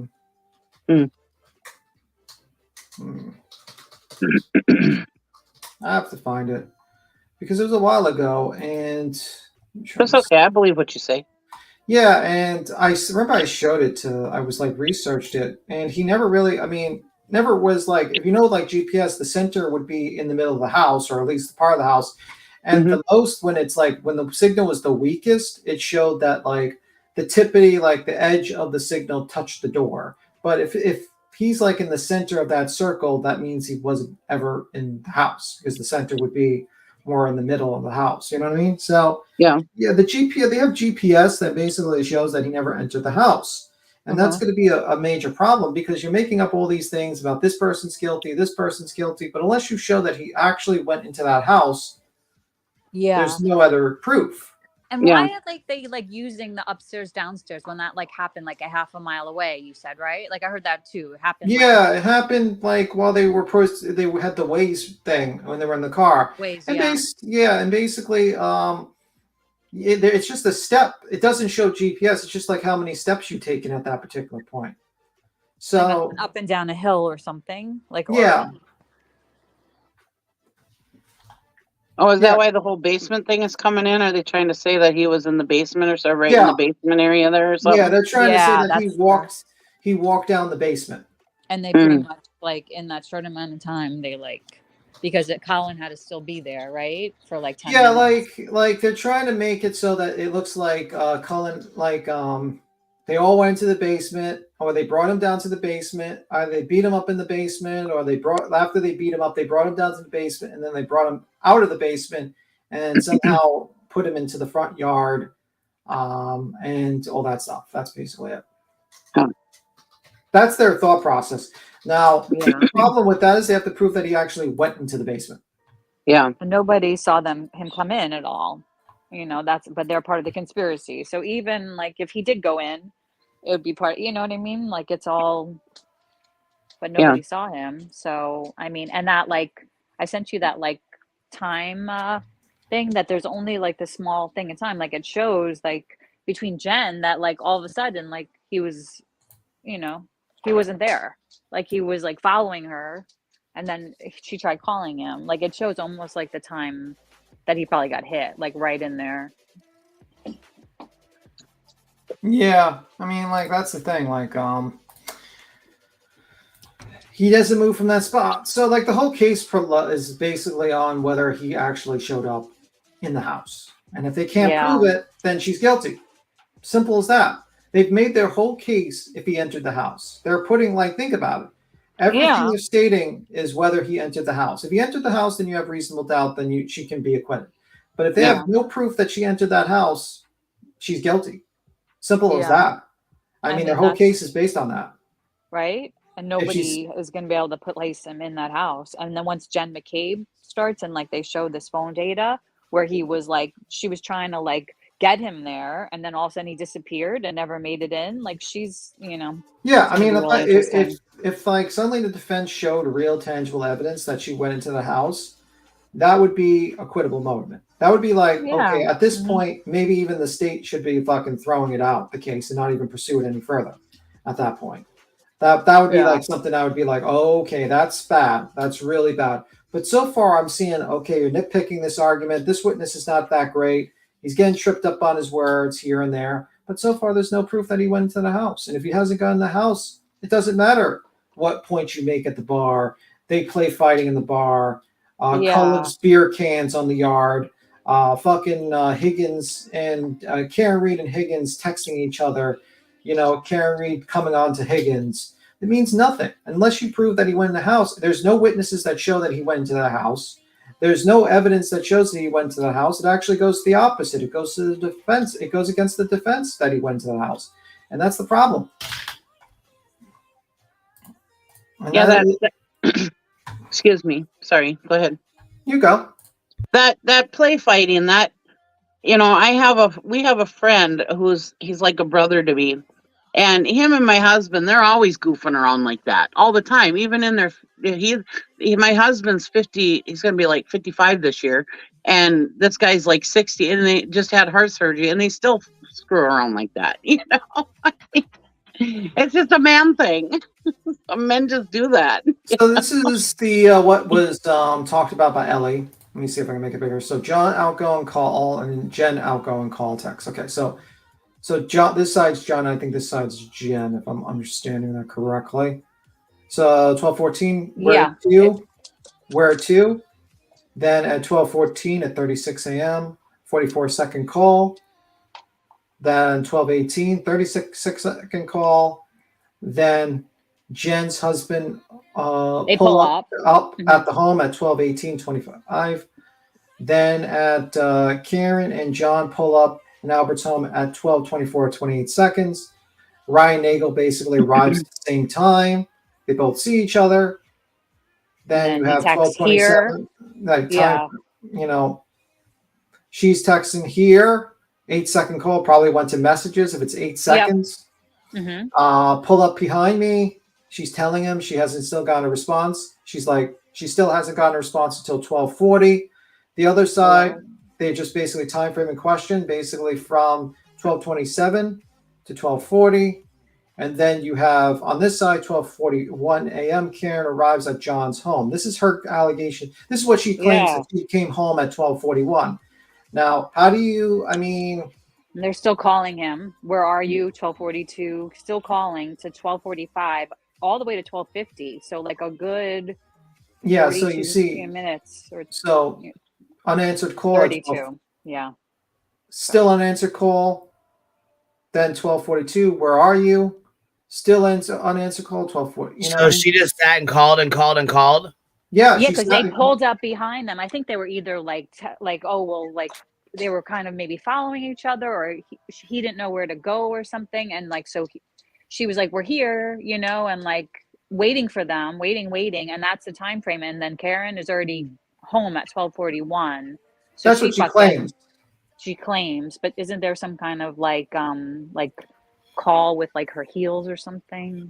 Yeah, that's what like Alan Jackson's trying to say. But basically, that's their claim that she was home at 12:41. But my guess is like she probably left around 12:40, and then she got home probably closer to 1. To be honest with you. Yeah. Then you have like the next day, which is 12:53. Karen has John's niece call Jen McCabe. Then you have the first call unanswered. 5:04 unanswered, 5:09 unanswered, 5:14 unanswered, 5:25 unanswered, 5:31 unanswered, and 5:52, 15 seconds unanswered. And then Jen calls 911 at 6:03. So this gives you an idea. I mean, like if let's say they beat him up in the house, why is she still calling John if he went to the house at 12:27? You know what I mean? This shows exactly like where are you? Like I think pull up behind me. So it sounds like they're kind of like following each other there or something. See, because he says where to. I mean, it just sounds like he's following him there, and then all of a sudden, like, what the fuck? Where'd he go? You know? But then gives up, I guess, at a certain time, and probably was like, well, maybe they just went home, you know? But it would be interesting to see now her call log to Karen. And Karen's call log during this time and superimpose it, you know? Yeah, I mean, that's what I think is the situation. It's like basically they have, I mean, it wouldn't make sense. Like, let's say we believe Karen reads the story. Somehow Ryan Nagel does not see John go in the house, doesn't see a confrontation, and just basically just misses John, misses seeing this 6'4" individual walk into the house, right? Then you'd have to believe that while John's in the house, being confronted and beat up in this time period, that she's like, where are you, John? Calling up John, doesn't see John, doesn't make any, and just keeps on trying to call John while John's in the house. Like, doesn't make sense. Just doesn't make sense. Because even if I believed she was a master criminal that was setting up an alibi for herself, I mean, she's a soccer mom. I mean, like, or whatever the hell is. This is not the thought process. Like, this is like not even. I can't even think of this as logical. I know. I mean, it's only 16 minutes, and they're like, why would she be saying, "Oh, pull up behind me. We're here. Hello, where are you? You know, hello." Kind of like, why would she be messaging those things? Yeah, and my guess is beat up. Why? And then why would like a seasoned detective like leave somebody outside to die, like in the cold, you know, in the snow? Like that's how you cover up something. Like that's really like they know enough about like crimes. That's how they're going to cover it up. Just like pretend that Karen hit him. Like how would they even know all of that? That there was even, you know what I mean? Like that wouldn't. That's Darcy. That's a possibility that the jury could be like, well, I didn't like the sloppiness of the beginning of the initiation of this investigation. And I don't believe there's enough that could be a very big possibility. Well, But that's what I'm thinking the defense is hoping for. the defense is hoping to throw us anything on the wall that will stick. Well, that's true. I mean, the defense, the investigation sloppy, a conspiracy, beer cans on the lawn, the dog, Higgins being jealous of Blame the Jeremy, police. Yeah, I mean, Brian Albert practicing MMA in the basement with John. I mean, like everything's being tossed at the wall to see if it sticks, and that's But when that's all they have to do is put doubt in the jury's mind. That's all they have to do.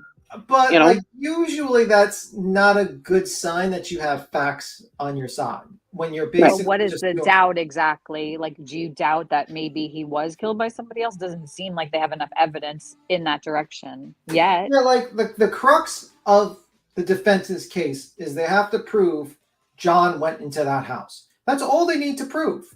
If they can prove John went into that house with the fact, done. They don't need to prove who did it. They don't need to prove how it was done. They just need to prove that he went into that house. That's it. I'm just worried. He could have went I'm to the worried. house and nothing could have happened too. You know what I mean? Of course. But if he went into the house, he wouldn't have been hit. Of course. So that kind of like solves everything. Like Yeah, I mean, and they don't need to do any of this cockamamie theories about Higgins and Brian, and Cullen. All they need to do is, hey, he went into the house, and they say they're lying, and that's it. That's your reasonable doubt. You don't need to do this Cullen shit and Brian Albert and Higgins. That just tells me they're desperate when they do things like that. That they don't really have a defense to fight. A defense that shows that he never went into that house. But if that's all they need, why hasn't Lally brought that up yet?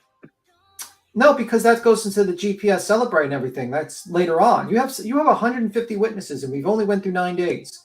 Yeah. You don't have to see that until much later. So right now, I feel like the defense is burying themselves with all this stuff, and it sounds great. Oh my God, Higgins. Oh my God, Brian Albert sucks on the stand. Everything like that. But the truth of the matter is facts is facts. If you have a GPS that shows he never went into that house and shows that he never left that spot, what the phone is, I mean, what do you got? But that's what I'm saying. A lot of this that the prosecutor didn't even bring this stuff up in his opening. A lot of this stuff. I wish he did, because that would have been saying. Good. But I think he wants to wait because of that. He probably wants to wait until the testimony. But the thing is that's what the whole point of the opening thing is to get all this stuff into the jury's mind. So they're thinking about this the whole time that the witnesses are coming up. Like, listen to me now. I know nothing about this case other than what's come up in the court, right? So while I'm sitting there watching the opening statements, the only thing I remember is what the defense attorney said. Because none of the stuff first of all that Lally said has stuck in my mind really.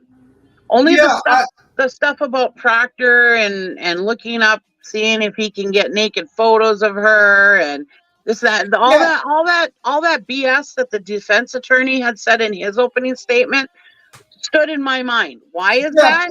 Because first of all, Lally was slow, boring. He was all over the place. He was hard to, and I'm not saying the defense was right.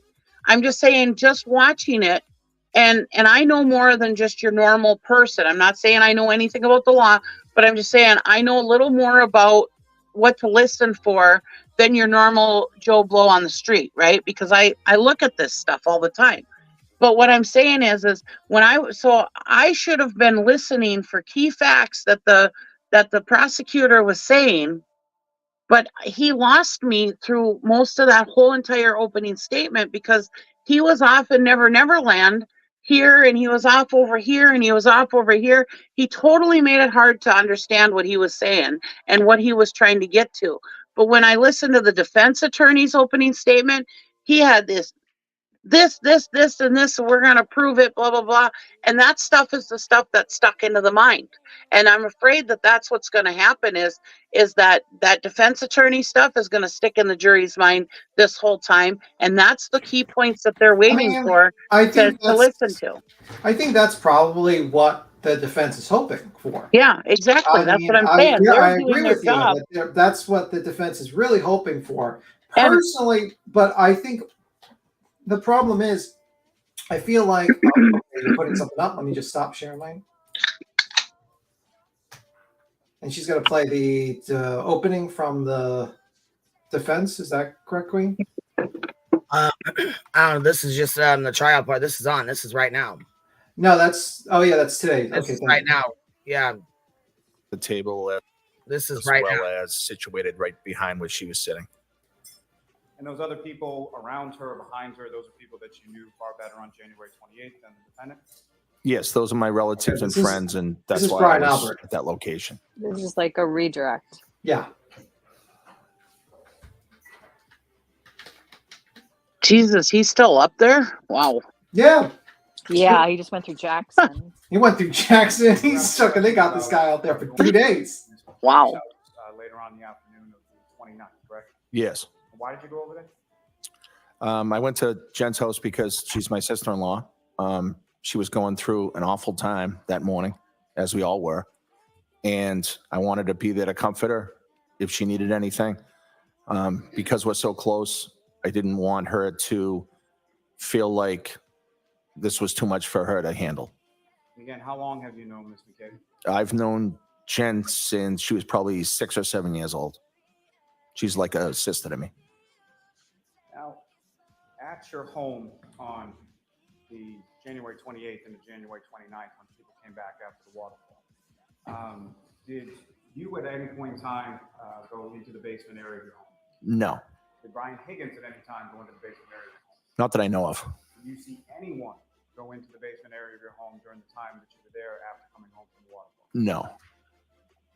Now, you were asked some questions about your dog, Chloe, in that she wasn't great with strangers. What exactly did you mean by that?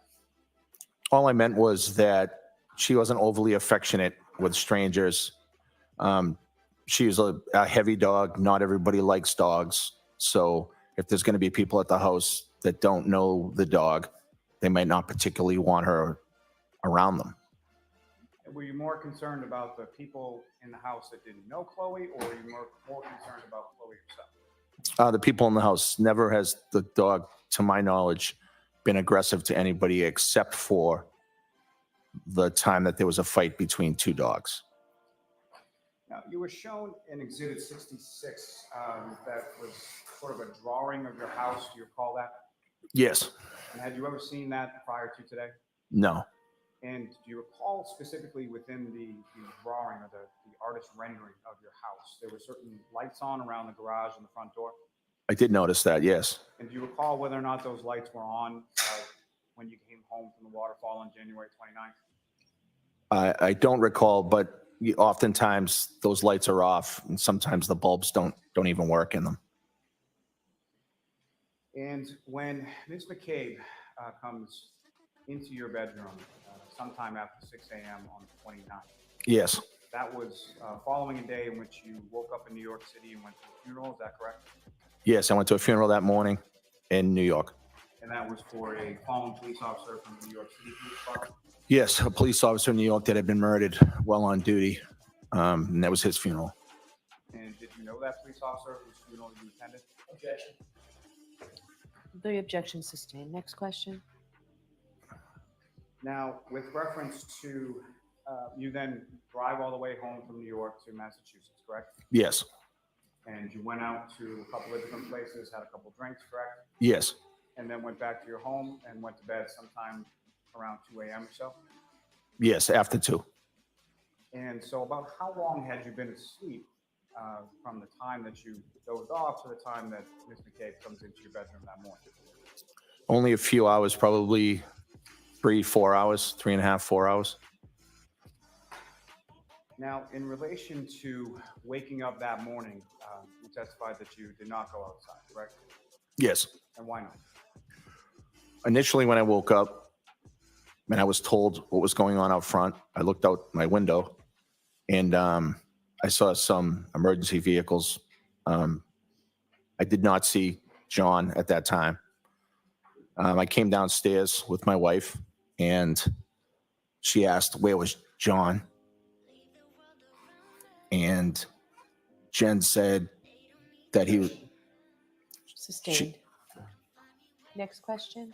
What was your understanding of where Mr. O'Keefe was when he came downstairs? Objection. Ask it differently, Mr. Lally.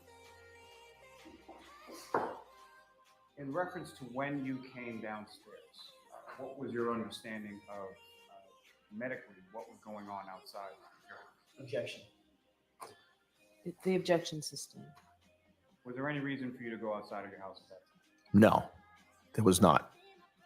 At that time, there was no victim out in front of my house. So there was no first aid for me to give. There was nothing I could do. You were asking questions about the sort of bulkhead in the back of your house, correct? Yes. Where is that bulkhead in relation to the bay windows of the kitchen that you were testifying about? So the bulkhead door is directly under the bay windows in the kitchen. The bulkhead door opens up almost directly into the windows, obviously without hitting them, but it opens up into the front of the bay windows.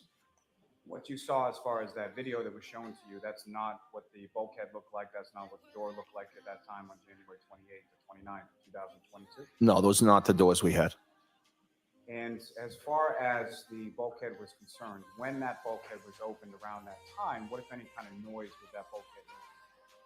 A loud creaking, old rusty metal sound when you opened it. Is that something that if it was open and you were in the kitchen area, you could hear? Yes. Now, in reference to that bulkhead, what, if any, security, or what if was it open? Was it locked? How was that done?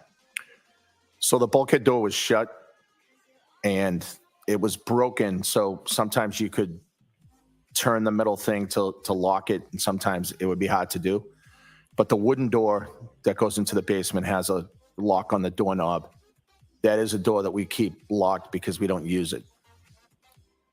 Now, as far as from the bulkhead, you were shown in that video a gate that opens up to the front yard area of the house. Is that correct? Yes.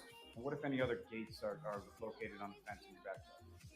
So we also have a gate on the rear part of the fence. And there's also a gate on the opposite side of the house. And the gate in the rear area of the fence, where does that lead to? So that leads to some woods, and then eventually you'll hit some train tracks. Now, with respect to your phone, that was something that you had upgraded prior to any notification you received from the district attorney's office or anything in relation to preserving the phone. Is that correct? Yes. Now, with respect to that, as far as the information contained within the phone, there are certain types of information. Are you familiar with being sort of backed up by the cloud? Yes. Would that include calls? It could. Could that also include text? Yes. Could that include photos? Yes. Could that include contacts? Yes. And the information that you were shown as far as certain call logs or call records, as far as you know, was that generated after that September of 2022 date? Yes. Now, with respect to the preservation, that was in regard to a motion the council had filed for your physical phone, correct? Yes. You're also aware of a judge's order denying that repeatedly as far as them gaining access to your physical phone? Objection. I'll allow it. Yes, it was denied on multiple occasions. I'll strike the multiple occasions. See what I mean, guys? With the whole phone thing? Yeah. Yep. You were asked some questions about boxing, correct? Yes. And the boxing that you did, that was in relation to a group associated with the Boston Police Department, is that correct? Yes. And when was the last time that you were involved in any kind of actual boxing match? Close to 20 years ago. 20 years ago. With respect to some of the training that you were talking about, with respect to the Boston Police Department, you were given some training as far as defensive tactics, is that correct? Yes. And is that something that is standard, that is sort of given and administered to every Boston police officer? Yes. So within the academy, you go to the defensive tactics training. And that would include John O'Keefe, correct? Yes.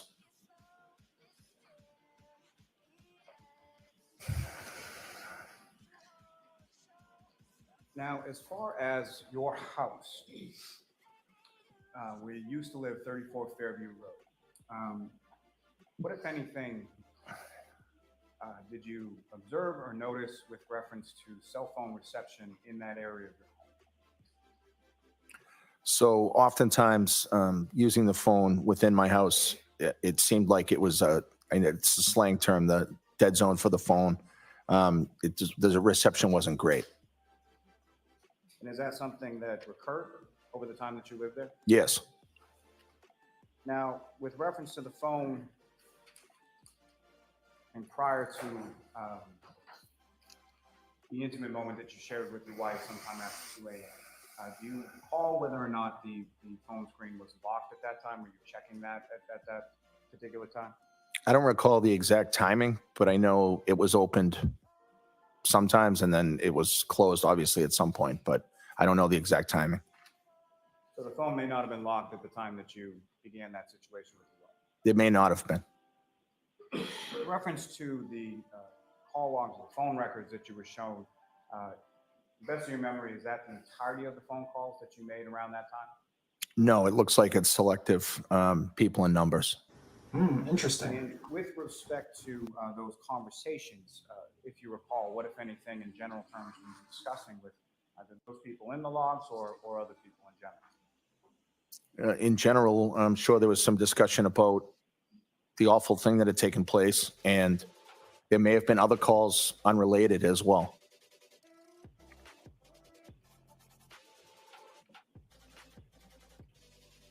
Can I have one moment, John? Yes.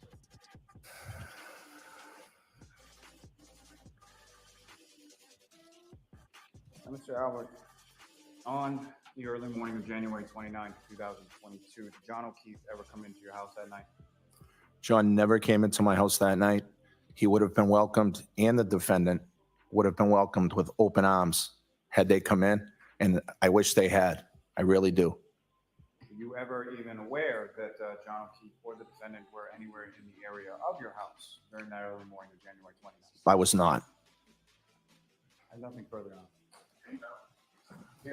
Okay. Oh my God, this guy's getting beat up constantly. Cell phone reception not being good in your house. When did you and Mr. Lowry talk about this cell phone reception issue? The what? Cell phone reception issue in your house. It came up during one of the preps. Which prep? I don't remember which prep, probably the last one. I thought you only had one prep with Mr. Lowry. Well, we had the prep before the grand jury, and then I had the prep for this trial. Okay, so that's two. So you brought up the fact that you had bad cell phone reception in that preparation? The conversation came up, yes. Mr. Lowry taking notes? I don't recall if he was taking notes. Was this recorded? I don't believe so. And where did you say this conversation took place? So the prep was at the district attorney's office, which is in Canton. This morning when I asked you, you said you couldn't quite remember where it took place. You're right. I couldn't remember this morning. And I asked you, could it have been the DA's office, and now your memory is refreshed? Yes. What refreshed your memory between this morning and now? I was just thinking about it in my head and reminded myself that it was the DA's office. You caught me off guard when you had asked me. I didn't have it at the top of mind. Did you talk to Mr. Lally over the lunch hour? Briefly. Bring up the fact that that cell reception in your house over the lunch hour? Just now, no. What did you talk about over the lunch hour? Just how much time I was going to have left on the stand. That was really about it. So you and Mr. Lally talked about the fact that you've been on cross-examination for 2.5 hours, and the conversation consisted of, you probably got another 10 minutes. Yeah, I think he was going to lunch or doing something, so.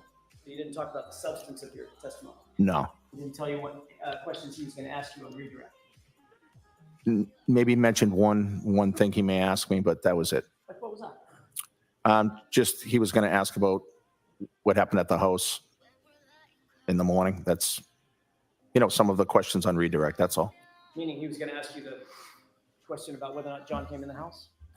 No, not necessarily. He was going to ask you about whether or not you had bad cell reception at the house? No. What was he going to ask you? He was going to ask about the morning of the incident, about coming downstairs and why I didn't go outside. Did he tell you what he thought would be helpful for the Commonwealth? Nope. tell you how he thought you should answer that question? No. He did ask you about a situation concerning the motion to preserve, correct? No. I'm sorry. He asked you on redirect about the motion. Oh, yes. Yes. And he mentioned that there was a motion that had been denied for the defense to get access to your physical phone, correct? Yes. You're aware that that motion was denied in October of 2022, correct? Yes. You had already gotten rid of your phone a month earlier, hadn't you? Yes. And the preservation order from the judge was still in place when you got rid of that phone, wasn't it? No, I believe the phone was upgraded prior to the preservation order. Oh, right. Wow. Yes. All right, Mr. Albert, you are all set, sir. Okay. Thank you. Thank you, Jerry. Your next witness, Mr. Lally. Yes, Your Honor, the call will call Brian Albert Jr. to the stand. Okay. Brian Albert Jr. He's probably relieved as hell to get off that stand. He's been there since fucking Friday. He's been there all day for fucking all this stuff. with the But like, what did you think commission, of his the testimony? Papers that were left up there with the last witness, I don't think are marked as anything. I just returned them. What'd you think, Cheesy? Like, honestly, with the cell phone, does that explain a little bit to you now with the whole cell phone situation? Yeah, a little bit, but if he's got a dead zone in there, I don't imagine that the GPS would show that John was in there or not. Yeah, but it would show that he walked up to the stairs. Yeah, but didn't you say that his GPS did go to the door? No, it said that the out, like, you know how like the weaker your signal is, it kind of expands a little bit. Yeah. And the stronger it just. All right, who's this dude?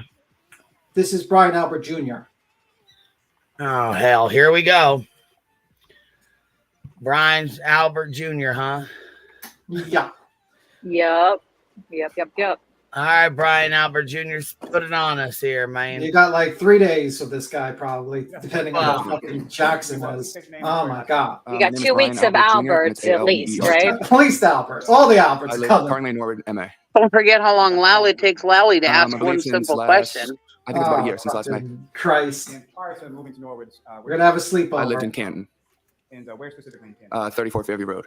And how long was it, sir? You have to admit Lally is I'm going to guess, but I'm going to say maybe about 10 years. slow and boring and terrible. I'm 25. Yeah, I mean, but he sticks to the facts, I think. You know what I mean? Well, when I lived I in Canton, I appreciate lived at one point with my 4 siblings, but then some of them moved out. And then in Norwood now, it's basically just me and my parents, and 2 of my siblings are at school, so they come home in the summer and stuff. And by your parents, your father's name is Brian Albert as well, is that correct? Yes. And mother's name is Nicole? Yes. Now, you work, sir? Yeah, I do. I work in IT.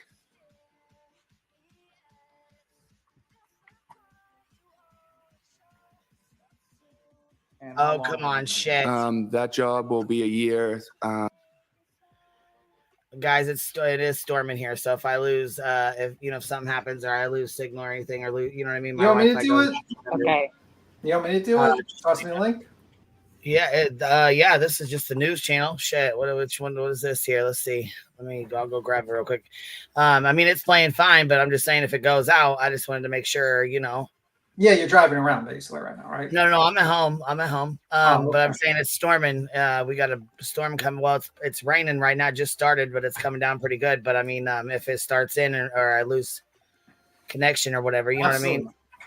Yeah, but the link's in the back, baby, just in case. Okay. Yeah, I mean, like, I can always, like, if you start having issues, just toss me and let me do a stream share, and I'll do it for you. Okay. Yeah, that's why I put it back there. So right now, I mean, I'm Okay. like I said, I'm okay for right now. If it pops off, then you know what happens. We I'll can be always around. fast forward through this shit too. That's another reason why I wait. I would probably not give a fuck about the first 15 minutes of this because it's going to be like, oh, you're Brian Albert. Where do you live? What do you like to eat? Where'd you live in January? Like, all that shit is so fucking. I kind of agree with Cheesy with that one. It's like a lot of this shit is like, come on, can we get to the fucking house, please? Right. Can we get to the fucking point? Can we get to the point? We don't need to. This is not like a fucking Mark Twain fucking novel. I was born, I was raised. Can we get to the point? Right, and I think that that's going to be a detriment to the prosecutor because like I said, some of this fluff is not needed. I mean, some of it is, but some of it's not. Like especially in the beginning when he was doing the EMTs and stuff, and a lot of that fluff is going to get the jurors to be given the deer in the headlight look when you know. Yeah, but I have When a he question. needs them to pay attention, they're going to be zoned out because of all Now, this. do you see like my point with like how the defense is like omitting certain things, even text messages? They're like they didn't show the whole thing; they only show the parts that best suited them. They sure. didn't talk about how that there was an order to like it was denied originally, the order to preserve, and it was denied multiple times. And Well, of course. and that to me is very sleazy. It's very sleazy that they're trying to basically twist it to a point where it's like a fucking not true at this point. Like a lot of the things seem like lies that the defense is trying to get away with, and half truths. Like, you know what I mean? And that's my problem with him. They're skirting around, and that's what they're supposed to be doing. I mean, they're not going to show. They're not going to show everything if it's going to be detrimental to It's them. I mean, sleazy. It's so sleazy. That's what they're supposed to do. I don't know. think they're I know, but I'm just saying that shit. They're doing their job. They're doing what they're doing what they're supposed to do. Getting her off no matter what. You know what I mean? Yeah. It's so sleazy. It's so sleazy to take Shit. We've seen them do. You know, I mean, we've seen lawyers do real bad things. So yeah. But you're talking about Alan. You're talking about a freaking huge professional. Like we're not talking about like we're not watching Rainmaker or watching what like the back alley attorney literally try to get off his client. We're talking about this is a very expensive, prestigious attorney, long career, and he's doing the sleaziest tactics you can think of, like reading one line but not reading the entire answer, and then saying, you know, which would change the entire context. Like he's like testifying himself by his questions. He's testifying for himself. He's doing all this stuff, man. For whoever he's like. I mean, that's like why they pay him the big bucks. Like this part of this whole thing is like who has like a better paid, you know, I mean, like it's the Commonwealth versus like really a high paid team of lawyers that are trying to get her off, you know? Yes, sleazy tactics, man. So sleazy.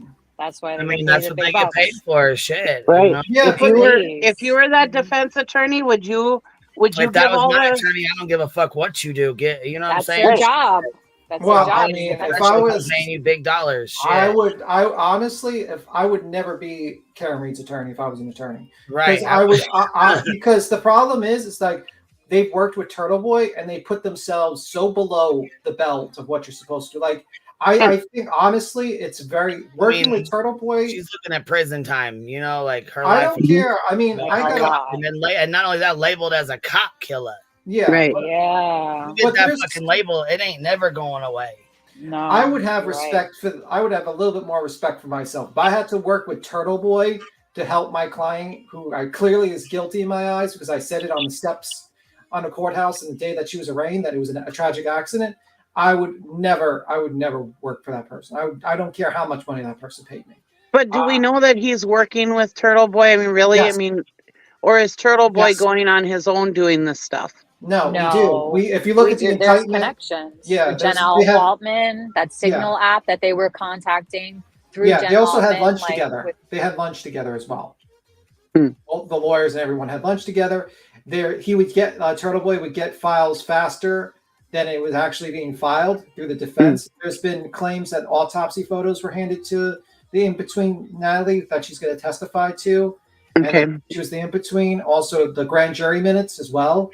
So they've worked with TurtleBoy. They've worked with him, in my opinion. Like by looking at all the evidence and the charging documents against TurtleBoy, they've worked. I agree. So I think that they're very dirty, in my opinion. This defense. Yeah, I didn't know all that. Sorry. Yeah, if you look at the charging documents against TurtleBoy, like pull them up, you'll see that they are very dirty. So I would not want to be. I think they're going beyond the normal defense. Like the Murdoch lawyers did. I mean, like they did their job, but they weren't doing sleazy shit. You know what I mean?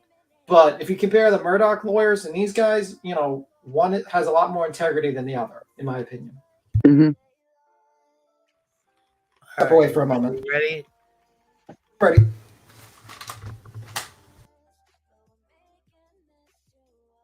Maybe a year in August, I believe.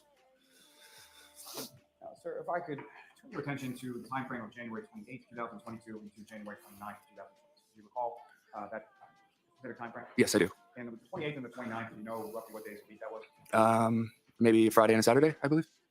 And with respect to 28th or the 29th, what if any significance to those dates have? Yeah, so the 29th is my birthday. The 28th was the day before my birthday, obviously. So I had a few friends over for my birthday. And do you recall how old you were turning on the 29th of 2022? That was what, 2 years ago? So I'd be 23, I think. Yeah, 23. Now, in the week leading up to that weekend, what if any plans did you have with respect to sort of the night before and the night of it? Yeah. So I was kind of up in the air. I didn't know if I wanted to go out. I'm kind of a homebody person. I like to stay at home. So I was kind of up in the air. So my plan was to have some of my friends over to my house. We would eat, have a couple drinks, and then I would decide then if I wanted to go out locally in Canton or not. So that was my plan. And then a few days before, that's when we found out that the snowstorm was actually going to happen, because you know how they always say it's going to snow and it never does. So then that kind of threw a wrench in it, but I was kind of like, well, we'll see what happens. And so we went along with the plan. And that particular evening of January 28th, Yeah.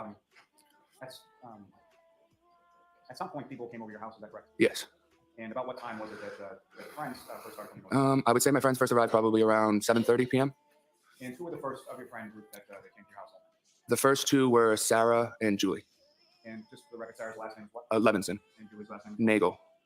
And with respect to them coming over to your house, was there anybody else from your household or your family or anybody else that was present when Sarah and Julie stopped by? I believe when they first got there, my mom was still at the house. She hadn't left yet to go out where she was going. Do you know where she was going at? I believe she was going to the Waterfall Bar and Grill. You know who, if anyone, she was going there with? Yeah, she got picked up by my Aunt Julie. Now, Ms. Levinson and Ms. Nagel, how long have you known? I've known them, I would say, since high school. I think I was a sophomore and they're a year older than me. They were a junior. So probably a good 7, 8 years, 9 years, 10 years in between. And when they came over your house, what was it that you did? Well, we were just hanging out. I had a few more friends who were on their way, so they came after. Probably around 8 o'clock, I would say, 8:15. They were there, and we were just all hanging out, listening to music. We ate some food. I think we played some card games. Just normal hangout stuff. And over the course of this evening, did you yourself and your guests, did you also have some alcohol? No, yeah, people were drinking. Yeah.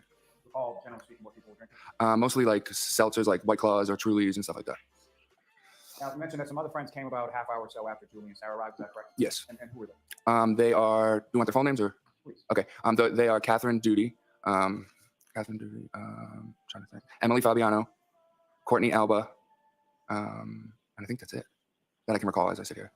And with respect to those other friends, how did you know them? How long did you know them? I knew everyone from school. We all went to high school together. So the other ones were in my grade. So we were closer friends because they were in my grade. So I've known them for a long time. And just to be clear, when you say from school, you're talking about high school? High school, yes. You went to Canton High School, is that right? Yes, I did. Now,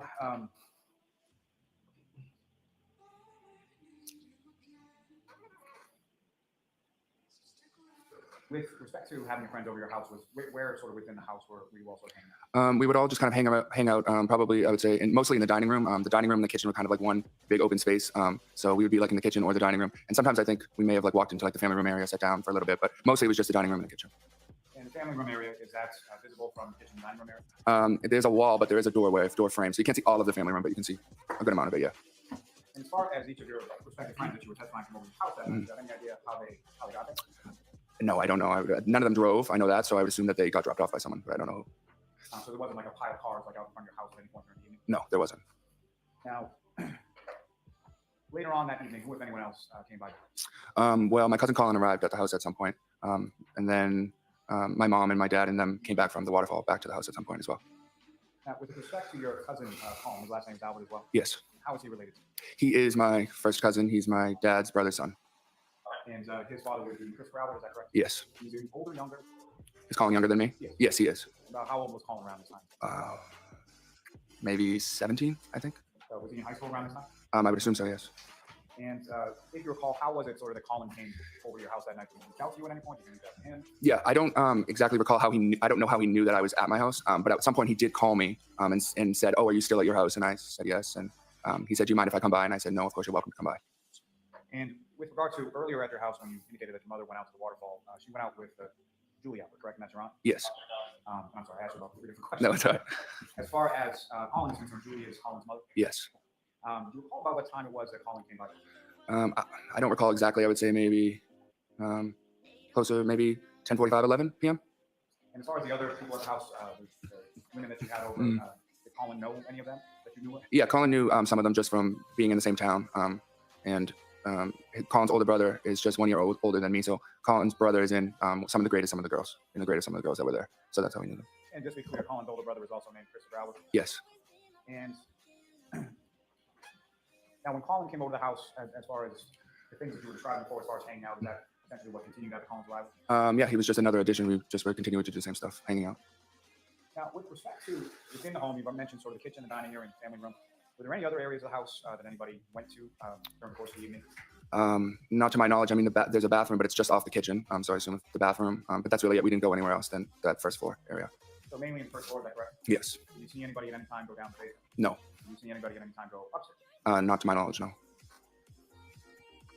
You mentioned that at some point, your parents and some people that were at the waterfall came to your house. Is that right? Yeah. So first a group of my friends had left my house, and I think that was probably around. They were only there for a few minutes while Colin was there, so I would say probably around 11:10. A few select people left the house to go home. So at that point, it was just me, Colin, Julie Nagel, and Sarah Levinson at the house until my parents arrived. And so Courtney, Catherine, and Emily would have left at some point shortly after Colin arrived. Yes. And when your parents came home, do you recall what was sort of the order of? Do you recall about what time that was? I would say that would be right around midnight. I would say maybe 12:05, 12:10ish in that area. And just turning back to Colin for a second, do you recall? You know how Colin came to be at the house? Like how he was dropped, like if he was dropped off. Yeah, yes. Did you know whether or not he drove there, was dropped off there, or went to the other people? Well, I know he didn't drive there, but I would assume he got dropped off. He didn't say how he got there though. Right, so we'll strike. You don't know how we got there. Okay. Yeah. And as far as the order of people that arrived back at your home, who were the first people to arrive back at your home from Waterfall? The first people to arrive were my mom, my dad, my sister Caitlin, and my dad's friend Brian Higgins. Prior to that evening of January 28th, had you met Mr. Higgins before? I don't recall ever meeting him. I could have met him in passing, but I don't ever formally remember meeting him. No. Do you recall ever seeing him at your house at Fairview Road prior to that? I don't think he'd ever been there that I have saw. No. And as far as Colin was concerned, when your parents and your sister and Mr. Higgins arrived, when in relation to that, when did Colin leave? Colin was actually getting up and leaving as they were coming into the house. And similar to, do you know how Colin left your house, or how he, whether or not he drove or was picked up or anything? Yeah, he was sitting at the table and I was actually sitting right next to him, and he stood up and said, "I'm leaving. Allie's picking me up." And so I knew who Allie was because she's my cousin. And what is Allie's last name? McCabe. And she's your cousin as well, is that correct? Yes. She's Colin Albert's cousin? She's not Colin's cousin. No, she's my cousin on my mom's side. And so Colin would be your cousin on the father's side? Yes. And following your father, your mother, your sister, and Mr. Higgins' arrival at the home, where did they congregate in the home? In the same area that we were in the dining room, in the kitchen area. My mom got home and I know she went right to cleaning because she likes to clean. So she was in the kitchen picking up. And yeah, we were all just in that one area. And following their arrival back at the home, who, if anyone else, showed up at your home that particular evening? And then I would say maybe 10 minutes later, my auntie JJ, well, her name is Auntie Jen, but I call her JJ, and Uncle Matt arrived at the house. Your Auntie JJ and your Uncle Matt, what is their last name? McCabe. And was that, their arrival, was that before or after Colin had left? Colin had already left at that point, yes. And so the Allie that Colin was picked up by, what, if any, relationship does she have to your Auntie JJ and your Uncle Matt? That's their daughter. Now, throughout the course of the evening, well, let me ask you this: as far as when was it that the last person didn't live at your house on Fairview Road? When was it that the last person? I wouldn't know I couldn't tell you the time. Well, the last people to leave were Auntie JJ, Uncle Matt, Sarah, and Julie. I don't know exactly what time that would be. I can't even guess. I don't know. And you mentioned your sister, Caitlin. Oh yes, I'm sorry. I was just thinking of her as my sister, like sibling. So she didn't live in the house, so she was the last person to leave. And prior to her leaving, when your Auntie JJ and Uncle Matt. Yes. Yeah. So with respect to after your Aunt JJ and your Uncle Matt and Kate arrived at the house, who, if anyone else, came by the house that you were there? No one. Well, let me ask it this way: as far as anybody else following them actually physically come into the house? No one else came into the house after them, no. And at some point, were you made aware of someone out in front of you? I saw someone outside of the house, yes, a car. And what was it that sort of drew your attention to the front area? Yeah, so at some point, my friend Julie stood up and said, "Oh, my brother's outside." Her brother was there to pick her up. And someone made a comment saying, "Oh, no." Okay. Know what they said? What happened as a result? Okay. She went outside to talk to her brother. And so I looked out the window at that point. And she was outside talking to her brother. So his truck was there. And I saw another car there as well. And with respect to your friend Julie Nagel, her brother, what is his name? His name's Ryan Nagel. And if you recall the time that Julie gets up and goes outside to talk to her brother, where were you within the house? I was still sitting at the dining room table. And with regard to that area of the dining room table, how was it that you were able to see out in front of it? There's two windows there. So I just turned around and looked through the blinds. And when you look through the lines, what is it that you saw out in front of your house? Yeah, so I saw a truck, which was Julie Nagel's brother's truck, I believe, and that was a little ways, almost like in front of the driveway of the house, and then a little ways in front of it, there was another car that I hadn't recognized before. It was a dark SUV-ish, and that's all I knew about it and could see about it. Now, similar to yourself, with anyone else from sort of a group of people, either in the kitchen or in the house, did you observe near a window or door that was looking on that? I believe my uncle Matt McCabe noticed the car outside as well. And with respect to the dark SUV that you didn't recognize and what you thought was Julie Nagel's brother Ryan's truck, was there anything in between the truck and the dark SUV that you saw outside? Not to my knowledge, I didn't see anything, no. And as far as the weather, when you looked outside, what, if anything, did you know about the weather? It was definitely snowing. I wouldn't know how many inches, but I would say an inch or two of snow at that point. Now, with regard to being out in front of your house, those two vehicles, do you recall which direction they were facing? Yeah, they were both facing, going up Fairview towards Cedar Crest. So whatever this is, I don't know. Well, let me ask you probably in a better way. As far as what was facing towards your house, was that the driver's side or the passenger side? Oh, that would have been the passenger side. And that's with respect to both vehicles, is that correct? Yes. Now, at any point in time during the time that these vehicles were up in front of your house, do you recall hearing anything or any sort of noises coming from the front of your house to your attention? No, I didn't hear anything, no. And as far as looking out the windows and seeing these vehicles in front of your house, how many times did you look out? I believe I looked at that one time, and then I think I looked at one more time after that. And as far as your friend Julie, did you know about how long was she out in front of your house at that time? I would say not more than 5 minutes, more likely about 3 or 4 minutes she was outside. And when did you see her outside in relation to the truck as well? Yeah, I saw her at the passenger door of the truck. Now, that vehicle that you observed that you didn't recognize, the darker blackish, was that vehicle in one place or more than one place during the time you looked out the window and stuff? Yeah, so the first time I looked, I would say it was closer towards the mailbox, maybe a little bit in front of the mailbox. And then the last time I looked out the window, it had moved further down, closer to, I'll say, the flagpole. So closer that way, it went down that way, towards the flagpole. So closer to there's an area in the front of your yard where there's flagpoles, is that right? Yes. Now, as far as when it moved, as far as the weather and the snow was concerned, did you see anything in relation to the roadway behind the SUV as it once it had moved from that initial position to the following position by the flagpole? Yeah, I had noticed just some tracks in the snow, indicating that the car had moved up. Now, your friend Julie, did she take that ride home with her brother Ryan at that time? No, she came back in the house. And as far as your friends Julie and Sarah that were still at the house when the waterfall came home, you know how they happened to go home on that particular evening? Yes, my aunt JJ McCabe and Matt McCabe drove them home. Do you have any idea about what time that was? No, not really. I'd be guessing. I would say maybe one something, maybe. Now, with respect to your sister, Caitlin, you indicated was the last person to leave the home that evening. Is that correct? Yes. And were you awake or downstairs? I don't know if I was downstairs when she actually left, but I was down there for a minute when she was the last one present at the house with my mom.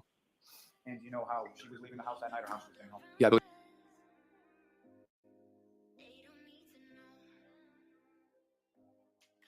believe her boyfriend was picking her up. What's her boyfriend's name? Tristan Morris.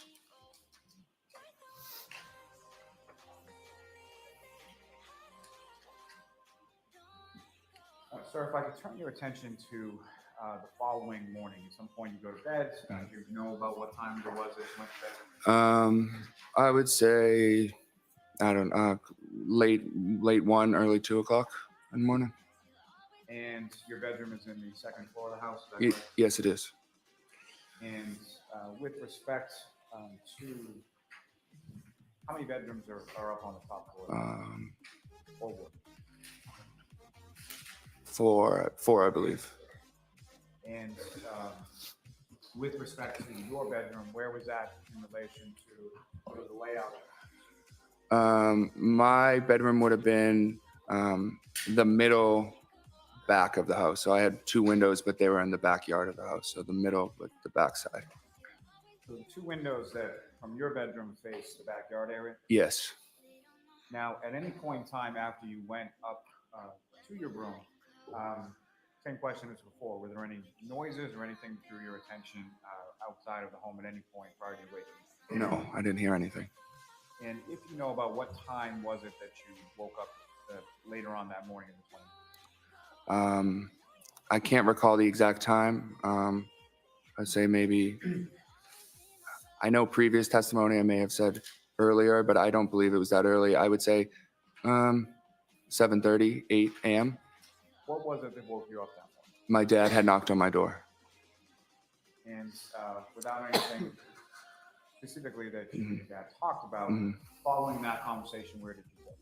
I just threw on some clothes and I went downstairs into the main first floor of the house. When you came downstairs into the main first floor area of the house, what or who, if anyone, did you see? Yeah, so when I went down there, it was my mom, my dad, my auntie Jen, and my uncle Matt. And about how long were you down in that area of the home? I would say the first time I went down there, I would say I was down there for maybe 15 minutes or so.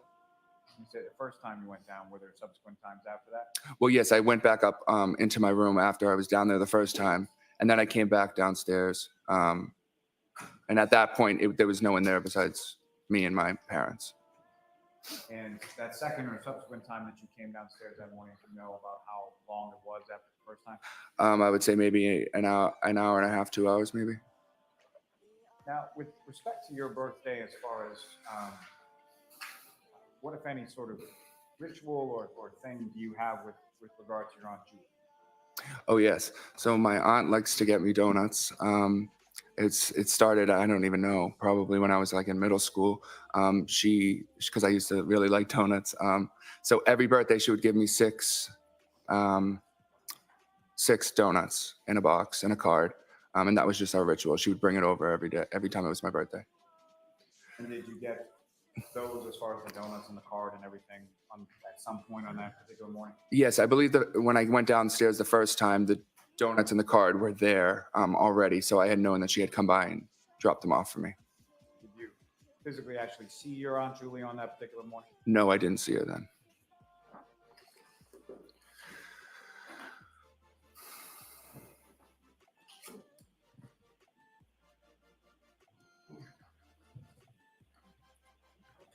May I approach? Yes.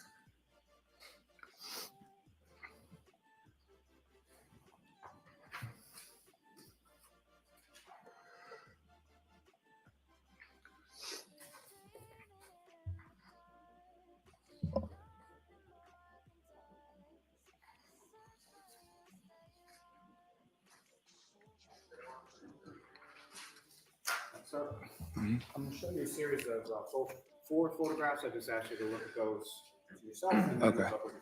Okay.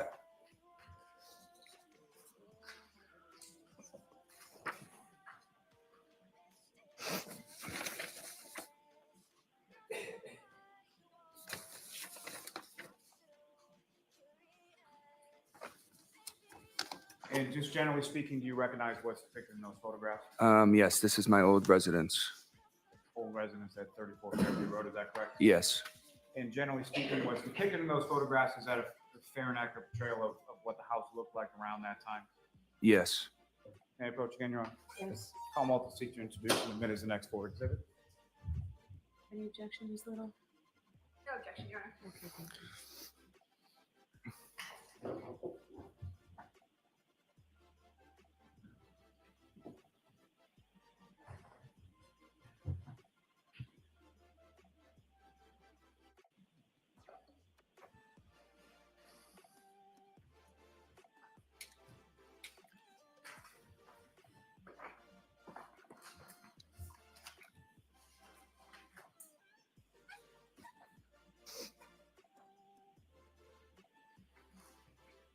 Because now we have to find out about the donuts because the defense made a I big deal know. about the There's fucking a lot of donuts in this fucking trial. Dunkin' Donuts is a big thing. I'd be embarrassed if I was recorded on video getting Dunkin' Donuts.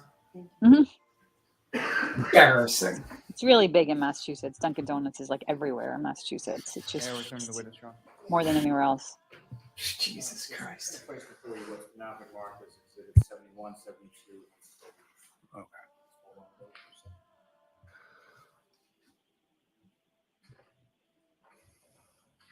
And Your Honor, with the court's permission, I would ask that those three photographs be published in succession. Okay. Jury.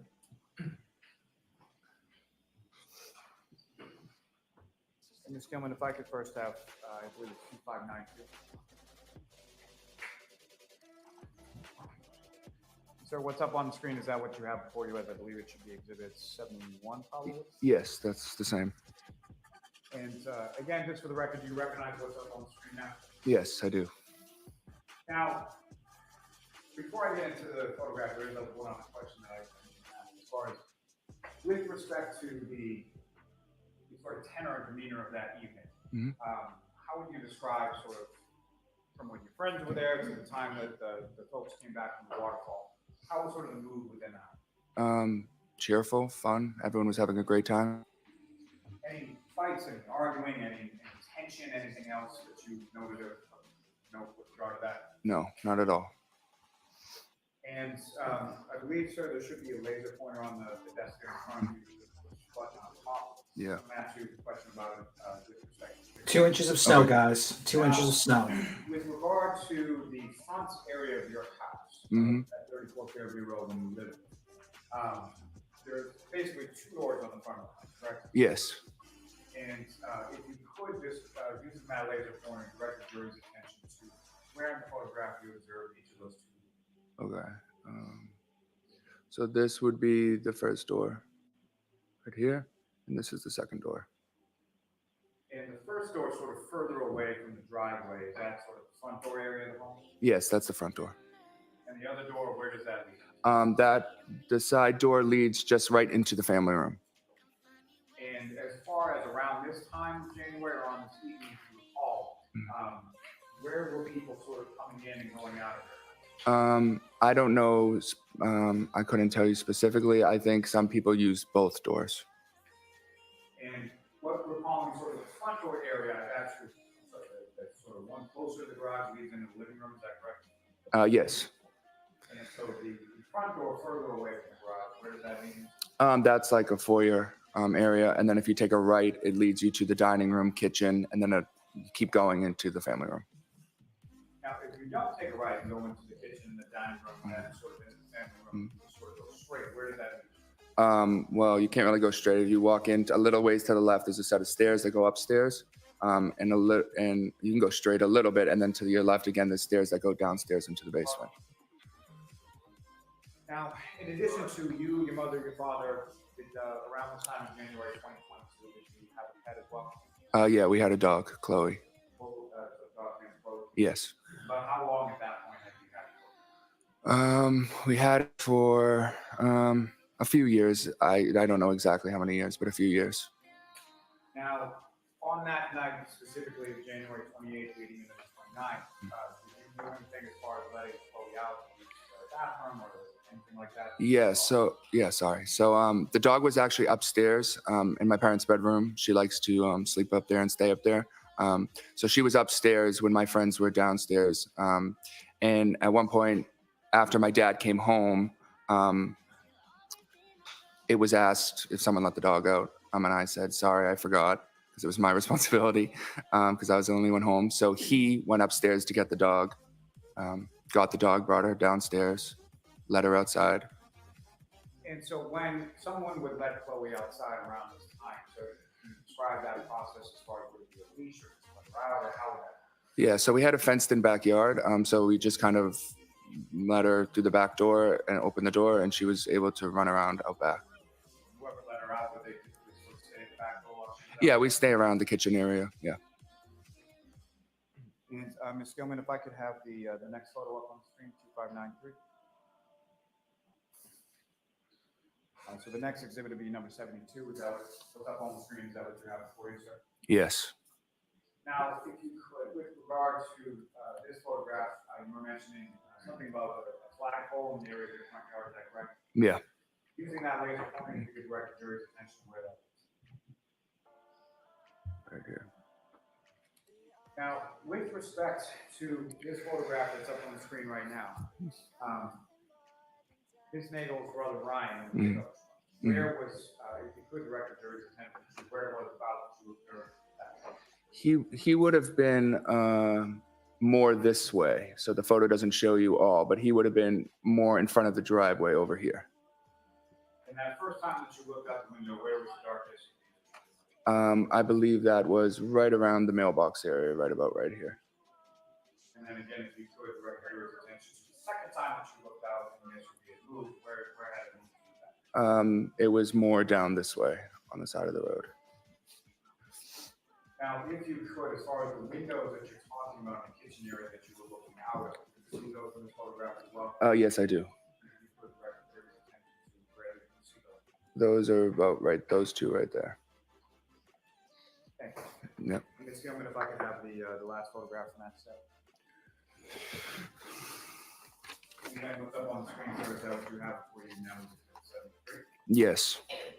And again, this is another photograph of the front area of your home, taken around the time of January 2020, correct? Yes. And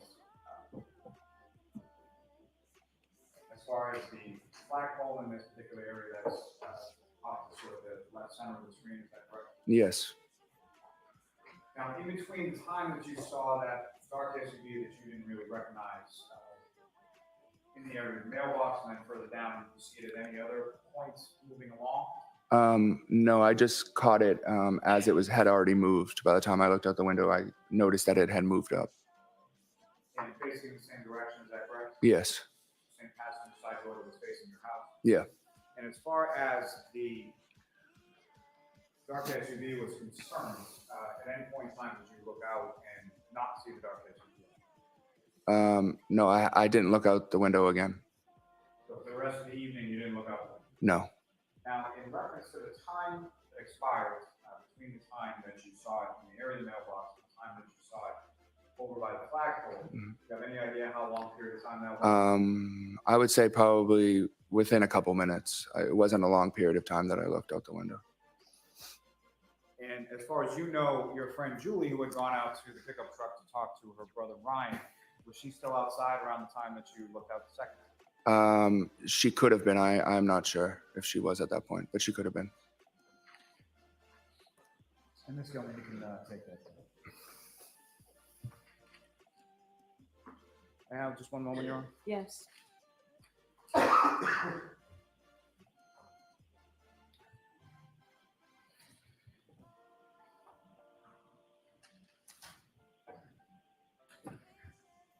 me just ask just a couple of questions, sir. Okay. Always a couple of questions. With regard to that morning when you woke up, Mm-hmm. your father was at your door. Yes.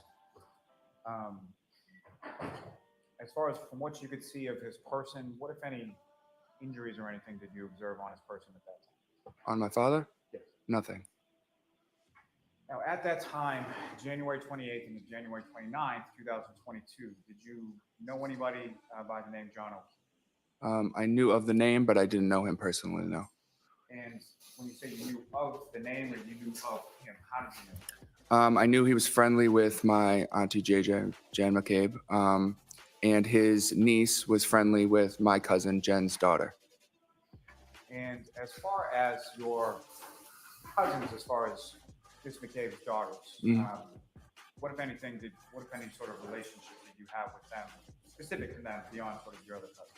Oh yeah. So for a while, I think when I was in college or maybe the end of high school, I would help out because there was 4 girls, so they always had like multiple sports going on and stuff. So I would drive them to and from practices or be there after school if JJ had to be somewhere. So I spent a good amount of time with them and basically babysitting, but more just driving around and stuff like that. And through them, is that how you came to know Mr. O'Keefe's niece, Kaylee? Yes. And you gave her rides to places as well? Yeah, occasionally when she would come back to the house after school, I'd drive her to CCD or whatever. And had you ever met, to your recollection, John O'Keefe or anybody by the name of Karen Reed prior to January 28th? John O'Keefe, no. I mean, he could have came into the house once when I was there at my aunt JJ's house. And we could have said hi, but I don't remember formally meeting him. And I never met Karen Reed either.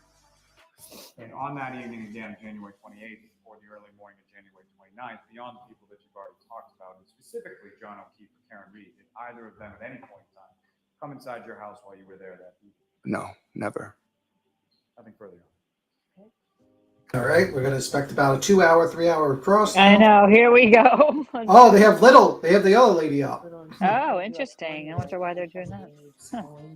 Yeah, we do. I don't know if I'm going to be the best speller, but I'll try. We're going to hold that against you. Why did you spell this way when last year or 2 years ago you spelled that way? Shows you're a liar. All right. I think that's good. The first one's correct. You're welcome. All right, thank you, Ms. Little. Thank you, Thank you, Your Honor. Mr. Albert, the first time you ever spoke with anyone from the Massachusetts State Police Was the Police first time. Department or the Norfolk County District Attorney's Office was on July 6th, 2023, correct? Yes, I believe so. That's a full 18 months after Mr. O'Keefe's death, correct? Yes. Who was present for that interview? I spoke with 2 troopers, I believe, and my lawyer. Trooper Proctor was there? Yes. And this interview actually took place at your family's defense attorney's office, correct? Objection, Your Honor. The objection system. Yeah, lady, This stop interview being took place sneaky. at your attorney's office, correct? Yes. Your sister Caitlin Albert was also present, correct? She was there for I some time, sneak in. but she wasn't when I was interviewing. She wasn't in the room with me. No. And that was also the first time they had spoken with your sister as well about these events, correct? Objection.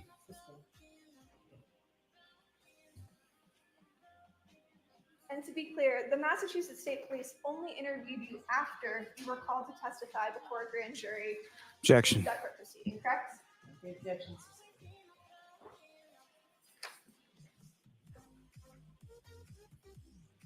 She's not as good as it as Jackson, I want you to know. direct your attention to No. your testimony regarding your cousin. It's worse than loudly. You According to- testified today that Colin Albert called you to come to the house, correct? I believe so. He did. Yeah. Do you recall some prior testimony in which you said that you all had exchanged Snapchats about what you were doing that night in the house? No, I don't believe I said that. I said for him to know that I was at the house, he could have seen a Snapchat that I had sent, but he didn't ask me on Snapchat if he can come over. I said more of that he had could have seen a Snapchat saying that we were at my house. That's how he knew, because I didn't know how he knew that we were there. You and your cousins frequently communicate on Snapchat, correct? Occasionally here and there. She You can't actually ask have a cousin questions. group chat on Snapchat, don't you? Yeah, we do. An Albert Don't cousin you? group chat. Who else is on that Snapchat? There's all my cousins, a lot of us, a good amount of my cousins. Would that include you, Yep. Colin Albert, Yep. Allie McCabe? No, she's not an Albert. Do you have a group chat in which Allie McCabe is a member? I believe we have a cousins on my mom's side group chat, yes. But she wouldn't be in that group chat with Colin, no. Understood. And do you still have any of the messages you exchanged with your cousin on January 28th? I don't know, can you rephrase the question? Do you have any of those Snapchat messages or other messages that you exchanged with your cousin Colin Albert on January 28th? No, I'm not even sure if there was any messages. Not to my knowledge, I don't know.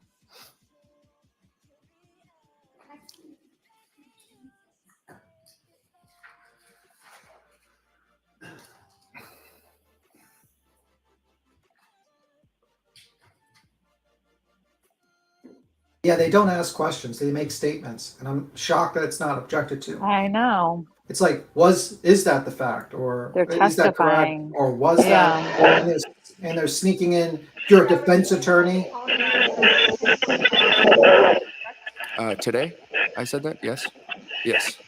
Who else was in the house when the clock struck sort of midnight as it became? What the fuck is that noise? Hit my That wasn't birthday. me. That wasn't me this time. I know I Wasn't me. muted you real quick and I didn't hear it. I Wasn't still heard it. me. I'm sorry. No, it wasn't. You guys were all muted, so I don't know what the hell it was. Maybe it was on their side. On the Could have alarm. been, yeah. It probably was. Okay. Oh, it was, It was cheese. just Colin, Julie, Nagel, and Sarah Levinson.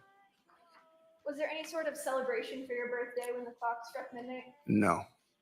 What were you guys doing? We were just sitting there. Probably happy birthdays were exchanged, but it was nothing crazy. I'm not a big birthday person like that. And where in the house were you guys at that point? In the dining room area. You testified that your parents and Brian Higgins arrived shortly after midnight with your sister, correct? Yeah, I believe I said around 12:05, 12:10 in that area. Describe what happened when they came into the house that night. They all just walked in the door. And at that point, my cousin Colin was standing up to leave. They passed each other, said hi, and that was it. Mr. Albert, you never actually observed Colin leave in a vehicle from 34 Fairview, correct? No, I didn't see with my eyes, no.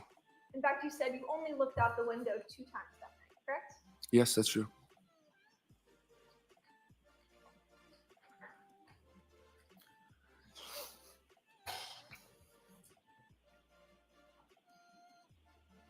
This is painful.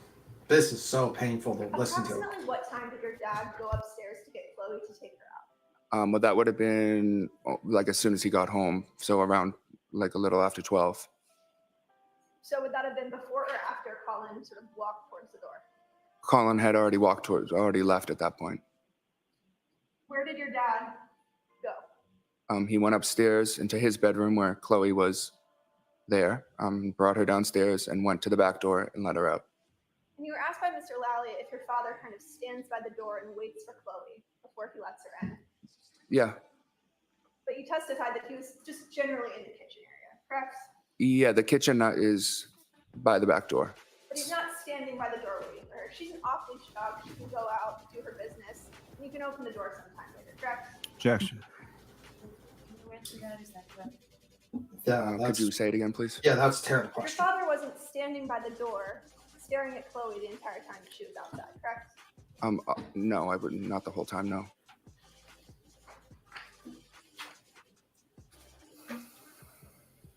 You testified earlier that Julie Nagel went outside to speak with her brother to indicate that she no longer needed a ride. Do you recall that testimony? I'm not sure if I said that exactly, but yeah. Can you describe sort of what you saw the first time you looked out the window? I just saw a little in front of the driveway a little bit. I saw a truck. I saw my friend Julie at the passenger door. I suppose talking to the people in the truck. And a little ways up, I saw another dark SUV that I wasn't aware of. And so you agree that there was nothing obstructing the view between the truck and the dark SUV, correct? Well, not from my vantage point, no. And the second time you looked out the window, the only difference you saw was that Ms. Reed's vehicle had pulled up, correct? Well, I didn't know it was Miss Reed's vehicle, but the car that was there had moved up, yes. And the truck was no longer there, correct? The second time I looked out the window, that I'm not sure of. Would it refresh your recollection to take a look at your testimony Sure. from July 6, 2020, or sorry, May 18, 2023?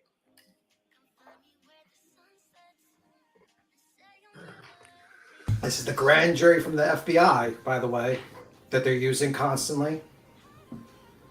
So they're not using the original grand jury minutes, that they did in like 2022.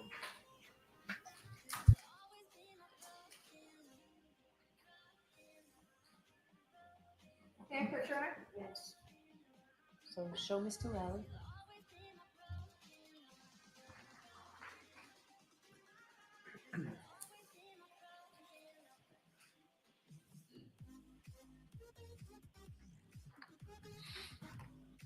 You can just look at this. Okay. And you can look up when your recollection is refreshed. Okay, yep. Does that refresh your recollection as to what you testified to Sure, yes. on May 18th, 2023? Yes. Isn't it true that you said that the second time you looked out, you saw that there was a black SUV that had pulled forward, Yes. but the truck was no longer there? Sure, it seems like I said that then, yes. You also testified earlier that you saw tire tracks in the snow, correct? Yep. Where were those tracks? Just along the side towards the driveway along this way, going up towards the flagpole. And you viewed those tracks kind of leading up towards the flagpole, correct? Yes. So you'd agree that the visibility and lighting in front of the house was good enough that you were able to see tire tracks in the snow, correct? Sure. But you did not see a 220-pound man lying in the snow in your front yard, did you? Objection. Is that something that you saw, sir? No, I didn't see that. These are so many Who statements was this in the lady's making. house the second time that you looked out the window? It would have been my mom, my dad, Brian Higgins, my sister, Julie, Sarah, Uncle Matt. Albert, you testified on May 18th, 2023 in another grand jury, and you said, quote, "I'm not sure if Brian Higgins was still there. I know he left at some point." Do you recall that testimony? I mean, I know he left my house at some point. I just don't know exactly when it was. You were asked specifically at the time that you looked out the window who was there, and you said, "I'm not sure if Brian Higgins was there." Yeah. Isn't that correct? Okay, if I said that, yes, because I was not sure. I'm still not sure that if he was there or not. So you're not sure whether Brian Higgins was there when you looked out the window, correct? No, I'm not sure. You have no independent recollection as you sit here today where Mr. Higgins was when you looked out the window, correct? Do you? No. Do you have an independent recollection?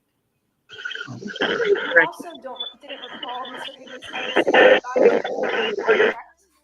I believe that's true. Yeah. Heels again. In fact, you actually testified before another grand jury on May 18th, 2023, that at some point Mr. Higgins just wasn't there anymore. I must have gone to the bathroom or something. I came back and I said, "Where did Higgins go?" And he Did you was. say? He said he left. Did you say heels Sure, again? yes. Yeah, I don't know if that's cheesy or what. We're getting some kind of interference. I think. Objection, Your Honor. Yes, and she followed this case. You know what I mean? She loved fucking following this. So I mean, but like I said, it like it'll damn near put me to sleep. Yeah, I think that generally there's some people that like the trial and listening to it, especially if you followed this like 7-8 months ago. Right. Longer, like hearing all the misinformation being proven, like that it was wrong and everything like that. And it's very interesting. But if you're like looking at this firsthand, you're like, "Oh, what the fuck? Why are they talking about a dog? Why are they talking about donuts? What the fuck are they talking about?" And you're sitting here and you're just wondering what the hell's going on with this lady. And this lady's terrible with her questions. I get so annoyed when these people ask questions. It's like, do you have a recollection? Not, they just don't ask questions properly. And she says, "Correct." No, ma'am. Because you add a correct to it does not make it automatically a good question. Okay? Also, like saying like that whole, it's just like sneaking in little things. Is she like a first-year law student or something? I don't know, man. She doesn't know how to ask questions like properly. She would be objected to oblivion if this was civil side. I don't know why it's not being objected to right now. Is there something wrong with my sound? It's bad. It's not good, cheesy. What if the recollection do you have? Like, it's like, do you have a recollection? Is that correct? Was that? These are things that you ask a question with. But it's like, bro, I mean, it's just, this is falling flat as a cross-examination, like completely flat. I'm pretty sure, like, if Cheesy finds Lolly, whatever, the Commonwealth's attorney boring, this is probably like fucking, you're about to go into a fucking coma. This woman's horrible. She can't ask questions. She tries to sneak in little things like your defense attorney. Well, ma'am, Karen Reed had a defense attorney the day of, like when she was in the hospital, when she claimed that she was going to unalive herself. Is she guilty because she has a defense attorney right away? Right. We all know that she had a defense attorney that she called up right after her dad told her dad that she was going to unalive herself. She immediately called up, got an attorney, or her dad got her attorney, Mr. Yannetti. Okay, so we all know that. I'm sure some do just because of like the witness intimidation stuff, right? Don't you think maybe they would like all this stuff going on? I don't know. All right, see you, Zen. I would think so too. And it's like, if you're being investigated by it's like the whole story's not being told. The reason why they probably had attorneys was because the FBI probe. Okay, guys? That's what happened. So originally there was no like probably any attorneys involved. But when you have TurtleBoy harassing you, you have the FBI probing you, doing a re-grand jury questioning of you. That's what she's reading. She's reading the 2023 testimony, which was done by the FBI. So it's like, yeah, your statements are going to change from 2022 to 2023 if it's been almost a year or more. Facts. Simple as that. And it's very sneaky how she sneaks in defense attorney, very sneaky. All this stuff is bullshit, man. And this is what my problem is with a lot of like law tubers and a lot of people that haven't covered this case. They wouldn't know that if they never heard about that or they never heard, like, you know what I mean? So they can't explain that. They only hear a 2023 grand jury. That, whoa, there was another grand jury? What was that for? Well, if you did any motherfucking research, you would know what that was. I think that's a big problem with that because like a lot of them like Emily D. Baker and even Lawyer No like aren't following the TurtleBoy, so they don't get that these people have all been like intimidated and like harassed by him as part of this grand conspiracy. So it's part you kind of have to know that to kind of like look at this with a certain kind of level of like, I don't know. Right? I don't know, to make it make sense. It's part of it that you can't deny. And it seems like a lot of them just don't have any idea. That's like a big problem with it. It's like they are really kind of looking to see if these like people are part, like they don't know. They think that do they really think they're part of like some grand conspiracy? It's just crazy to me. This conspiracy theory.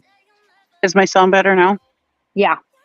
Okay. Yes, Stitching. The FBI have said there was nothing to be found, but they're nitpicking it and using it as a weapon instead of saying, well, they were looked at it by the FBI and they were cleared. But anyway, you go, Cheesy. Sorry.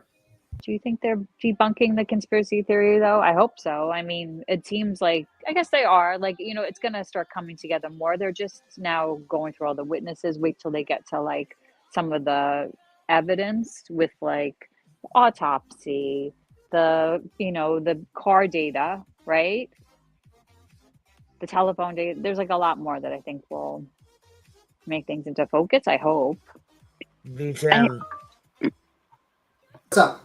This is cutting out really bad on me. Will you pop it on yours? Sure, give me one moment.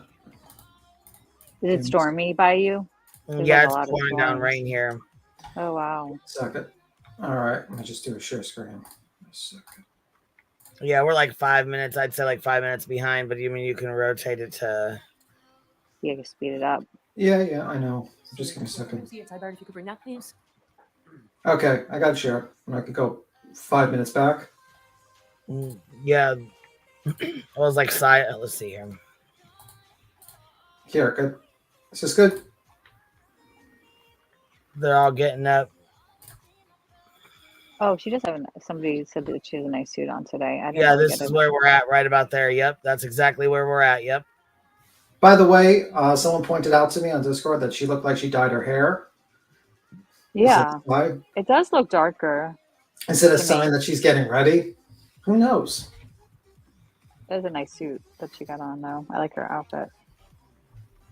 I'm just going to fast forward this vote. Yeah. Isn't it true that you weren't quite so sure about that when you tested Oh on my May 18th, 2023?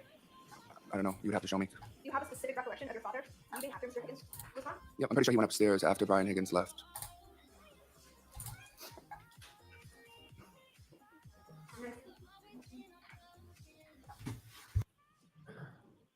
Got a shadow root? Was that like a reverse of a... Mr. Albert, I'd like to show you. May I approach your end?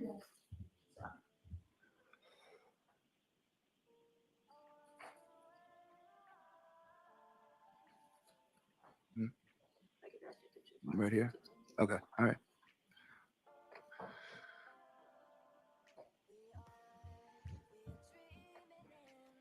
Mm-hmm.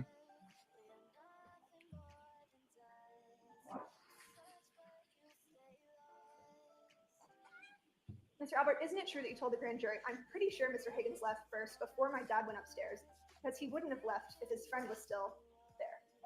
Yes, I just said that here as well. I mean, you don't have any specific recollection as you sit here today where your father was or where Mr. Higgins was when you looked out the window that night. No, correct? no, that's not true. I know that my father was in the room with us. I'm saying I don't know when Brian Higgins left the house. And when Brian Higgins left the house, then my father went upstairs into his bedroom. But what you actually said was, quote, I'm pretty sure Mr. Higgins left first before my dad went upstairs because he wouldn't have left if his friend was still there, correct? I see what you're saying. Yes, but I still say that my dad wouldn't have went upstairs until Brian Higgins left the house. Right, and that's based on an assumption, correct? Sure. Yeah. Because you weren't interviewed about this case until 18 months later, correct? Yeah. You did not personally observe your father go upstairs, correct? No, I did. I watched him go up the stairs. I was in the kitchen. You can see the stairs right there. Your testimony is you can see individuals walk upstairs in your house? Depending on, Kitchen? yes, the dining room, from the dining room I meant. There's actually a wall that kind of blocks the dining room, the stairs. Not if you're sitting at the 2 chairs with your back to the windows. If I was sitting in the long chair right here, the stairs would be right here. I could easily see. It's through the doorway. But as you sit here today, you don't know what time that happened, correct? No, I don't know the time. No.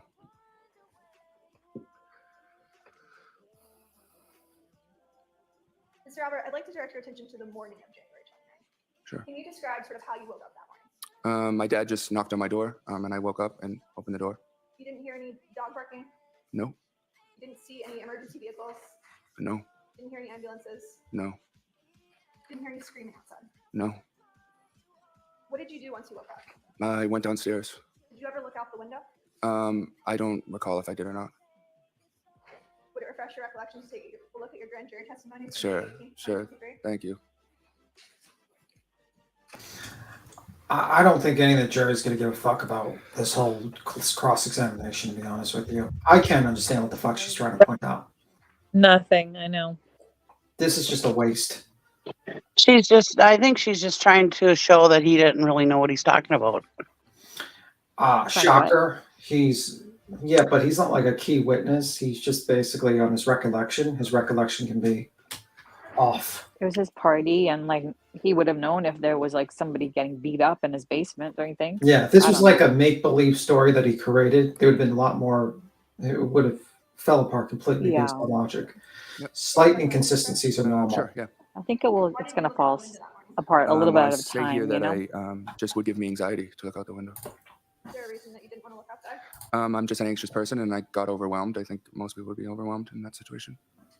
Did you say that this was kind of a new thing for you, for cops and police to be at the house? Yeah, that's never happened before. I've never had cops at or in my house. And it made you overwhelmed, correct? Yeah, I get overwhelmed easy, so. Mr. Albert, how many times did you discuss this case with members of your family before you spoke to the Massachusetts State Police on May 18th, 2020? I don't have an answer for that. I don't know how many times. Hundreds? We talk about it pretty decent. I mean, considering, yeah. What members of your family have you discussed this case with? My parents, my sister. This line of questioning. Occasionally my aunt, Oh, JJ, and God. Matt. You said that hundreds of conversations. Well, I guess you can. I mean, you'd have to split it up and quantify what conversations were about the actual case and what conversations have been the harassment we faced since then. Oh shit. Conversations took place with you and members of your family prior to your interview with the Massachusetts State Police, correct? And no, Oh, she's opening the door. Speak with them about this case not. since your interview. I don't know what you mean by this case. This case meaning the actual case at hand, or just the case about the harassment we faced. Oh. What happened on January 28th and January 26th? Yeah, but there's really nothing to talk about those specifics. No, because we had nothing to say about that. We weren't part of it. Mr. Albert, you looked out the window multiple times on January 29th, correct? Twice, I think I said. See, she fucked up. I told you. Twice, a couple. No. The harassment we faced. Yelling for the screech of brakes in the front yard. No. You never saw a 220-pound man in dark clothes in the white snow on your front lawn. No. But you did see those tire tracks. I did. No further questions. She fucked up. No redirect, Your Honor. No redirect. No redirect. No. Why would there be redirect? Yeah, good. I mean- There's nothing to redirect. I mean, I probably would. I mean, if I was an asshole, I'd stick it like, what type of harassment have you Almost faced? call Miss Caitlin Albert to the stand. Caitlin Albert. Caitlin. Okay, thank God. But like now they know about the harassment, and they're going to sit there like, what harassment? What harassment? What are you talking about? Is this How why close they do were? you think they are to Jen McCabe? They're You think getting they're there. getting there. Not They're today. getting there. Not today. Maybe tomorrow. Yeah, or Wednesday.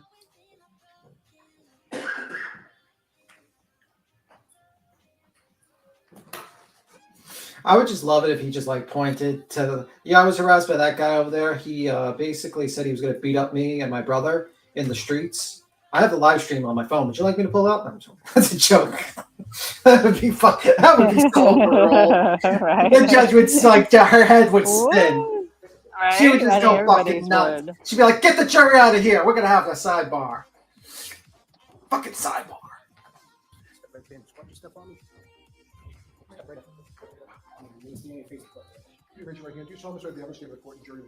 Yeah, that's why she stopped immediately. You notice that? She stopped that line of questioning because she realized that he might have been talking about the TurtleBoy harassment, and it would have brought in a lot of problems.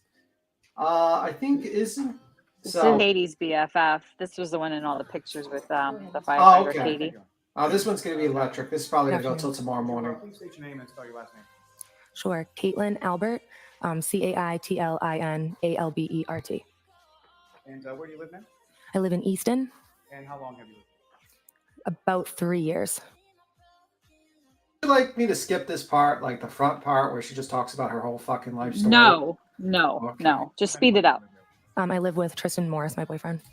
And you and Mr. Morris, about how long have you been together? Almost 8 years.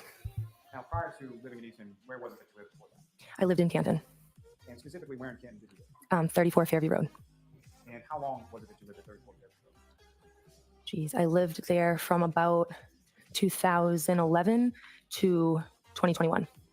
And that was a family home, is that right? Yes. And who did you live at 34 Fairview Road? My mom, my dad, and my 4 siblings. And your mom's name is Cole, is that right? Yes. And your dad or your father's name is Brian Albert? Yes. And how many siblings do you have? I'm sorry? I have 4. Are you the oldest? I am. And do you work? I do. What do you do for? I work for the Massachusetts Attorney General's office in the Medicaid Fraud Division. And how long have you been doing it? Almost 3 years, I think. In September, it'll be 3 years. Now, if I could excuse me, turn your attention to January 28th, 2022 to January 29th, 2022. Do you recall that time frame? I do.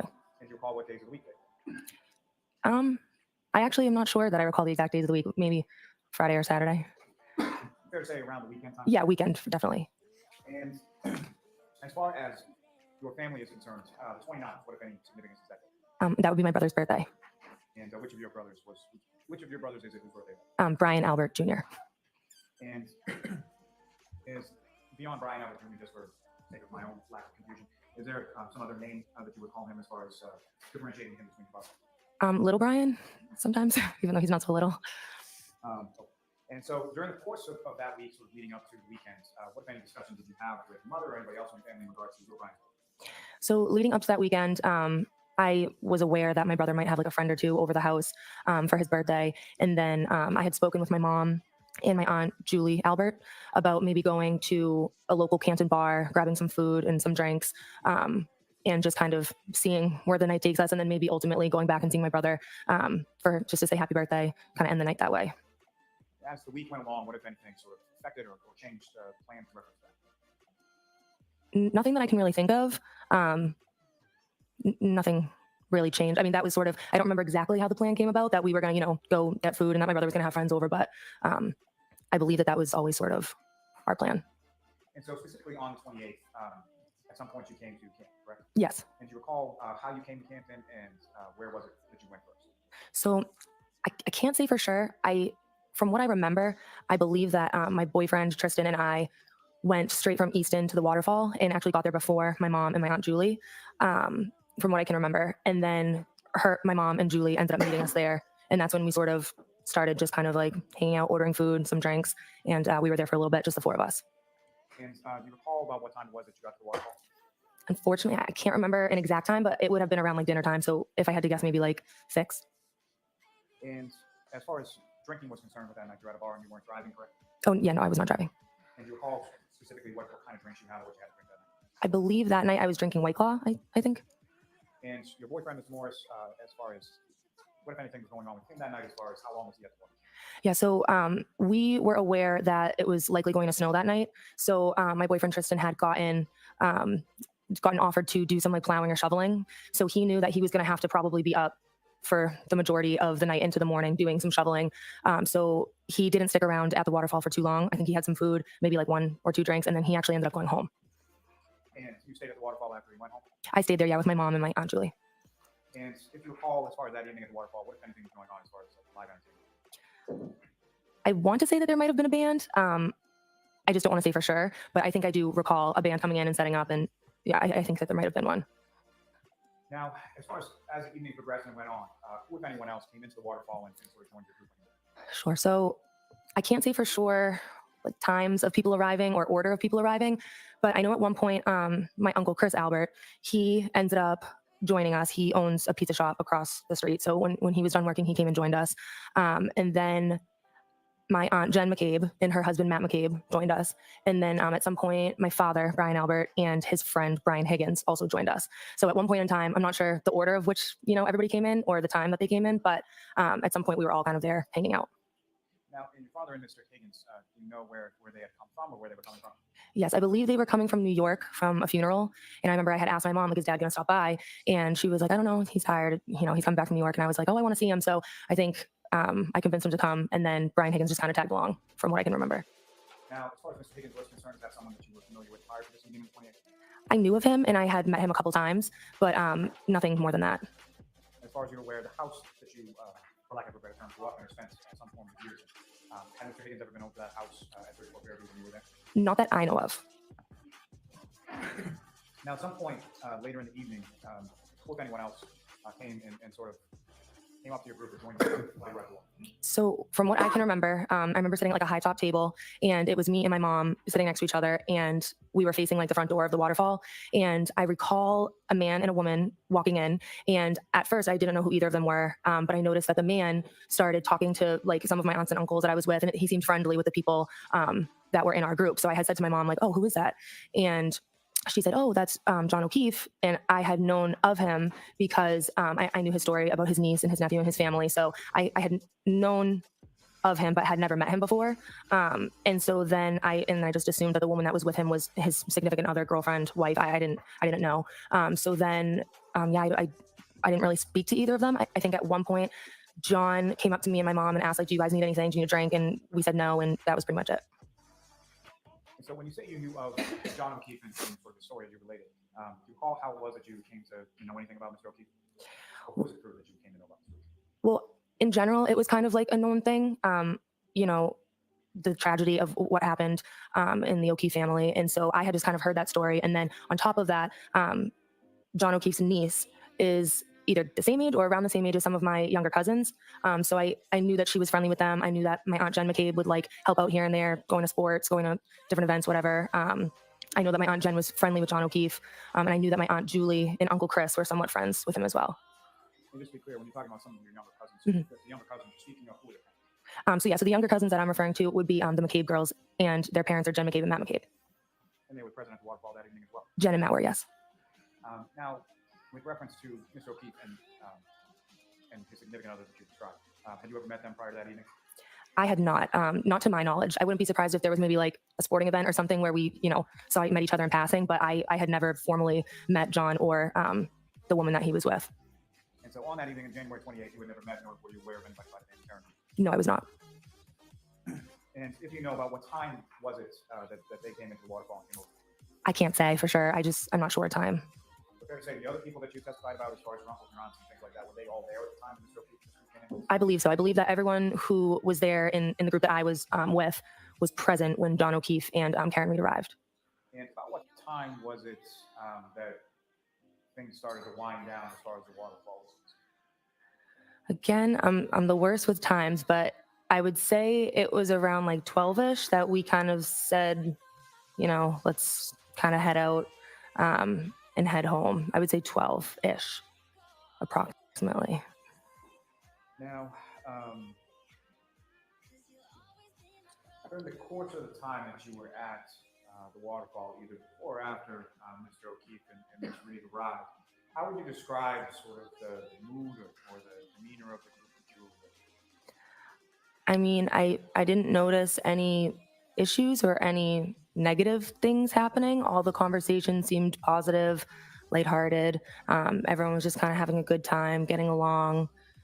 I didn't notice anything out of the ordinary, really.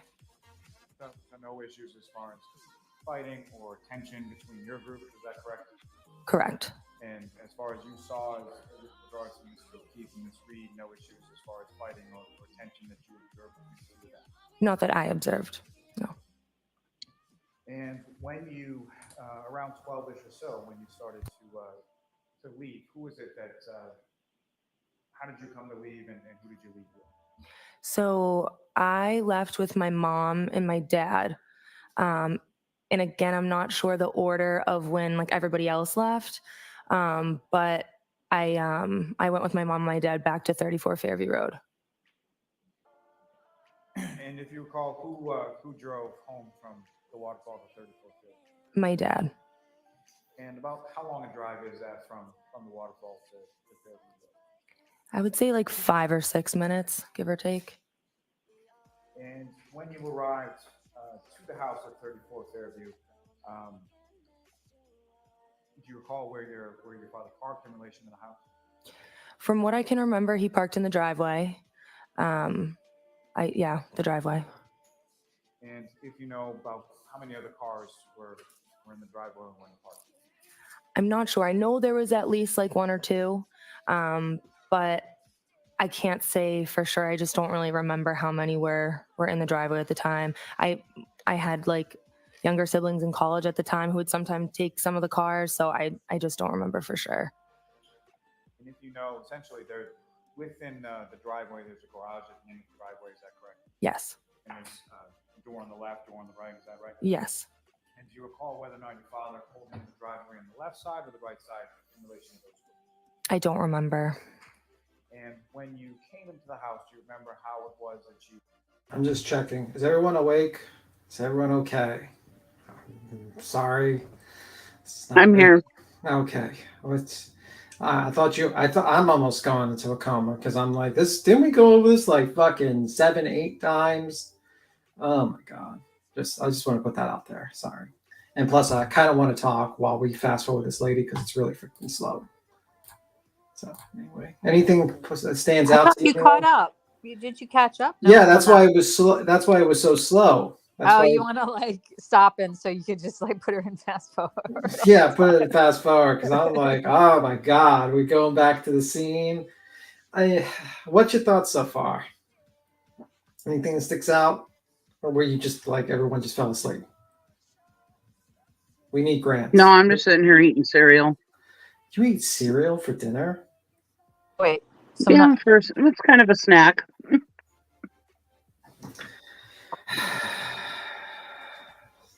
Disappointed. We're gonna have to have a talk later, Cheesy, about your eating dinner routine. Just a snack to tide me over till supper time. Mm-hmm.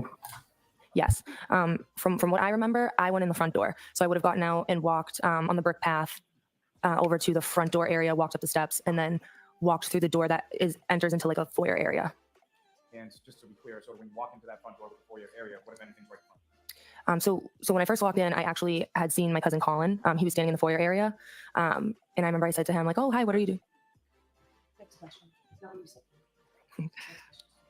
Taking you back to sort of when you're exiting the waterfall and when you're exiting your parents' vehicle and walking into the house, what, if anything, did you observe as far as the weather at that time? I remember at that point, snow was definitely coming down. And I could tell that it was like progressively getting worse. So you walk into the home in the front foyer area, that's where you went into your cousin Colin? Yes. How is Colin related to you as far as, how is he your cousin? So Colin is Julie Albert and Chris Albert's son. So he's my first cousin. And when you walk in, you sort of bump into him. Where was it that he was? He told me that he was headed. Where was he? To my knowledge, he was going home. Next question.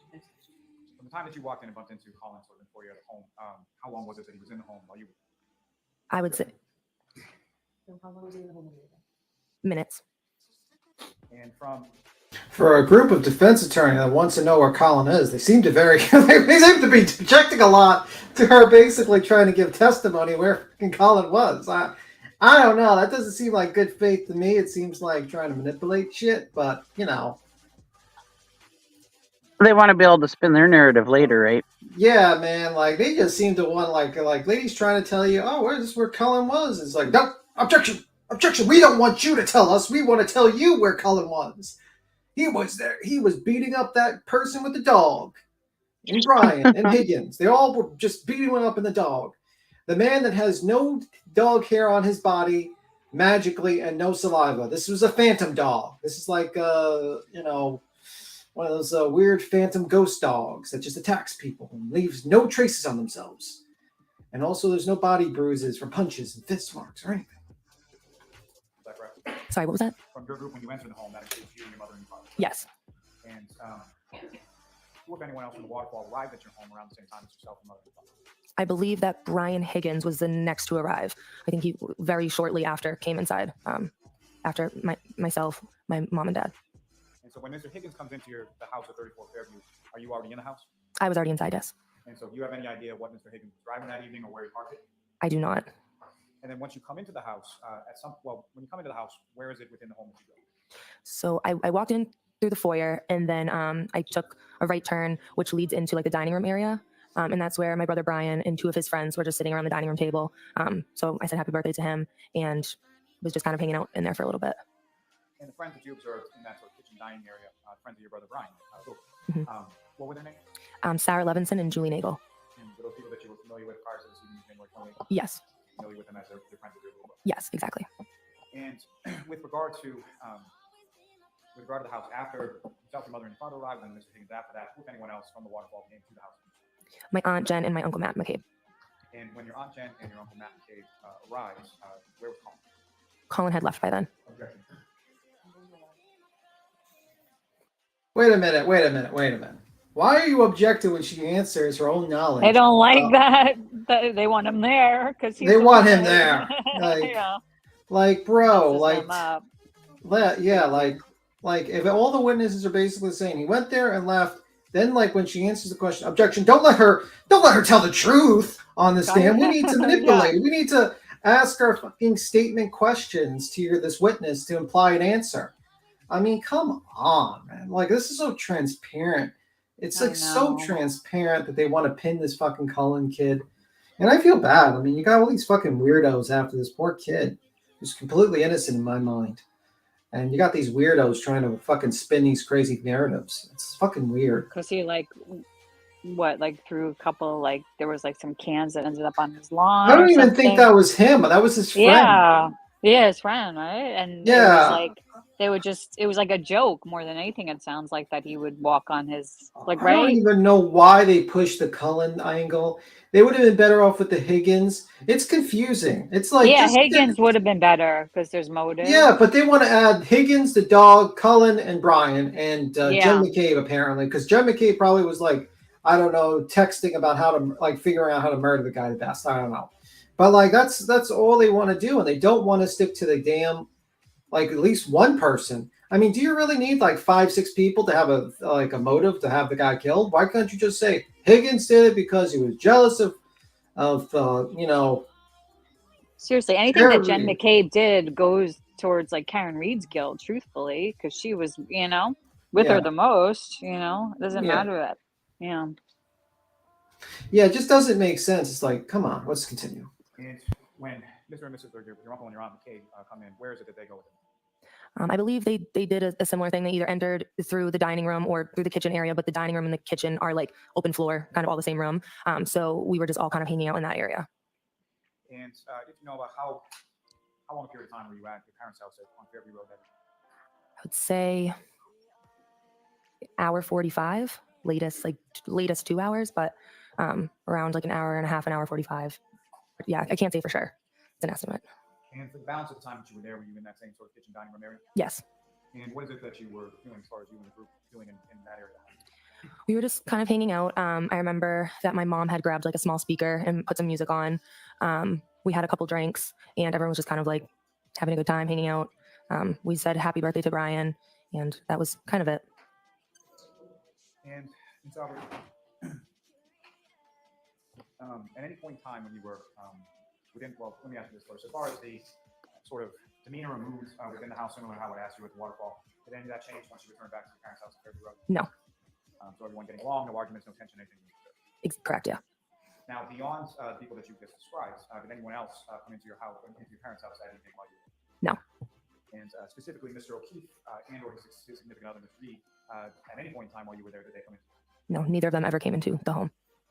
Now, with regard to the people that you were describing before, at any point in time, did the people in the kitchen dining room area, any of them leave that area of the house? I think when my mom, my dad, and I first got there, I believe my dad went upstairs to grab the dog to let her out.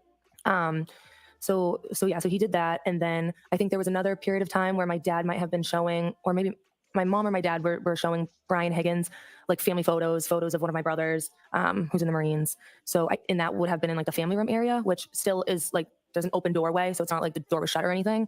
But other than that, we all kind of stayed within that dining room kitchen vicinity. Now, with reference to the dog, that was a family dog, is that right? Yes. And your family had the dog when you still lived on Fairview Road with your parents? Yes. And what was the dog's name? Chloe.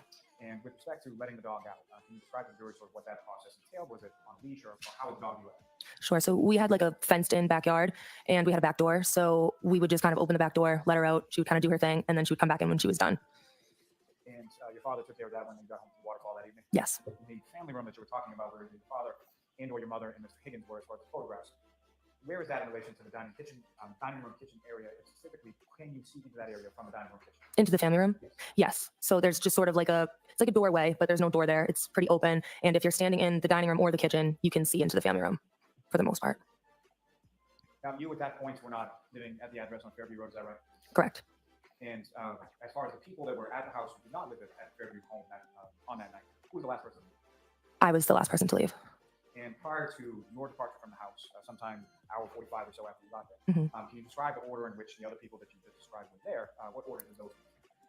I don't remember the order in which everybody left, but I do remember that Sarah Levinson, Julie Nagel, my aunt Jen, and my uncle Matt, they all left in one car, and then Brian Higgins left.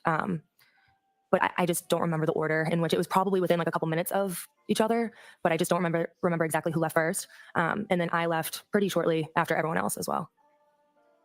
Now, during the time that you were hanging out in that dining room kitchen area of home, at any point in time was your attention drawn to the outside of the house? Did you hear anything, see anything outside the house? I did not. And with respect to the front area of the house, at any point in time, was there any discussion that you recall about anything going on there? I don't recall a discussion going on about anything happening out front, except for at one point, Let me hear her answer first. Except for what? At one point, I remember that Julie Nagel's brother was supposed to pick her up. So I knew that there was some communication where she told him, "Never mind, you don't need to pick me up. You can go home. I'm going to go home with Jen and Matt." Now, with respect to your aunt. Holy fuck, this guy's on top of everything. I'm going to make a prediction of the bullshit questions that are going to be asked to this lady. We're going to probably spend tomorrow half the fucking day on her relationship with the EMT person. Yeah, with Katie, the EMT. Yeah, and like, what does it even matter when you think about it? It doesn't he's make going to any show difference. he's going to show the photos. We're going to spend a half a day on that. And then they're going to stand and be like, "Are you sure that Brian Albert was standing by the door, or was he like just holding the door and the dog could just run past him and gnaw on a random person because he's a flesh-eating Or was he dog? watching the dog, or was he watching attacking the somebody outside? Yeah. Ellie, it's God. definitely going to matter the relationship between her and the EMT because But why? they want to. Because the EMT said that she heard her say that she hit him, and So did and five she's other the one people. that turned it on, or she's the one that said that the cop was right next to her when she said it. So they want to make her to be good buddies because she said she wasn't good buddies with this girl, and they want to prove that she was. I know, so that but she like, could what be does it even hiding it matter? Yeah, or that would sticking up for matter. her. Yeah. That would Yeah. matter if the person, like the defendant, didn't state on national TV that she said that, but with Right. it did. I mean, Yeah. that would be like good questioning. I would agree with you. If the defendant didn't go on Nightline and say, Say it "Did I hit herself. him?" and say it out of her own And then mouth. her dad But even said possibly the it. Yeah. jury didn't see that. I didn't see it. It will be shown. It's going to be shown, though. Yeah, for Oh. It sure. will be shown. Yeah. It's going to be shown. And Yeah, that's the for problem. sure. We're The whole wasting all this interview. time on like the relationship with the EMT worker, and could the EMT worker lie? No, I don't think the EMT worker lied. But I do believe that probably, this is my guess, and this is just my guess, she was harassed for the past 2 years with a crazy ass conspiracy about her connections to all these people. And I believe, in my opinion, that she probably minimized her relationship or minimized the amount of times he met this person or probably just forgot. But I don't believe she purposely was trying to hide something where like no one knew it. I just think like the harassment campaign had something to do with that situation. And unfortunately, the jury is not going to hear the whole story about how these people were harassed and fucked with for about 2 years. That might have made her get nervous and change her testimony a little bit here and there. Do I think she's best friends with them? No. Do I think she met them at like group parties and group events once in a while, like years ago? Yes. Do I think It's that's a small perjury? town. Yeah. Do I It's think like a that's small town. Yeah. It's Do not I think perjury. that's perjury? No. Do I think that's minimizing your relationship with a person? Yes. Yes. No, I'm not agree saying with I you. agree with, and I was just explaining why it matters. Yeah. No, Yeah, I understand. but if every EMT basically says the same thing, an officer says the same thing, and the defendant basically says the only difference between all these EMTs and all these people was that I said, did I hit them with a did? Then there's no point. You can easily just make a point of it was windy, you're trying to tend to this person, you probably didn't hear my client clearly, boom, you're done. I mean, but the problem is it sounds bad either way, because did I hit him is almost as bad as an admission of guilt, which is I hit him. Because Okay? it creates a possibility that you did. If you're Yes. questioning it and you were drunk, Mhm. I mean, Like imagine if I said did I drink a Coke Zero? Why would I say that randomly? Maybe because I drank a Coke Zero. That could be it. You know what I mean? You That's would an never example. drink a Coke Zero, though. Yeah, but I'm just giving an example. I know. I'm just kidding. I'm just kidding. What, if anything, do you recall her doing with? Do you recall her having a cell phone that night? I do. And what, if anything, do you recall her doing with respect to that cell phone? I remember at one point we were standing in the kitchen and I had noticed she was on the phone. And I remember she said something to the effect of like, oh, Not what she said. okay. So next question. At some point, did you see her talking on the phone? I did. And at some point, did you see her appear to be texting on the phone? I'm not sure about texting. I definitely saw her speaking with somebody on the phone though. And at some point, where did she put her phone in relation to where you guys were in the kitchen then? I'm not sure. Recall any sort of charger or anything like that in that area of the home? I don't.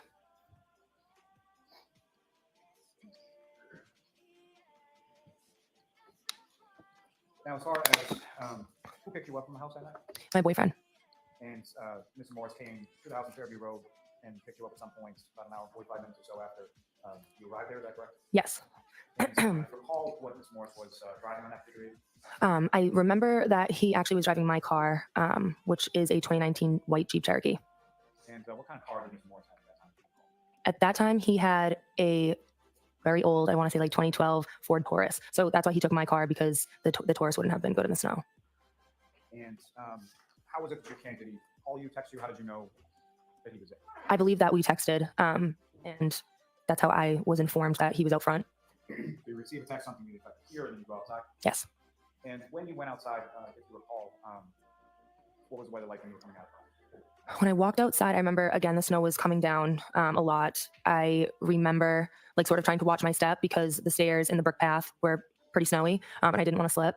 So as far as weather, I remember it was actively snowing and I was trying not to slip. And that's pretty much what I can remember. And do you recall where it was that your boyfriend Mr. Morris parked the car in relation to the house when you arrived? I believe he parked in the driveway. So you would have come down the steps, down the walkway to the driveway area, correct? Yes. And who drove from Fairview Road to back home that evening? Tristan did. Now, if you recall, when Mr. Morris, I'm assuming, backs out of the driveway, is that correct? Mhm. When he backs out of the driveway, where does the vehicle go in relation to? We went up Fairview Road, so towards the flagpole in our yard. And so towards the flagpole with the passenger side facing the house, is that right? Yes. And if you recall, as Mr. Morris is driving away from the home, what, if anything, with respect to the weather, did he have to employ within the car? I remember the windshield wipers were on, and I remember he was driving very cautiously 10 and 2. And I remember thinking to myself, oh, the snow is coming down pretty hard. And as you drove past the house, were you looking outside or looking at the house or the front lawn area at home? I was not. Once I got inside the car, I was mainly, my attention was on him, and we were having a conversation, so I hadn't been looking out the passenger window towards my house at really any point. So you had to turn towards your boyfriend driving the car to the left of you as he's driving away. Yes. I have one moment. Yes.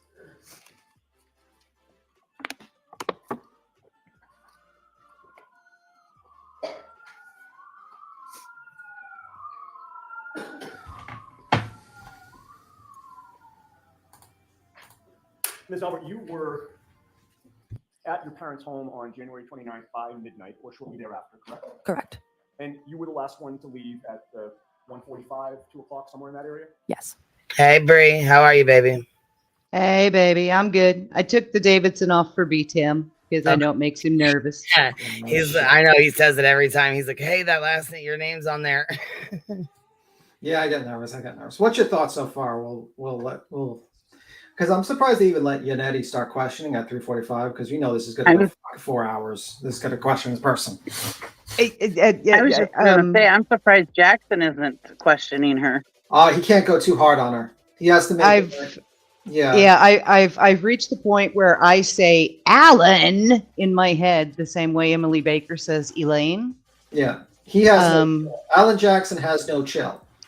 Yeah, I think his questioning in particular this morning was a giant, massive fail. I think the jury is completely on Brian Albert's side now. I think Kevin said it best. Alan Jackson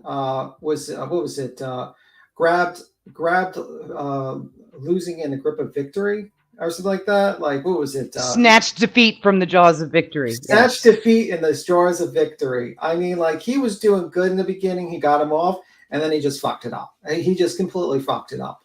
And, like, a lot of the things I feel like have been answered. A lot of the questions, especially with the phone, basically with the hearing. Which I knew. I said this before, that there was a hearing, and they were denied that hearing, and then they got new upgrades for their phones. I mean, a lot of things, if you actually look at it, is the defense smoke and mirrors, where they're like, they want you to believe that basically they murdered a guy in the ground, right? They have a pool of blood in the basement floor, and they wait 6 months to remove the floor while a police investigation is going on. Then they want you to believe that instead of getting rid of the dog, unaliving the dog, right? Maybe burning. Which you lied about in an opening statement. Yeah, and then burning the dog. And he did lie about the opening statement. He had no clue where the dog was, but he was told. They told the FBI he's in Vermont or some shit. Everyone knows where the dog is. Like Kate from Tro Mafia knows where the dog is. Everyone knows where the dog is. These people could have sent a defense team back to test this dog, get a subpoena. The FBI could have done it. They didn't. You know why? Because they rather have that question out there for reasonable doubt than a confirmation. These people are not out for the truth, not out to do anything. Yeah, and I know it was several hours ago, but everyone who has ever owned an iPhone knows for a fact that Alan Jackson lied about how iPhones operate. You can dial an iPhone from the notification screen. Yes, I've done it multiple times accidentally. It's not hard to do that. And the 20-second phone call is Brian Higgins called him connected to his voicemail. That is a voicemail running, period. Yeah. He didn't even have to leave one. That's just the message running. I mean, like, in the end of the day, I think Alan Jackson fell flat. I think he had him on the ropes a little bit, basically. But that's, people are like, oh my God, he changed his testimony. It's like, no, he probably misremembered, because that happens to every single fucking witness. That happens to every single witness, especially if you're flustering them in the beginning, you're just going hard at them. It's a tactic that all lawyers know to do. And that's why usually, like, depositions that gets objected to as argumentative, they tell them, hey, calm the fuck down. This is not the time to do that. But the guy was completely unprofessional, argumentative. And as Alan is badgering him, did you see what Brian Albert was doing? He was looking at the jury, and you could tell from his face that he was connecting with them. The jury was listening to Brian Albert. Yeah. They were not connecting with Alan Jackson. And the lies, the flat out lies that, he's describing the events in the bar that we've seen the video of, which is shadow, but like basically playing around the bar, play fighting as some sort of MMA match, like your knee to his elbow or something like the description of it was just fucking full of shit. Alan Jackson is a liar and a fucking piece of shit. And Ms. Little, kind of threw the door to TurtleBoy wide open. Yeah, like remember I said this before, you got to be careful. Because I said that when you ask questions about how many times you talk to people, and if you were talking about this event, you're probably going to open up the door, because that is part of what they're probably talking about. They probably talked about those 60-something calls about TurtleBoy. Probably about all those things. You know what I mean? We don't know what was all in those calls. It could have been all because of TurtleBoy's harassment. We don't know the actual facts, because this guy, this idiot over here, this moron, this fucking Oompa Loompa motherfucker over here, decided it was a great idea to interfere with a police investigation in the behest of the defense who sent him fucking things secretly, grand jury minutes, and possibly autopsy photos and other things that he does. Because let's be real, everything this motherfucker's been saying for the past 2 years is being parroted by the defense. So tell me that's not like them working together. They have lunch. It's in the fucking documents. They've had these communications in between. It's got to be coming out. And that's probably why this guy, the father, is not testifying, because he knows he probably did something wrong. And it's not going to be looking good for him. And that's Your probably cursor not going to work. is very animated today. Yes, circling and people.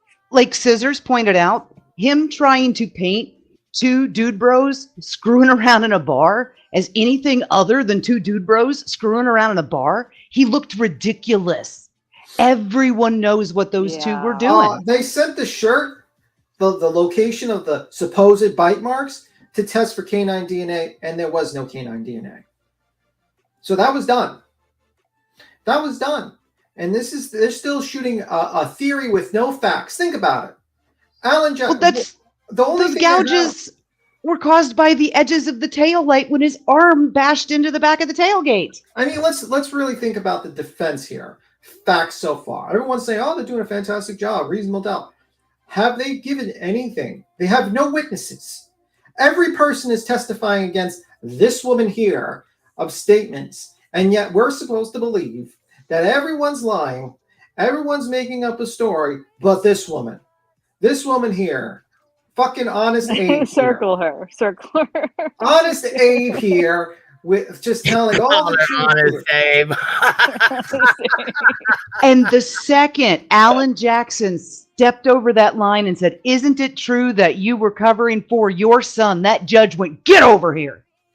Get over here." This is the Oompa Loompa. This is TurtleBoy, the Oompa Loompa. Why is he there right now? This is earlier. What is this from? This is from today. This is from today. It's happening today. So he's allowed for this one.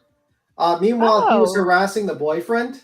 Oh, I didn't know she was on. I thought that she was on the list. Oh, I didn't realize. He freaking jumped right in for. Oh, that's why he waited online. I get it. Let's be Yeah, real. he's not charged with harassing her, just her boyfriend, so he can technically be in for this. Yeah. Got I mean, let's be real. What the fuck's that computers being used for? I mean, I don't know. I wouldn't let this guy in with a computer, Look like he's doing some kind of journalistic work, because it doesn't look like it's on. This guy's like white light on the apple's on. His isn't. It's probably not even on.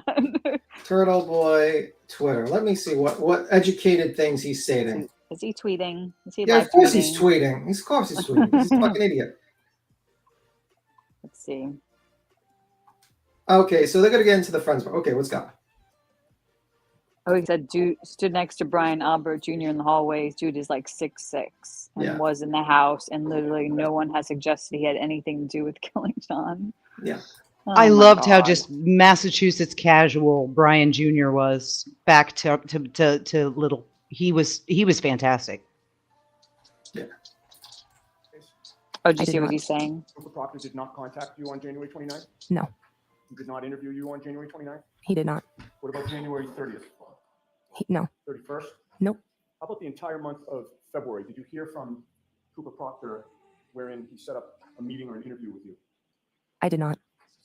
Then what about the entire rest of 2022? Objection, did Your Cooper Honor. Proctor interviewed you during that entire year? All right, so the objection's overruled. You can answer that. I was not interviewed. No. And then in 2023, prior to May of 2023, were you contacted by Cooper Proctor or any investigator for an interview regarding what you just testified to here today? I don't think so. And you hadn't met Mr. Lally by May of 2023 either, correct? I don't think so. But in May of 2023, you actually were called to testify at another hearing where neither the Commonwealth or the defense in this case was present, correct? Correct. The federal hearing, by the way, just let people know. Mr. Lally and Ms. McLaughlin were not there, and certainly no members of the defense team were there, correct? Correct. They keep bringing it up. And May of 2023 was well over a year after the events that you were called to testify about, correct? Correct. Right. So if these events happened on January 28th and 29th, 2022, the end of January of 2023 would have been a year. Now you're being asked for the first time to give testimony about what happened back in January of 2022 in May of 2023, correct? Yes. And then it was only after you testified before that other proceeding without the prosecution and the defense of this case there, that Trooper Proctor finally interviewed you in August of 2023, correct? That's correct. And that was 4 months after you testified in that other hearing of May of 2023, correct? June, July, I'm sorry, 3 months, June, July, August, correct? Correct. And it was about a year and a half after January 29th of 2022, correct? I believe so. All right. Now, on direct examination, Mr. Lally had asked you about whether you knew Brian Higgins. Do you remember that line of questioning? I do. And I believe you testified that you knew of Higgins, correct? Yes. And you thought that you had met him a couple of times, correct? Yes. So Brian Higgins, you would classify as an acquaintance, correct? To me? Yes. I would classify him as a friend of my father's, not really an acquaintance or friend of mine. Okay. So he didn't rise to the level of an acquaintance, somebody who you met, but you didn't really know. I'm not really sure how I would categorize my relationship with him. Again, it was just more of like, he was my father's friend. If I had seen him walking down the street, I would have said hello to him. I don't know anything about his personal life. I don't like communicate with him regularly. So I mean, if that's what you would consider an acquaintance, then yes. I guess I would ask, what do you consider an acquaintance? How would you define that term? I would say an acquaintance is someone who you are friendly with and might see from time to time. I guess in my head, I'm just sort of thinking someone who's in closer in age with me. I usually think of it as more of like a friend type thing and not my father's friend to me. I guess that's just the way I think of it in my head. Okay, so is your testimony before this jury that an acquaintance is really a friend? Someone that you're friendly with, perhaps. Could be. Okay. Have you watched any of the testimony in this case prior to your taking the stand today? I have not. Has anybody told you anything about any of the testimony that has occurred prior to your taking the stand today? No. Okay. Who is Katie McLaughlin? Katie McLaughlin is a girl who I'm the same age as. We went to high school together. We graduated the same year, and we have a couple mutual friends. We interact with some of the same people socially. I can't think of a time, possibly ever, where her and I ever hung out one-on-one or individually. So more of like a friend of a mutual friend. Okay. So you would not consider Katie McLaughlin to be a friend? She's not a close personal friend of I mine. asked you if she was a close personal friend. Objection. Just let her finish her answer. I'm sorry. Go ahead. Finish your answer. I would not consider her one of my, again, close friends. All right. So let's get back to my question. Would you consider her to be a friend? Objection. She just said no. You want to make me approach? Okay, Doris, feel free to stand up and stretch. She literally just said no, like 3 times. Once, trying yes. hard. Yeah, it's badgering. It's badgering a witness. Do these people not know the difference between friends and acquaintances because they don't have friends, or what? I don't know. Or I a don't friend know. group. I They don't mean- get it, you know? I mean, Alan Jackson thinks fighting in a bar, like play fucking shadow boxing, is literally MMA fightings, and he can't understand the concept that someone might visit a house for like 10 minutes and leave. So I live in a small town. There are photos of me in groups with people I have literally detested for 45 years. But are those I people, mean- they have their arm around you? Doesn't one of the photos have her arm around her? Yeah, but I mean, I was a politician. There's photos of people with their arms around me who I absolutely cannot stand. Okay. It just is a thing. Small towns. I mean, I got my hands in the air. I don't know what else to say. It's just a thing. Know of her, yes. And you've been in her company several times, correct? Yes. You've met her children, correct? Once, yes. And you know she is Michael Proctor's sister, correct? Yes. When Michael Proctor ultimately interviewed you in August of 2023, did he ever ask you how well you knew his sister, Courtney Proctor? Did that subject ever come up? Not that I remember. And did you ever mention it to him that you had met his sister and met his sister's kids? I did not. Now, on January 28th of 2022, you went to the waterfall with your boyfriend, Tristan Morris, correct? Yes. And ultimately, he left and you stayed, correct? Yes. The reason that you stayed is you wanted to go back to 34 Fairview, your old home, to be there by midnight when your brother was turning 23, correct? Not necessarily. My plan was always to stay and just spend some time with my mom and my aunt. But Tristan left very early because he knew that he was going to have to be up at 3 o'clock in the morning shoveling or plowing. So my plan was never to go back with him. But it wasn't necessarily because it was my brother's birthday. It was just what my plan was for the night. Certainly the fact that it was your brother's birthday didn't deter you from going back, right? In other words, the fact that it was your brother's birthday didn't cause you to hesitate to go back. You wanted to be there, right?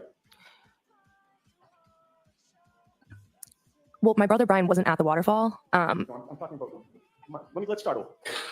Tristan left, right? Doesn't she live there? At the waterfall. Yes. And you plan to go back to 34? Yes. Did you not? At some point in time, that was spoken about, and I agreed to go back to 34 Fairview. Yes. Okay. And you went back there to see your family, correct? Yes. Including your brother Brian, whose birthday it was, correct? Yes. That was your parents' home, right? Yes. You grew up there. Yes. You were comfortable there. Yes. There was plenty of room at the house, correct? In what sense? Bunch of bedrooms. Yes. Not all of them were taken up, correct? At that time, correct. You certainly felt welcome there, correct? Yes. And there was no problem with you staying there overnight, correct? Correct. And when you made the decision to go there after the waterfall, you knew that there was a snowstorm that was starting, correct? Yes.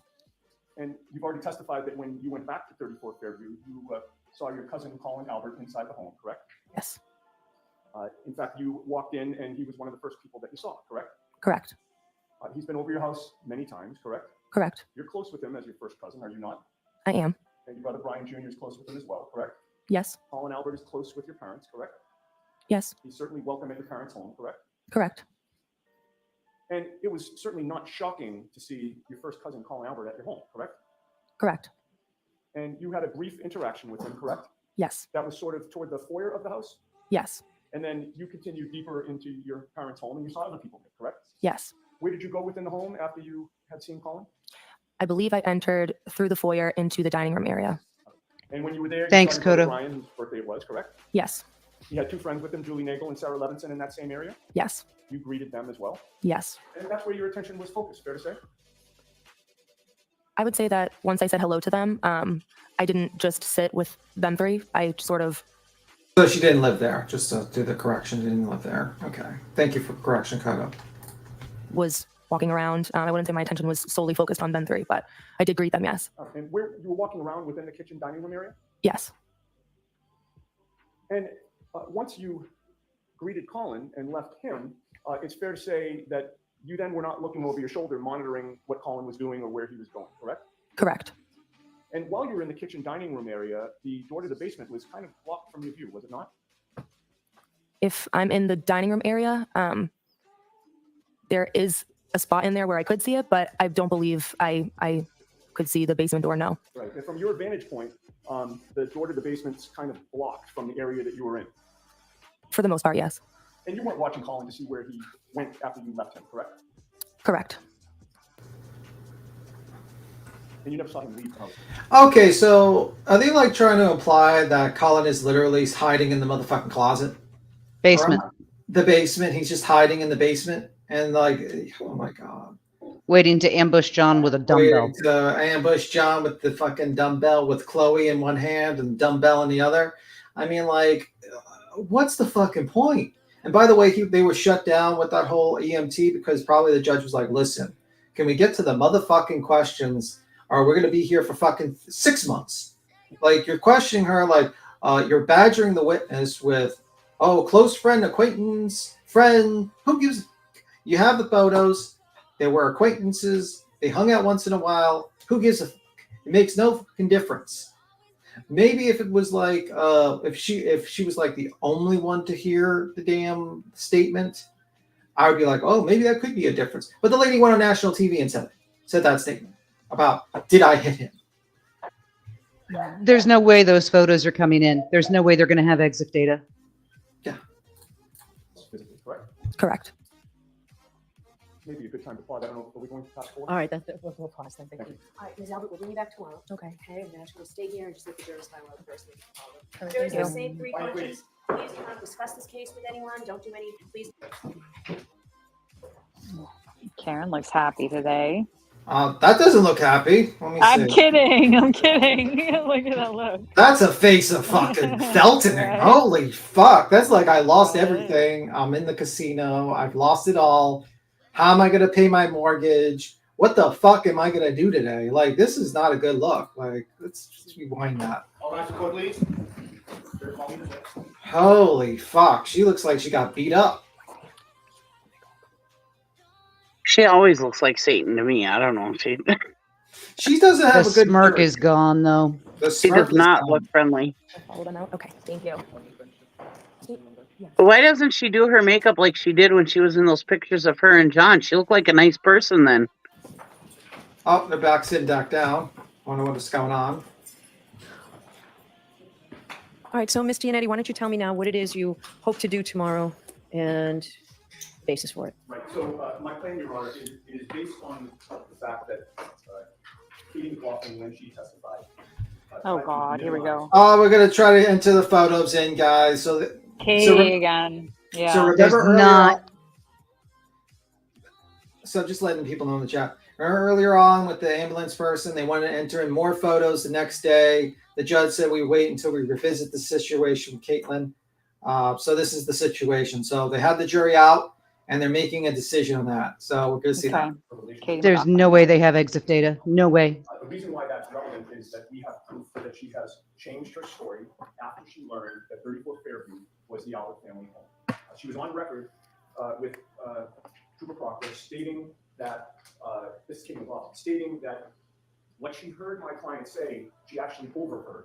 She heard my client addressing Jennifer McCabe on scene in a hysterical manner, saying allegedly, "I hit him, I hit him, I hit him," and that evolved in this case to a multi-part conversation with many different people, including starting with Katie McLaughlin saying, "Was there any trauma?" And my client supposedly responded, "I hit him." And then a police officer jumps in and asks another question. My client supposedly said, "I hit him." And there were 4 different times where my client was responding to others, so that it wasn't really this burst of excitement and excited utterance. She tried to cast it as statements that were made upon reflection, making them sound more ominous and more inculpatory than what they were, particularly because the person to whom my client was speaking, who was no friend of my client, reported that she said, "Did I hit him? Could I hit him?" So we have a clear conflict in the testimony. We have a witness who has admitted that her statement has evolved, and she's admitted that her statement evolved after she learned the identity of the house that she was at, which happens to be the house that Caitlin Albert grew up in. When she was confronted with, who is Caitlin Albert, when Jackson asked Katie McLaughlin who Caitlin Albert was, there was a long pause, and then she was and then even the way she phrased it was, I think, telling. I went to school. Look at the look on John's brother's face. It sounded ridiculous. It sounded like it was something that she was trying to remember. At that point, we had 4 photos that we marked for ID, HIJ, and K, where we have them together. We have them being Facebook friends. We have a nature of the relationship that she tried to conceal in our video. Since that time, we've been deluged by other photos of the 2 of them together, including one, intimate photo of them, 4 of them. So when I say the 4 of them, I mean Caitlin Albert for 2 college roommates. And the only person who's not a college roommate in that photo is Katie McLaughlin. Katie McLaughlin also said that she never. Just to let people know, the photos are probably all turtle writers doing research. So you have literal fucking people searching the internet now, helping the defense with photos. Tell me during trial. During trial. While this is being aired, they're helping the defense by going through the internet and getting photos to send to the defense. Tell me if this is not like some sort of fucking post-apocalyptic world we're starting to get into, where now we've got social media fucking trying to help trials now. People are equating this to the manager of the trailer park in the Johnny Depp case coming forward during the trial.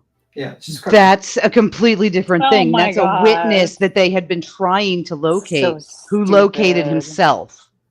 This is people digging up and manipulating evidence that doesn't exist. I would It's 2 demand completely different things. I mean, like, Cropping I would demand, I'd be like, listen, where did you get these photos? Did you get them from TurtleBoy, the guy who's sitting right behind you, sir? If so, he's going to have to come up and testify now. Went on anything other than occasional day trips with people in Albert.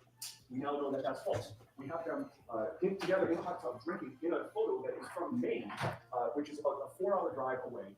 When is that? It was posted in 2016. Which is But when did it?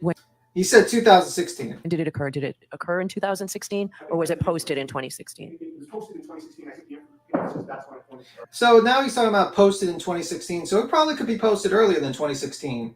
But it was a new photo that was uploaded. And she said it was 5 years old. You didn't catch her in crap.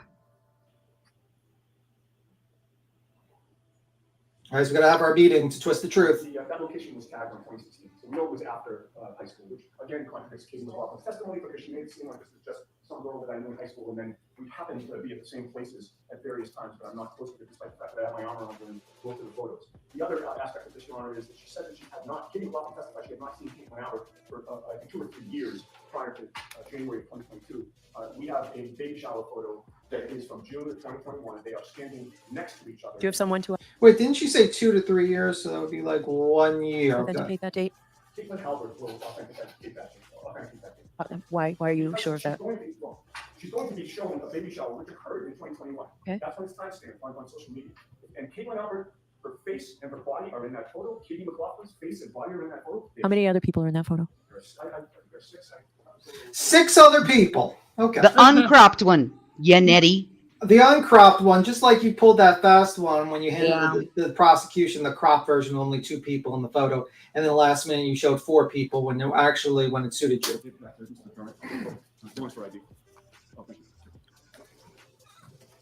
Or actually, if I can just see those, I thought these were different photos. If I could have those, then you don't need to count the people.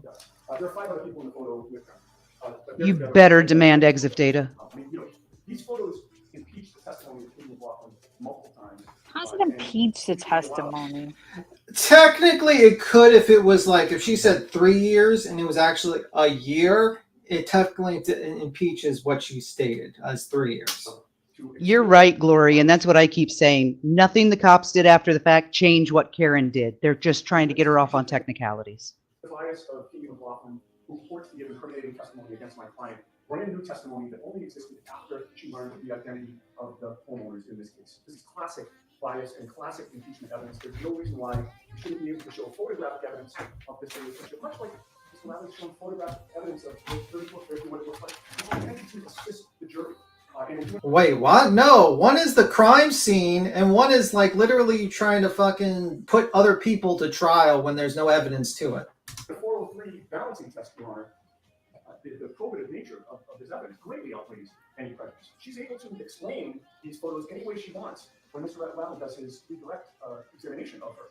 But without being able to get into this, Your Honor, Katie McLaughlin's testimony, it's like she's wearing a suit of armor. We can't get through it. We have the tools and the evidence to get through it. We have the ability to expose her as somebody that's misrepresented, something very important to this court.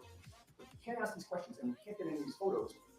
And question, if the photos posted in 2021, do we know that it was actually a baby shower in 2021, or was it a baby shower in 2019? If that's the case, then we don't know. We don't know. And then he wants to submit the photos into evidence and then ask that question. And if she says 2019, it still prejudices the jury pool, because they sit there and say, well, we just seen this photo of them. They're not going to care about 2019 to 2021. They're going to care about looking at the photo, and it's just such ridiculous. Not without the exif data. And if it's been uploaded to Facebook, Facebook already overwrote it. And then if it's been downloaded to someone's computer, it's been overwritten again. They need the original photo, and they don't have it. You know, just as far as the authenticity of whatever these is, as far as social media is concerned, there's a variety of ways to fabricate that. And I think it's interesting that Mr. Yannetti is really vague about where these photos came from or how he knows the specifics that he's so sure about when they occurred, where they occurred, what state people were in, what day it was, who is college roommates of who within these photographs, but has no specifics about, where these deluge of photographs came from.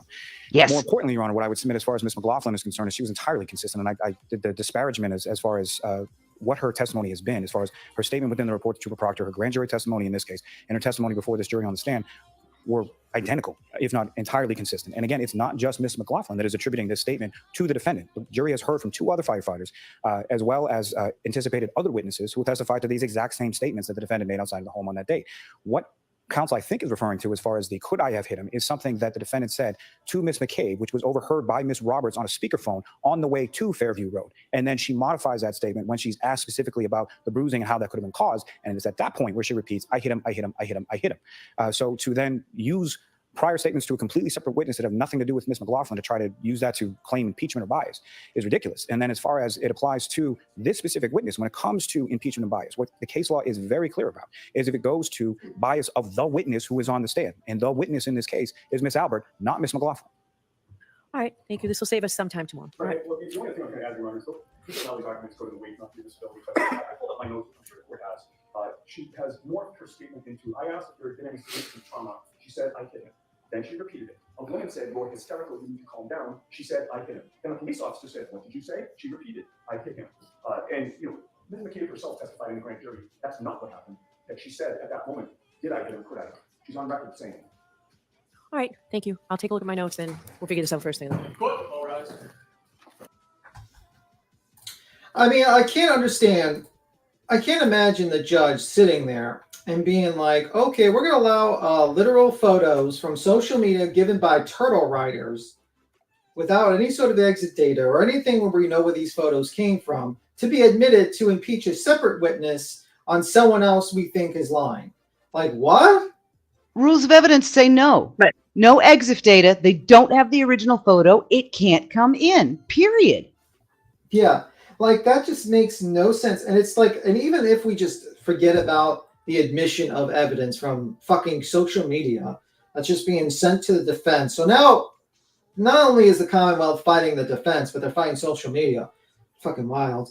But they want to introduce photos to impeach a witness that's not even on the stand.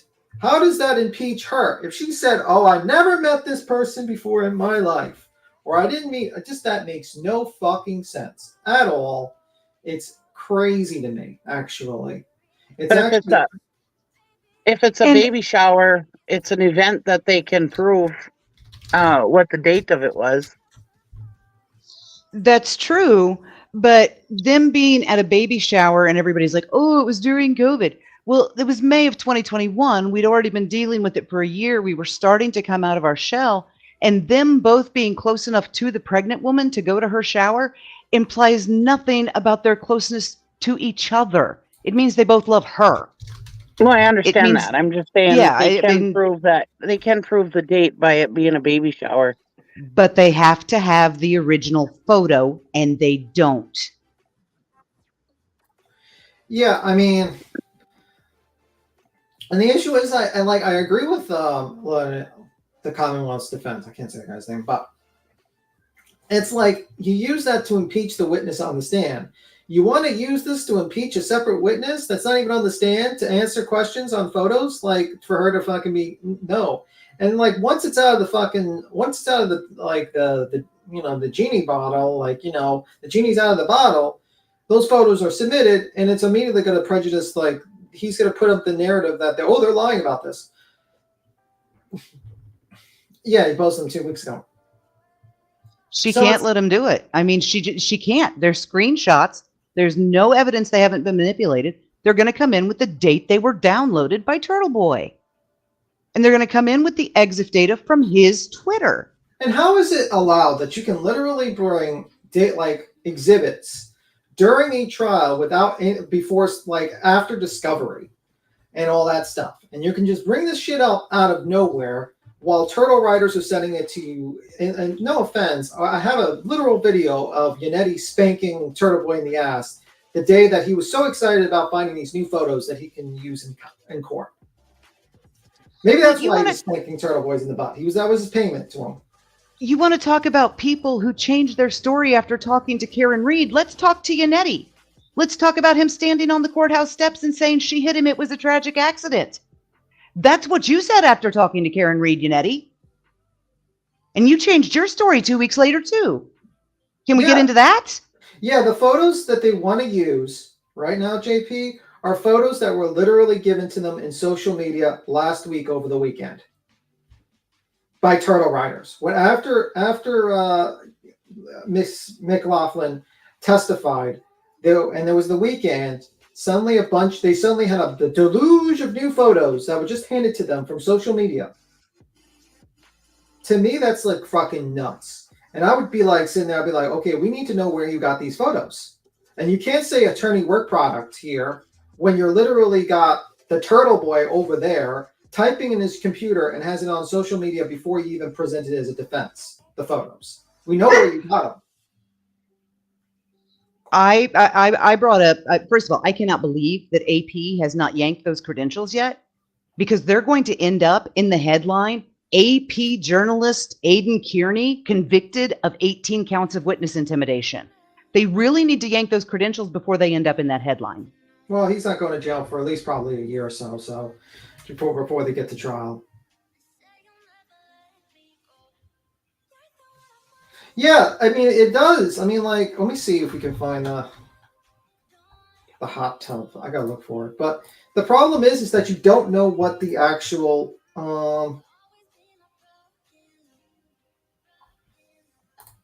we don't know what the actual damn photo, the actual damn where they came from, if they've been edited. And this guy is twisting testimony left and right to make it suit himself. I mean, and I know that the jury's not there and they can't see it, but John's brother is openly glaring at that man. Yeah, where's the idiot body language idiot? Why don't you just check out his body language and see his crossed arms and him glaring at the lawyer like he wishes he can jump over the podium and punch him in the face? Because this guy is, you know what I mean? Like, it's just ridiculous. It's absolutely ridiculous, this fucking situation, where you can actually have social media try to admit fucking evidence during a trial while they're watching it in real time. And if this is accepted, we're done. The court system is done. We are done. Stick a motherfucking fork in it. We're done. That's it. I brought this up over at Twisted this morning. Alan Jackson could not prove a conspiracy against Harvey Weinstein with all of his money and power. Karen Reed was a nobody. Why does he think he's going to be able to prove a conspiracy against her?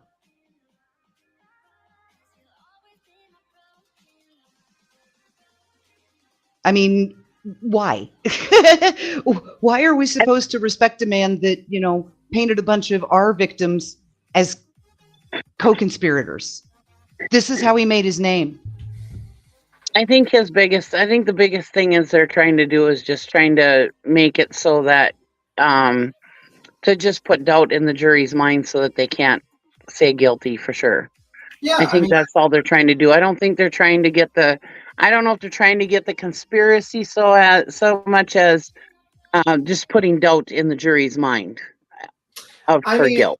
The problem with me is there's multiple problems. Number one, handing these photos in and in questioning a separate witness that you're not trying to impeach is kind of wild, actually. Like, if he was trying to submit this as, like, these photos while questioning the EMT worker, that's fine. Another issue is we don't know where these photos came from. We don't know if they're edited out. We don't know what the source of them are. We don't know what year they were taken. We just know they were posted on social media. That's it. We don't know if this baby, and what happens if the lady says, oh, well, actually, that was taken in 2019, actually, that baby shower, or 2018. That means the whole thing was admitted over false pretexts. And then what? The judge is going to say, strike that. No, the jury's just going to remember seeing that. And what's the situation here? Why are they so focused on, like, all these people instead of trying to prove that their client never entered that house? They haven't done anything to show me that this lady has not entered that house.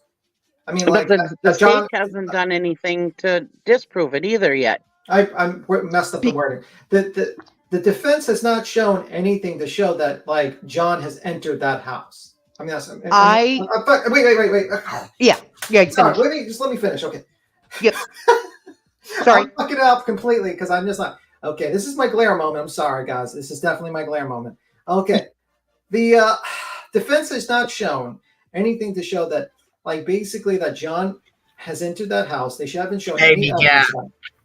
Baby gap, absolutely. I'm having my baby gap moment. I'm just fucking up my words. You haven't shown anything that shows like basically that John entered that house. There's nothing. All the witnesses say uniformly, like all at the same time, basically, he did not enter that house. We've gone through at least 6-7 witnesses so far that say he did not enter that house. And again, I want to reiterate, I am not on the defense's side, just so everybody knows. Oh, yeah. You're staying neutral, and I respect that. Yeah. Right now, I'm staying neutral. I honestly believe she did not murder him. I think maybe, possibly, she might have hit him. Is what I'm leaning towards. Accidental. Yes. And trying to cover it up. I honestly am, but I do believe that whatever the scenario was, whoever did kill him did not mean to kill him. It was an accident. There was no big I'm going to murder him thing between either one of them. But yeah, I'm not on anybody's side right now. I'm listening to the court case to try to figure it out. I'm trying to be neutral right now to figure it out. I do agree that the actual act of hitting him, knocking him out, cutting his arm up with the taillight was an accident. And everyone said, "Oh, she's overcharged. She's overcharged." No, she's not, because she didn't care.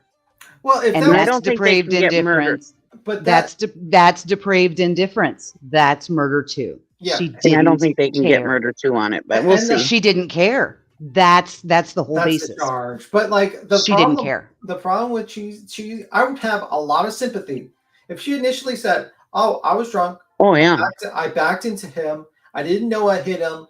I didn't know all this stuff.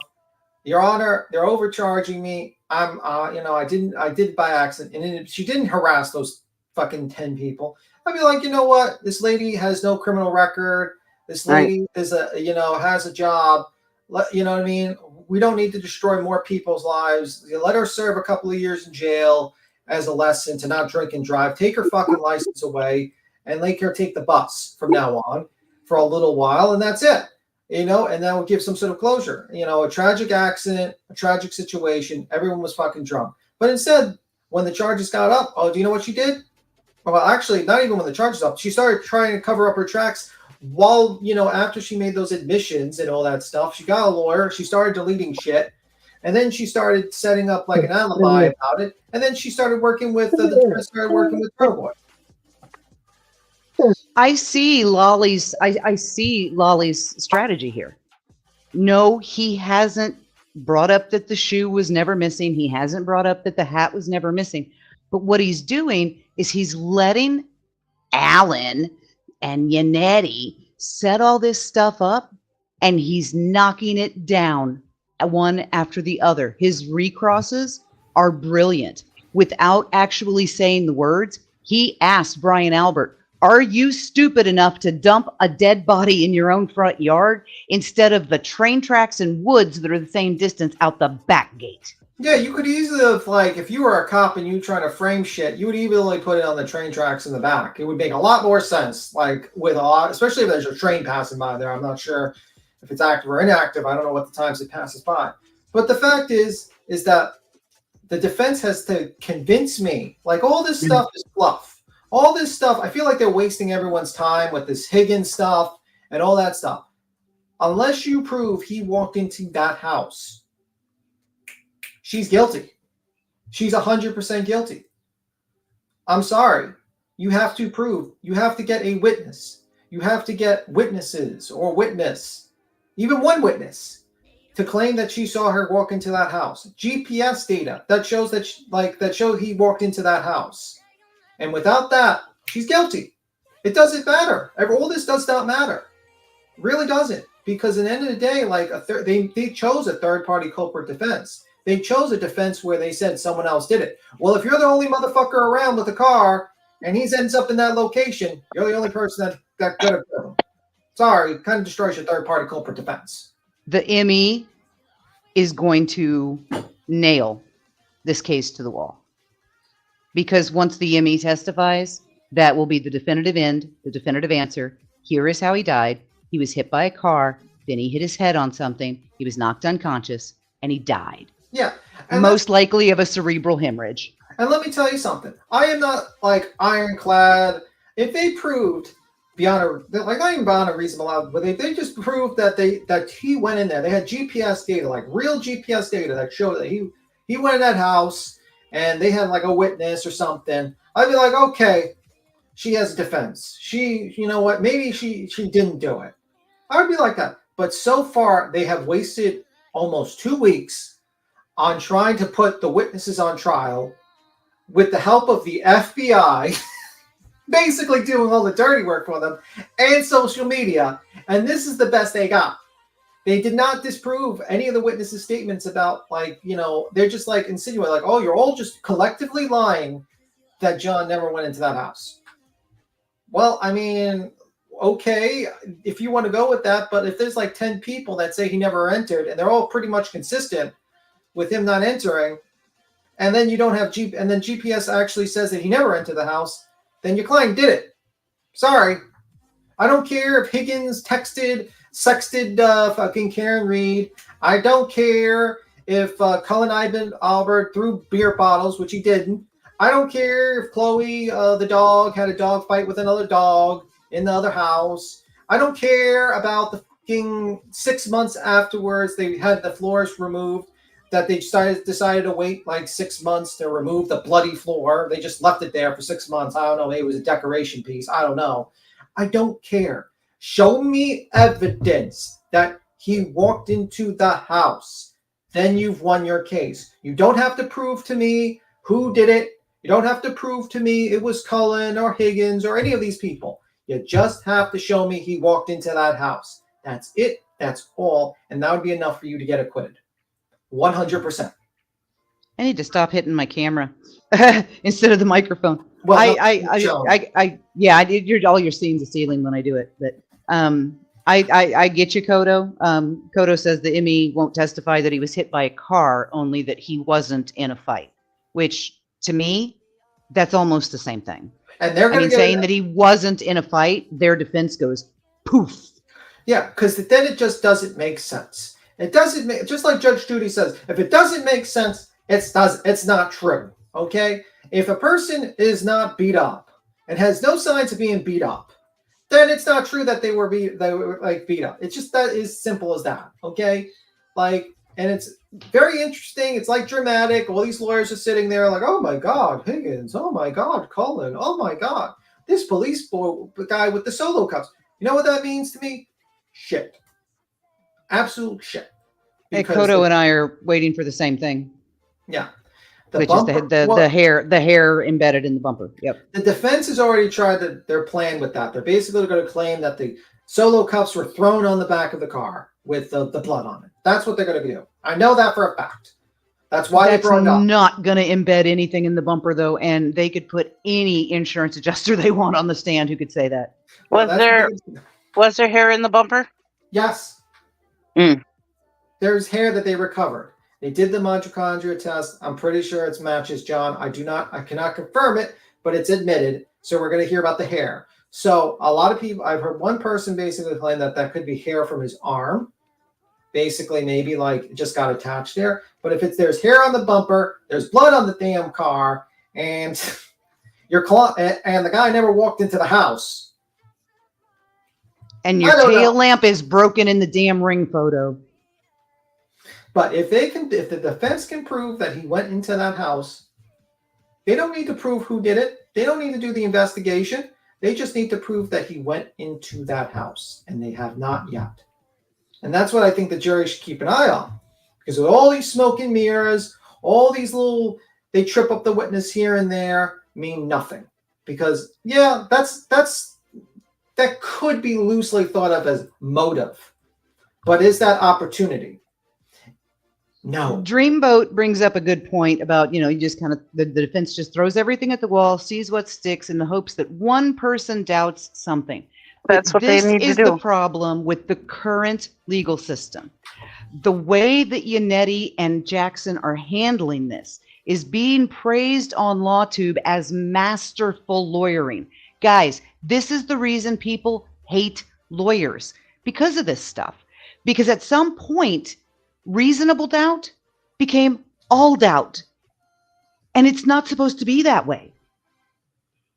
They have shown nothing beyond reasonable at this point.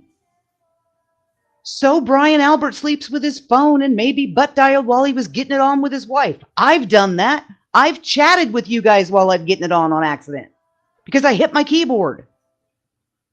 It happens. I mean, they're just throwing out ridiculous theories in the hopes that someone will buy them. but they're not reasonable. And we've got to stop thinking that any doubt is reasonable doubt. There's a difference.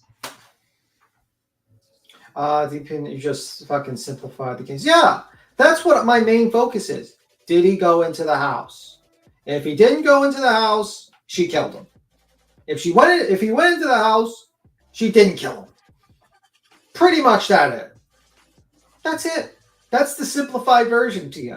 Forget about Higgins, Brian's testimony. He wasn't the greatest witness, all that shit. They need to prove that he went into that house. And then that's why I'm sitting here, just like how the Glare says, the defense doesn't have to prove who did it. Yeah, okay. All you need to prove that he went into the house, but you don't have that. So now we're jumping onto bullshit theories about fucking Nevercracker and the storyline from Monster House and the storyline from My Cousin Vinny and all this ridiculous shit. And everyone's just sitting here like, oh, this makes perfect sense. This makes great. This is great lawyering. No, it's not. Sorry.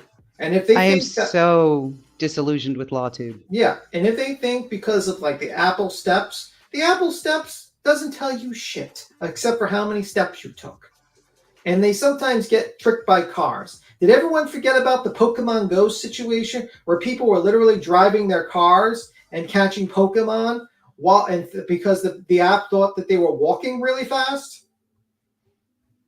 Didn't everyone just forget about that, I guess? We all just collectively forgot about how easily it is to trick the damn app to think that you're walking. And the lawyers aren't saying that what they're doing is right. They're not saying that what they're doing is right. They're saying it's good lawyering because that's what a defense attorney's job is to get doubt. It don't matter how they do it. It's if they can get one juror to doubt it, then they can't get a conviction. I have a question for you. Okay. I'm not saying it's right. I'm just saying that's what they're doing. That's their job. My question isn't relating to that. My question is this. Do you think if the defense doesn't prove to you in the end of this that basically John if the defense doesn't prove that John entered that house, they just they have all these conspiracy theories, all these things they make up with but they never prove to you that he entered that house.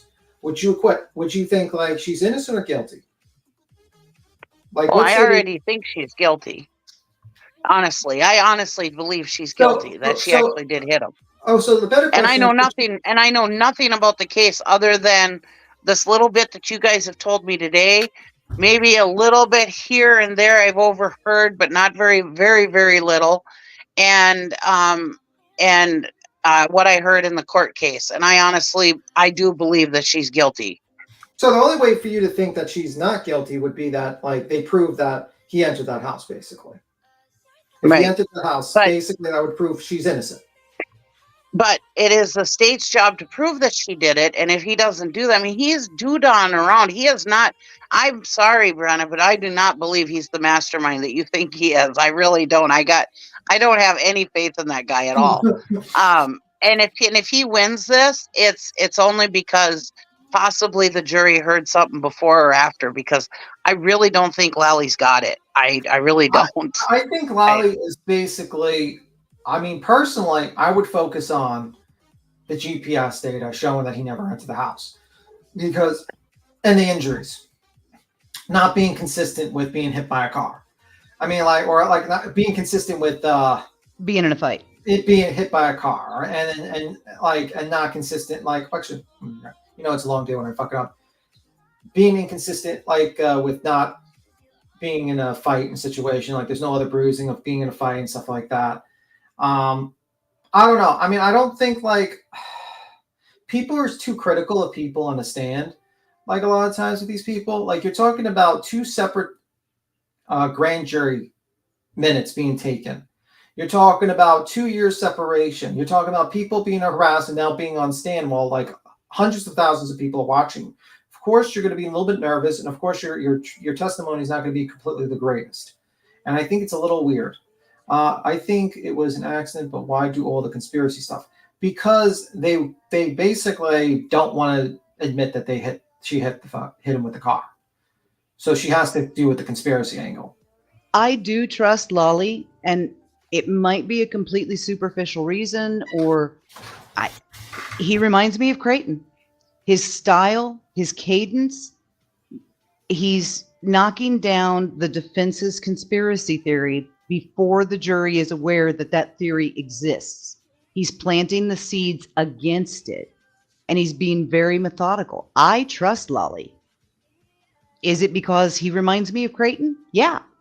And Creighton did a fantastic job. Everybody thought that he was too slow and confusing, and then by the time we get to the end of the prosecution, he has Alec Murdaugh so dead to rights that there was no way he was getting out of it. And I really do think that's where we're going here. I think by the time we get to the end of the prosecution's case, Karen is not going to have anywhere to go but prison. Well, I hope you're right, because I honestly, I really feel bad that this officer was killed, and however it was done, and his fellow officers didn't have enough respect to do it properly, so that there would be a open and shut case against whoever did it. And I'm really sad about that. And that these officers, when they come up on the stand, they don't give him the respect of calling him Officer John O'Keefe.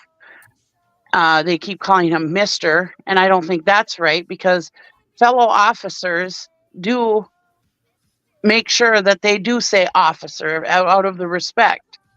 And I really think it's sad that he hasn't, that they didn't do this right, so that they could make sure, because usually they would make sure, because this was an officer that was killed. They would make sure that it was done properly. And I don't care what the excuses are. They should have went above and beyond to try to figure it out. I honestly think that I don't think with them not calling him Officer O'Keefe, I don't know if that's like, I don't know if that was an agreement, or I don't know what the situation is with that, with like the state or something. I don't know. Like I don't know what that is. I think they're just used to calling him Mr. O'Keefe, and I don't know if they're trying to purposely disrespect him by stating that. But so has the prosecution sometimes said that. But another point is that I think that honestly these guys were not trained. There hasn't been a murder there since 1997, and inclement weather. And I think a lot of them had no clue. This was way above what they normally did, and I think it shows. And yeah, you can claim incompetence. I agree with you. Certain aspects shows incompetence, but a conspiracy is far now. I agree with B. Tim. I don't think it's that they disrespected him so much they bungled his investigation. They did the best they could. They didn't know how. That's why they called the state police. That's why they called the state police for help. Not a single person on that force had ever handled a murder. Not one. They don't have evidence collection kits. They don't do it. The state police do. But the state police wouldn't come because John O'Keefe had not been pronounced yet. And if you want to talk about lack of respect, when they're testifying, they're not talking about some officer that they ran into at the station. They're talking about their buddy Johnny. And several of them have called him that. Even more reason for them to talk about him as officer. I don't know. It seems like, I've always seen police officers have more respect for their fellow fallen officer, and make sure that they, even the dogs, the canines, they make sure that was officer canine, blah, blah, blah, whatever. It doesn't seem like the same respect that I've seen other cops give other cops. It just didn't seem like it. But anyways, I'm not a cop, so I don't know. The prosecution was constantly talking about the murder of Officer John O'Keefe. They would automatically be giving more weight to his death than any other murder victim. I don't know. I mean, like, honestly, I see Cheesy's point of view. They probably should just call him Officer O'Keefe, to be honest with you. But, I mean, I just feel like he's not getting the respect that he deserves. I agree with you, but I don't think it's intentional. But I don't think it's intentional either. I just thought that over there, you always hear about the Boston police and the they're Canton, they're right by Boston. So you always hear about them, being about brotherhood and blah, blah, how it's always such a big thing over there. I don't know. It kind of rubbed me the wrong way, but Yeah, anyways, I it mean, doesn't matter. I just feel like you'd think that they would have made sure that they were doing as much right as possible, being an officer was killed. I think they did. I think they tried to do in the beginning with the snow thing, and I think honestly, if I could control, you know what I mean, like we're not policemen, B. Tim, and we would have known better than to use solo cups. I mean, no, I'd have went back to the. I don't think I don't think the solo cups is the key problem. You're from the north. You're from the north. Really, is a mile that far? Isn't the police station a mile away from where they were at, or within about a mile? So, are you telling me that in a snowstorm you couldn't drive a mile to go get some kind of sterile like urine cups? You can't tell me they don't have urine cups at their police station. They were afraid the blood was going to melt. Yeah, they had blood evidence that was going to go away. It was a finite operation. In a mile? To go a mile and back? Yeah. It was going to melt? I mean, small town cops. Yeah, you have to understand small town cops, though. I think you really, really do. I think I don't live in a big city either. Yeah, I think a lot of them basically weren't thinking. I think that's my opinion. I think honestly, they thought that the cops would be good enough, and they were woefully wrong, unfortunately. But I don't really think the cups being like the blood ice being in the cups is the main thing. I think the main fuck up for me with that was having an unopened bag near the bumper that will now possibly bring doubts about where the blood came from. And I think that's the one I'm kind of like, what the fuck were you guys thinking? Right. And that's the thing I'm kind of sitting there. Because like if we just said, oh, it's just they put the stuff in the solo cups, then I would just say, okay, well, it's not admissible now. The solo cup, anything in the solo cups is not admissible. We have a pool of blood that we can choose from later on from that location. But like the problem is the original theory, the reason why originally a lot of TV people were pushing the solo cups is because this was their explanation. Like, look, only this many solo cups, that's how little blood he bled out. But now they're changing it to evidence preservation and all that shit now. Well, I keep using the solo cups as an example, but it wasn't only, and I'm not saying that this is the whole case or anything either. Don't get me wrong. I'm not stupid, but I'm just saying that it's not just the solo cups. It's the bumper thing. It's they had Proctor doing this when he was so close to the family. I mean, anything is a conflict of interest. Why would you? I mean, there's lots of reasons why somebody would remove themselves from something because of conflict of interest. But this is something like really important that you would say, hey, I need to remove myself because of this. It just, the whole entire thing is messy. And I'm not saying that that's why she should be found innocent. I'm not saying that. I'm just saying that for them being cops of this many years, I just expect better from them, is all I'm saying. I'm not saying that should be waiving the case. I'm just saying I really expected better of these cops. That's all. Because all have been cops for so many years. They're not like rookies or anything, Yeah, but the last murder was 27 years ago. But they're still cops. They should have a mind. Believe me, I've seen cops in New York City made stupid ass mistakes, and they have murders literally on an hourly basis around here. Right. It just, unfortunately, I don't know. I guess I just expected better. I mean, we can all say that, yes, we wish the investigation had been done better. Yes, we wish they had gone back and gotten urine specimen cups. Yes, we wish they hadn't used the freaking Stop and Shop bag. Yes, we can wish 1,000 things. But the investigation is what it is. But it wasn't a lack of respect. It was a lack of knowledge. They were doing the best they could. They just didn't know. Yeah.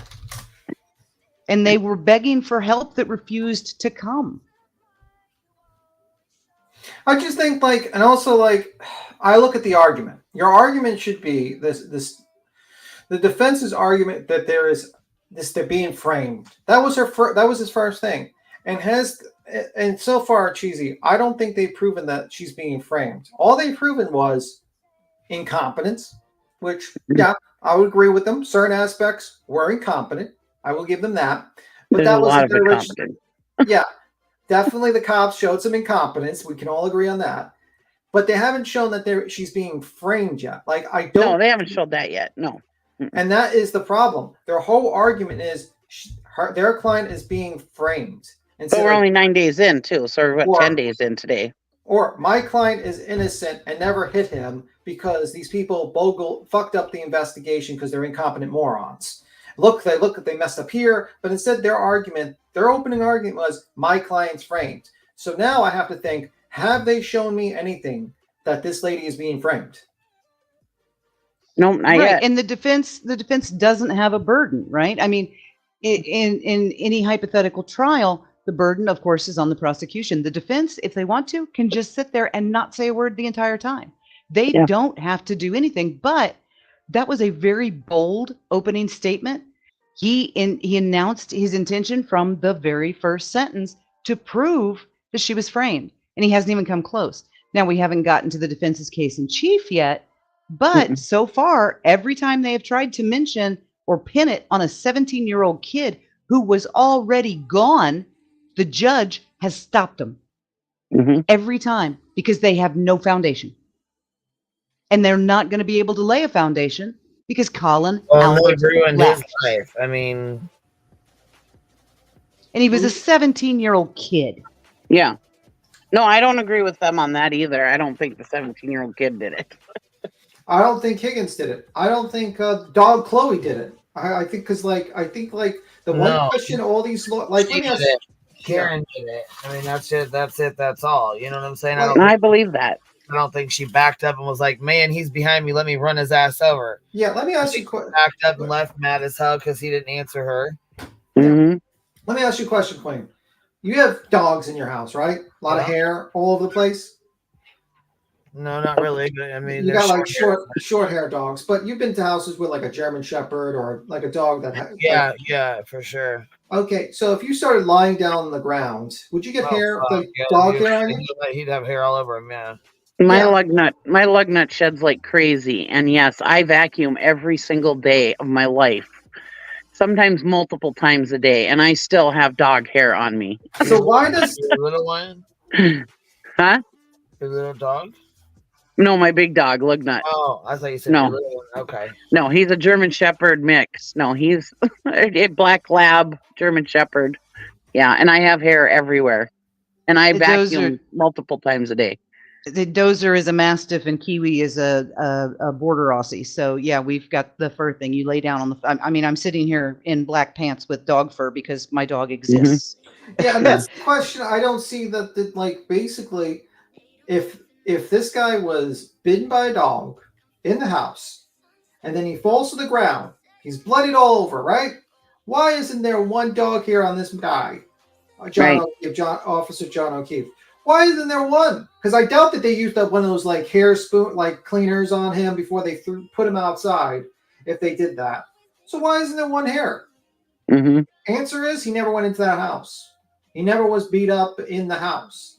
He fucking got hit by a car and never went into that house. Simple as that. Yeah, with a German Shepherd, there should be hair somewhere. I agree. Yeah, I truly don't understand after hearing person after person after person say he never came in, he never came in, he never came in. The Turtle writers are still going, oh, Yannetti or Jackson or Little or whoever, they're catching all these people in so many lies. No, they're not. They're proving that he never went in the house. They're tearing down your entire theory. All of these people aren't lying. The lawyers are. All they're doing is busting their own case. And badgering Brian Albert did not change his answers at all. Yeah, I mean, the guy was there for about almost 7-8 hours of testimony, I think. And I think they really did not prove their case. And I mean, a hearing that he got the last time he went to a boxing match was 20 fucking years ago. Okay, bro. From it at the opposite side. If John was in a fight where Colin's DNA or John, that much damage and no blood. Yeah, like you would think that there would be actual blood DNA left on this guy because they keep on pointing. He's 220 pounds. He's 6'4". He's this big guy, but yet he's going to be so fucking quickly taken down by a 17-year-old kid and Higgins and all these people just jump on him. He's not going to defend himself or throw one punch.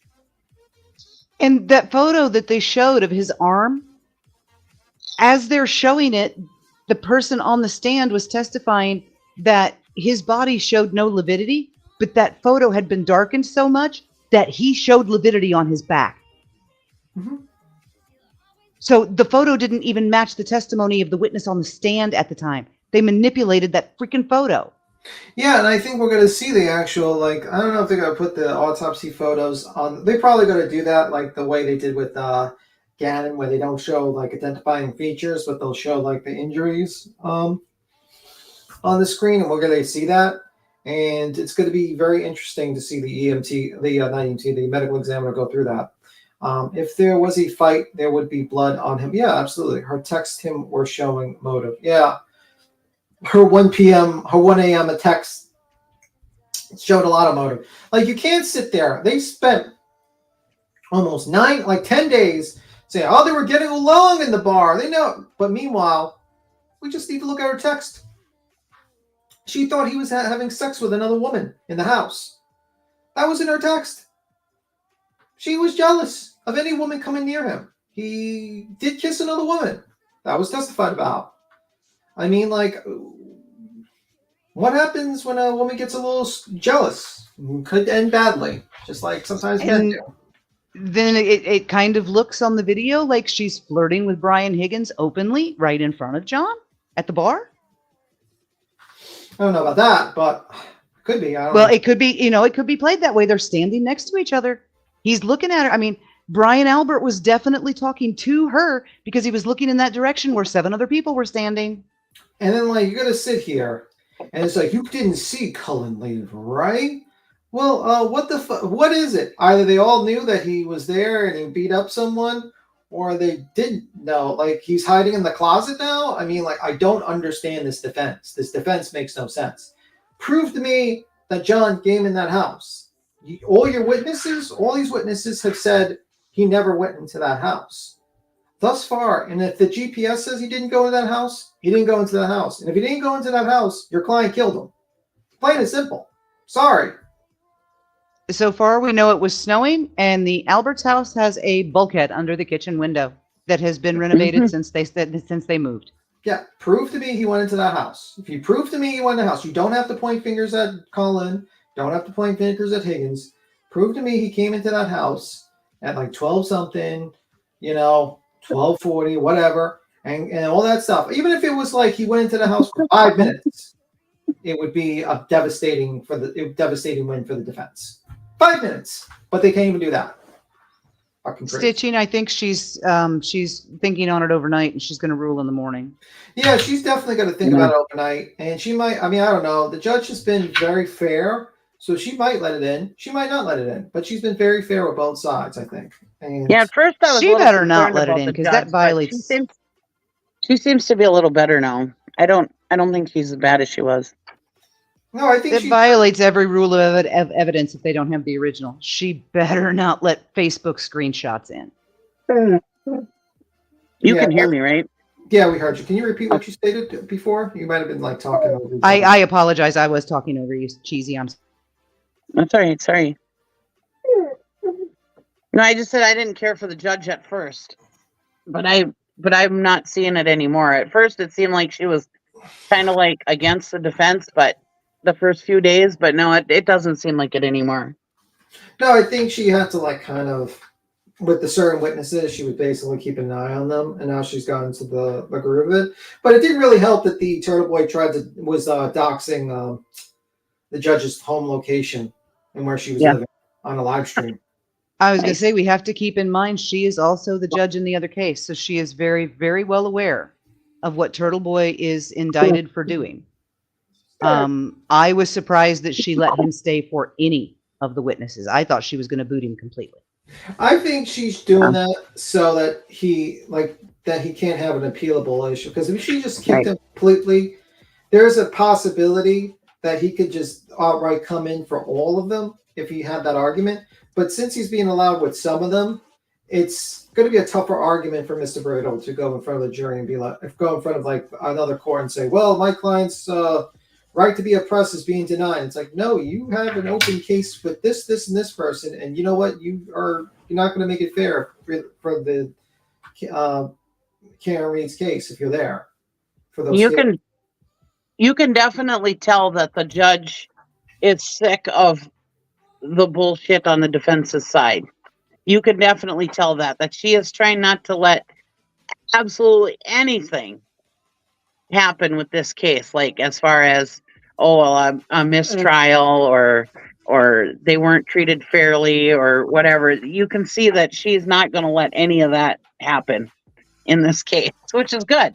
I'm glad, because she's used to their antics and them trying to get away with bullshit, and she's trying to be very careful to make sure that can't happen. You can just tell. Yeah, the last thing she wants is him coming in with a First Amendment argument and shutting the entire thing down for the time being. Right.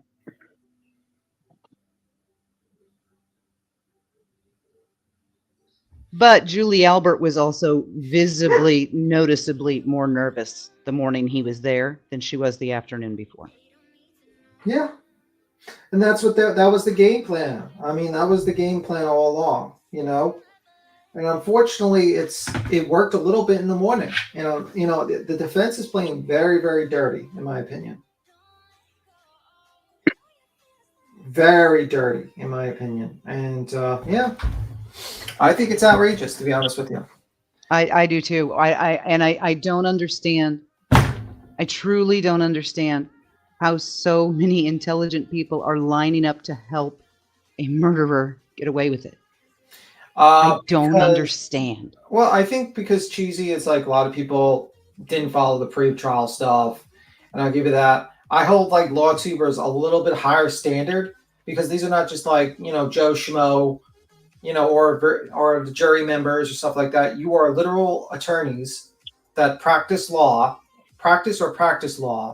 You probably should have researched about this, like.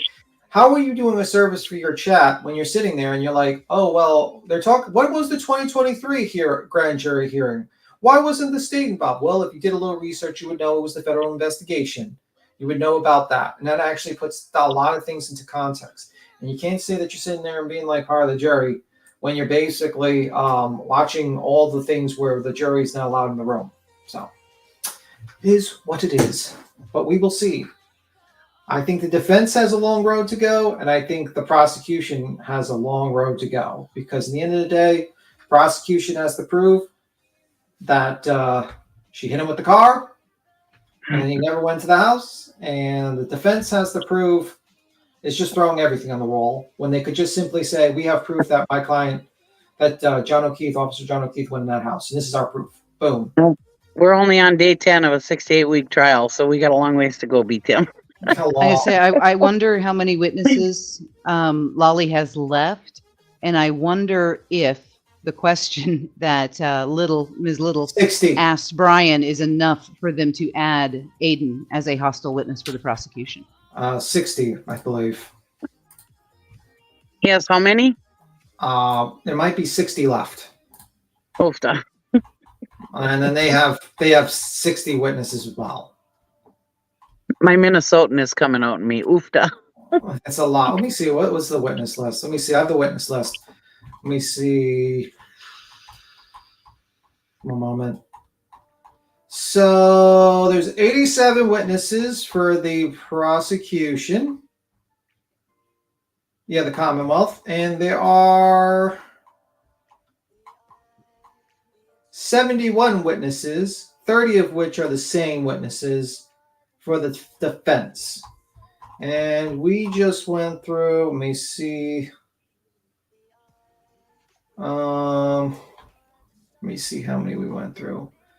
While you're looking that up, I'm going to answer Koto real quick. I think the jury is in very real danger. now that Aiden has seen their faces. Yeah, me too. I worry that this guy is going to try to manipulate the jury, but I also worry about the fact that what if they vote that she's guilty? Is he going to harass the witnesses? Because like the state, like Canton has shown that they do not know how to protect people a little bit. They don't know how to protect people from this guy, this type of guy who has a band of idiots that harass people. And people just don't realize that. And in the end of the day, people think about their own benefit. So is this jury might be manipulated to vote like not guilty so they won't get harassed the rest of their lives? Who knows? That's Do a you possibility. remember when the judge ruled to weaken that OP on Lindsay? Mm-hmm. And I said he's going to manipulate that to get in that courtroom. Yeah. I told you that was not a win for her. That was a win for him. I knew this is what was coming. And it's exactly what he did. I totally believe he just wanted in there just so he could see the jury. Yeah, because I think no recordings of the jury has been allowed, so he wanted to get like an idea of what they look like. And I wouldn't be shocked if he used his laptop or anything to take pictures of the jury secretly. Oh, I'm sure of it. I'm pretty sure he probably did. I have no faith in this guy. I think he's a piece of shit, and I think he probably did that. I think it's funny how some people are all bitter about the YouTubers, and they are going off what they have heard so far. What have they heard? Well, the difference is, Emily, that I think I have a higher standards for law tubers because you're attorneys. And I'll say this again: you should do research on the case you're covering because you can't sit there and be like, "We are part of the jury," and then basically watch the board, like watch the parts the jury was being sent out in. And then basically, all watch court TV episodes and what I mean? It's just no. You're a commentary channel. You're commenting on the facts of the case, and you got to do research on it. I think that's very important. I don't know if they're watching all the court TV stuff and everything. They're just watching the court case. No, they're watching court TV as well. This case is that what they said? No, that's right. I saw on some of the channels, the law TV channels. They're watching court TV. Oh, I'm just talking about Emily D. Baker and Lawyer. It seems like they're only watching the court case. They're watching the plus court whatever the sidebars are, But Well, I don't this think they're case- researching the outside of it. Part of the reason that I'm not bitter, I'm disillusioned. Every other case I have watched with Emily, with Larry, with Peter, they watched the pretrial. None of them watched the pretrial, except Larry, but I've completely written him off. Emily didn't watch the pretrial. Yeah. So she keeps saying things like, I don't know if they're violating a motion in limine. She knew with Murdaugh when they were doing that. She knew with Johnny Depp when they were doing that. She should know with this when they're doing that. Yeah. And I don't understand why none of them watched the pretrial this time. It doesn't make any sense to me. Why this one? When there's so much evidence that came out in the pretrial that would show just how sleazy the defense is being right now. Yeah. And how many times they've stepped over the line. I didn't watch the pretrial either. Yeah, but you're not a law tuber. I'm not a lawyer. like you don't have you don't have 25,000 people in your chat. No. That you're informing about the case. You know what I mean? Like, let's be real. Like, I think your standards, my standards are higher for people who are smarter. You know what I mean? If it was just some person just randomly no law degree just covering it, I'd be like, okay, I'm gonna give you. I'm not gonna hold you to the fucking feet to the fire here. But Hey, Tim, I are smart. Yeah, I'm smart. But like, if you're like literally an attorney, I know. I think you should. I think like a brief summary of like the motions and knowing that like, I think you have to know about TurtleBoy's harassment of these witnesses to give fair assistance. That's my opinion. I just can't stand it because every time, like for instance, if I didn't tell you about the federal grand jury, like about the 2023 federal grand jury, would you know what they were talking about when they says the non-Commonwealth grand jury hearing? No, but I would sure as hell want to. You would sure as hell. Wouldn't you think that they were being like, why are these people being invested by a grand jury? What's going on there? Are they guilty of a crime? Especially with that lady that said that they had a defense attorney for that case. Yeah, I kind of wish I would have watched all that. And then imagine playing that, and then people in your chat sitting there be like, "Oh, wait a minute, are they being investigated for a crime?" When you know damn well that during one of the motion, like one of the actual hearings beforehand, those people said they were not the target of the federal investigation. That's important. That's important context to put into the situation. And none of these people have done that to explain to their audience. And it's like, I get it, but personally, I say the whole thing like you're a juror now is a cop-out so that you can play the middle ground. And I just think that's my opinion of it. And I would say that in any situation where you're a law tuber and you don't do that type of research into a case. I think that's minimum. Who wouldn't get an attorney, defense or otherwise, in a situation where you have a man calling and texting and showing up at your house and showing up at your family functions, and then you're called before two great. Who wouldn't get a lawyer? Yeah, and unfortunately, when you say grand jury and basically defense attorney, people naturally assume in their heads, hey, most likely you're guilty of something. You're hiding something. You're fighting for something. And you know what the person's, unfortunately, these people have no representation, no real defense for them.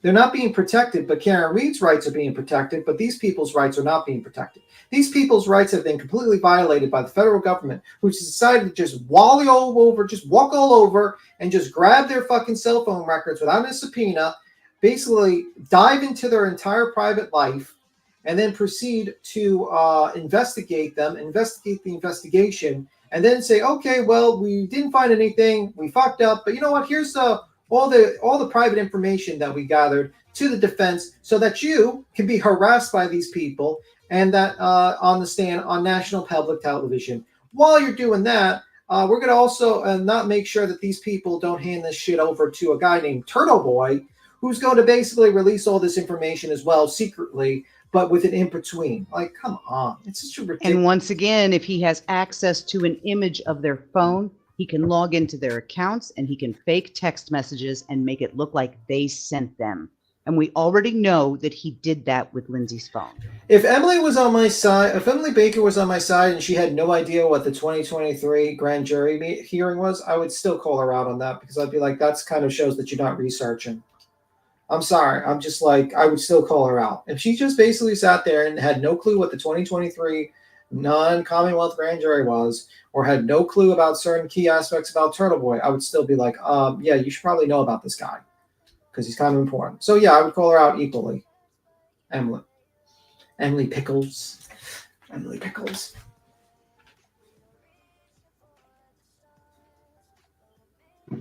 I just like watching them in case, like when they do objections, and then I try to figure out why they objected, and then she says, this is why they objected, and then I can see if I was right, and I'd be like, yeah, I was right, that kind of thing.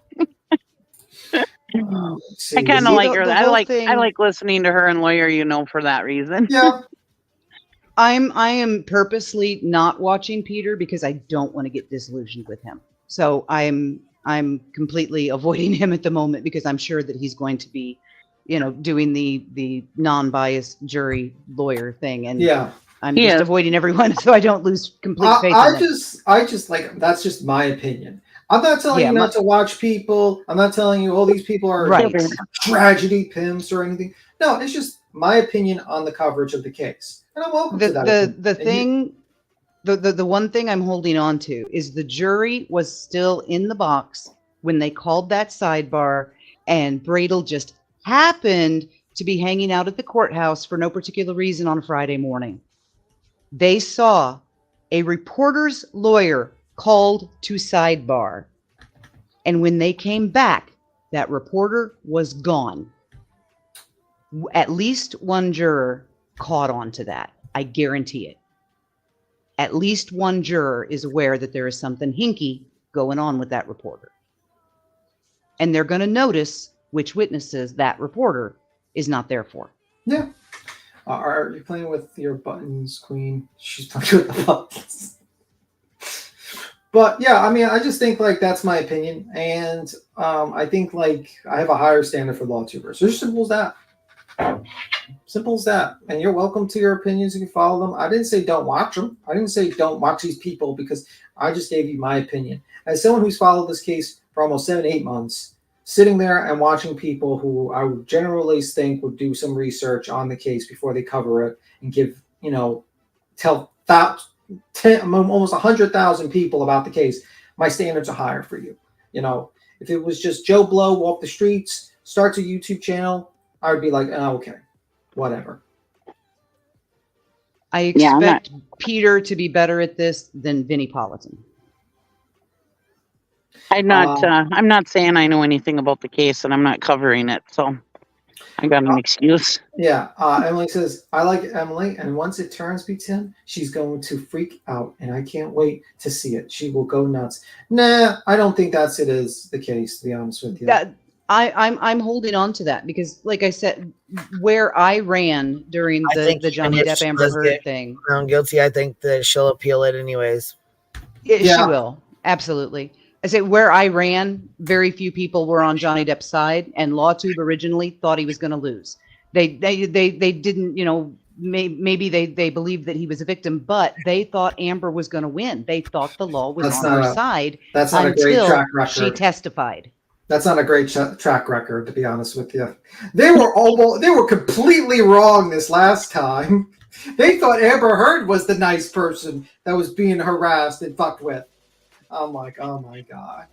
I do agree with Emily Pickles, though. I do think that just like with Creighton, they didn't think that he had proved that Alec had done anything until he did. And I really think that when we hit that point with Lolly, all of the LawTubers, except Larry and Kurt, will turn. They will follow the evidence. I do have faith in that. All right, cool. Yeah. Yes, well, for John O'Keefe's sake and his family, I hope you're right. I hope he's the mastermind that you think he is. Oh, I don't think he's a mastermind. I just think there's a lot of evidence that probably is there that will show that he will win. You know what I mean? I mean, look, he will beat the defense. But if the defense shows me that John went into that house, I'll switch my opinion like that. If they actually had proof of that, but they have not. If they put Karen on the stand, it's over because she either has to tell the truth or they're subjoining perjury. So either way, she's done. So I don't think that they're going to put her on the stand. They can't. She is so freaking impeachable. It's not even funny. Yeah, I don't think Karen Reed's going on the stand. I don't think her father's going on the stand. I didn't see that. I think they're going to look like complete fucking fools, honestly.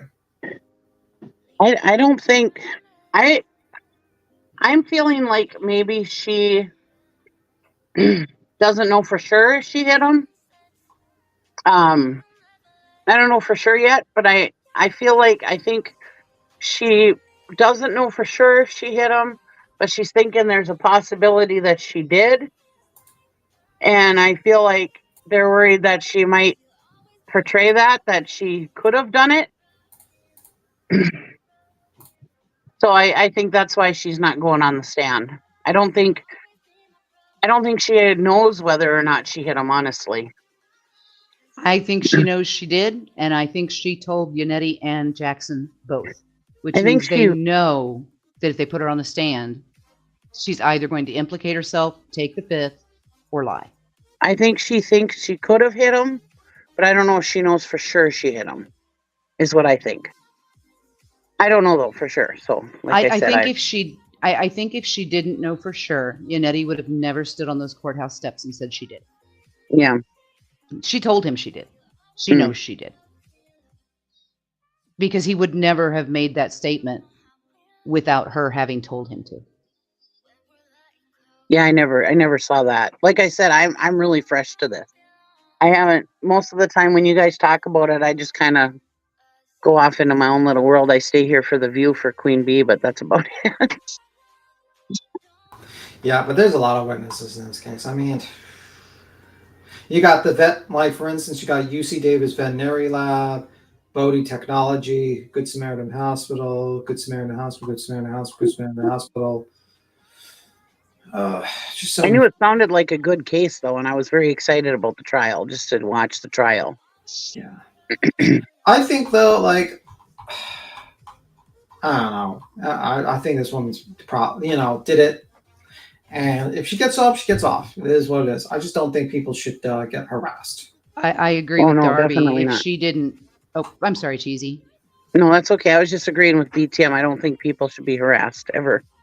Yeah, I mean, like, Yeah, you can believe this woman's innocent, but you shouldn't harass everyone in this case. And I think that's been done, and that's been rubber stamped by a lot of people on YouTube. And I think that's wrong. I agree with Darby. There would not have been so much effort put into covering where she had been and what she had done at 6:30 in the morning if she didn't know for certain that she was the reason he was laying in that snowbank. Mm.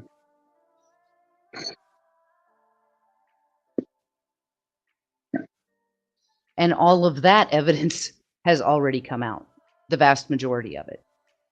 The moving the cars around, that the garage door code was changed, the 19 minutes of deleted ring footage, the picture of the back of the car at, what was it, 8:30 in the morning, then taillight's gone.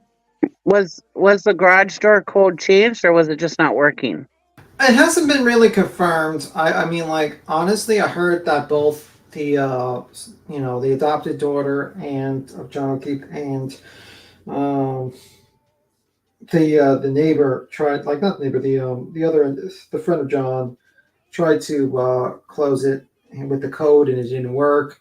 And I'm not sure if it was just due to snow being a sensor. Either way, it's not good for Karen, because that means, like, either she kept that door open for a very, very long time to do something, which is, I think Kevin from Yellow Cottage Tales thinks that she was basically, because her brother runs a dealership, he knows about key turns to reset, like, kind of do a bunch of key turns. And he believes that maybe she kept the garage door open so she doesn't get carbon monoxide poisoning while she does multiple key turns to kind of try to reset the system or something like that with key turns. Or she decided to go home and change the code because she wanted to manipulate the garage ring system and the surveillance system. Either way, it's not really a good thing that they could change it. And, Was the garage a ring? Darby mentions the jury, and I keep coming back to when Jackson was just pounding and pounding and pounding Brian Albert. Brian Albert was looking at the jury when he was answering, and the look on his face said that they were siding with him. He was finding sympathy in the jury's faces. That does not bode well for Alan Jackson. Yeah, I mean, all. You have a situation where this, and you were going to say something cheesy. What were you going to say? I'm sorry. No, I was just asking, was the garage a ring camera or ring system, or was it just a regular coded system? I think Like it's I about said the ring. before, my dad has a coded system on his garage. It's not ring. And in the wintertime, it's always messing up. My garage door also, and it's always messing up. I think it was a ring system. In the cold. Ring. Yeah. All right. Because I think just have a code that opens the garage door, and that thing is always messing up in the wintertime. I don't know if it's freezing batteries or what, but it's always messing up. Most of the time, every winter, I have to change mine out every spring. Well, I just find it, I don't trust the defense because it's very interesting now they want to bring up key turns. And I'm thinking to myself, wait a minute. Her brother works at a dealership. He'd probably know about key turns. The garage door was open, kept left open. The sensors might have been blocked by snow because she left it open all this time. It started to make me wonder, like, did she, like, purposely try to do the key turns to try to, create her alibi, including backing up slowly into that car to say, "Oh, look, I accidentally hit John's car while trying to get out." Was she doing I have a 2013 Dodge Journey, and every 3,000 miles, I get a message on my odometer that says, "Hey, you need an oil change." So I go get my oil changed. Then I have to push the button, press the brake twice, turn the steering wheel right, and push the button again to get the message to go away. So stuff like that is like but that's not in the manual. I actually had to call the dealership and have them ask and have them tell me how to get rid of that message. So there's ways to program your car, and you can delete messages with pushing, combinations of pushing the button and pushing the gas and pushing the brake and turning the wheel and all that stuff. Doesn't that stuff stay in the computer though, or something? The record that it was there, yes. Oh, no, Just like Brian's cell phone, if they can find the original board, even factory reset, that data is still there.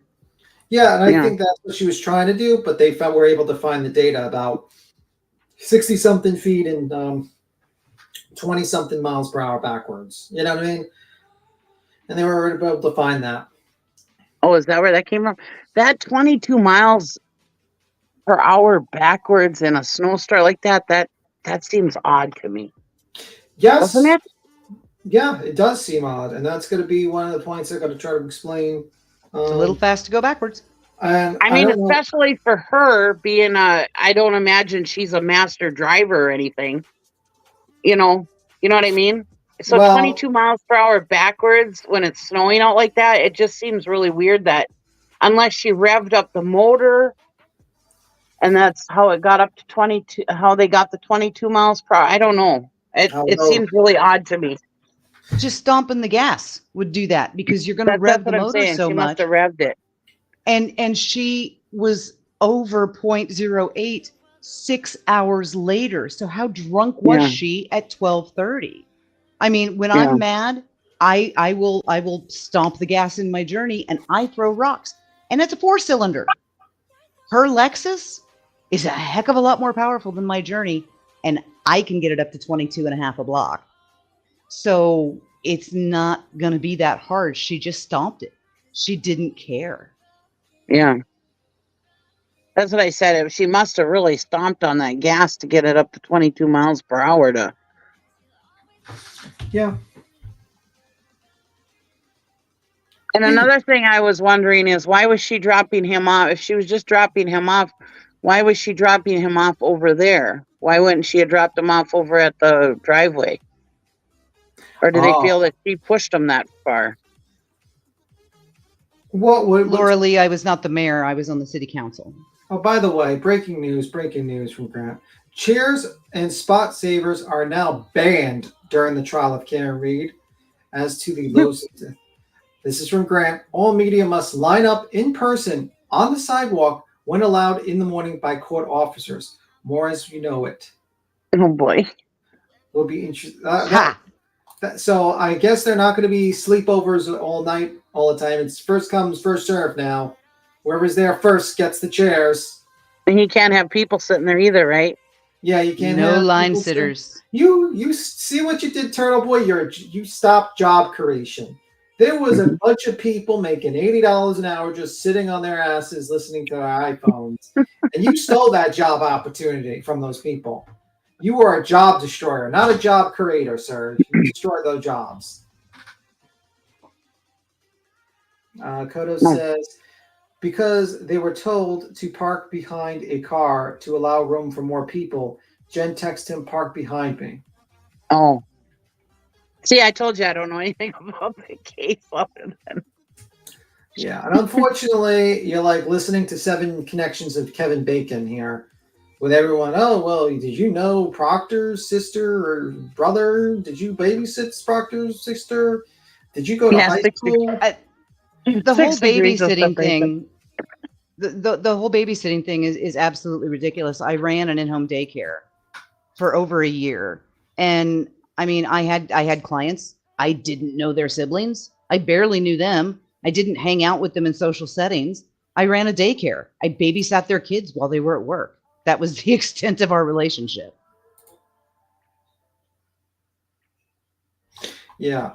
But anyway, I actually think it's like fucking TurtleBoy. What a fucking idiot. He just destroys things. Like, it's so simple, this guy. Just pay someone to sit out there. Stop being a cheap piece of shit. You got like 6,000 people in your fucking live. You get people to watch you. You make money. And you can't pay someone like fucking $200 a night or so $200 to sit there so you can get your fucking film opportunity, sitting there playing fucking Tetris on your computer because we know you're not listening to the goddamn case. You already have your thought process in this case. You probably don't even write most of your fucking blogs, knowing your past history.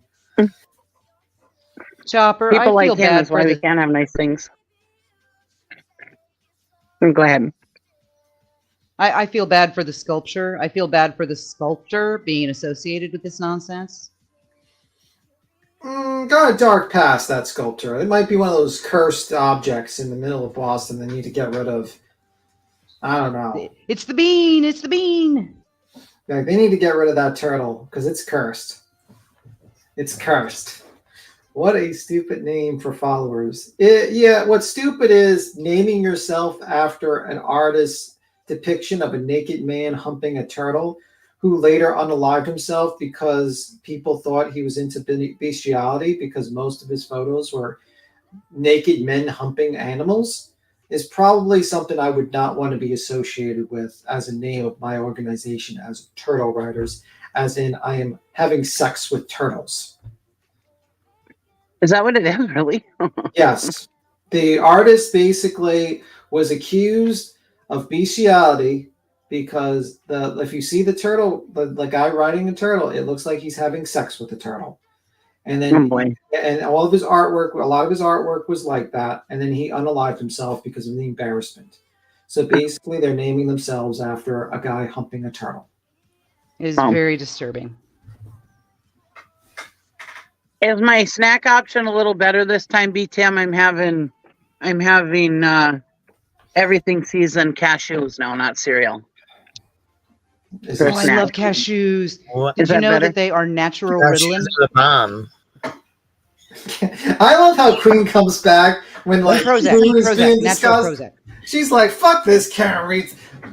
I'm listening. No, I'm sitting here listening. Like I said, I just don't have a whole lot to add when I don't really, Love you, Queen. What do you think about the line? Did you hear the breaking news from like Grant? Apparently, chairs and spot savers are now banned during the trial of Karen Reed. All media must line up in person on the sidewalk when allowed in the morning by court officers. What do you think? I want to know if Tom's banning, because Tom got banned from the block Friday. So I'm curious if that still stands or if that was just for that day.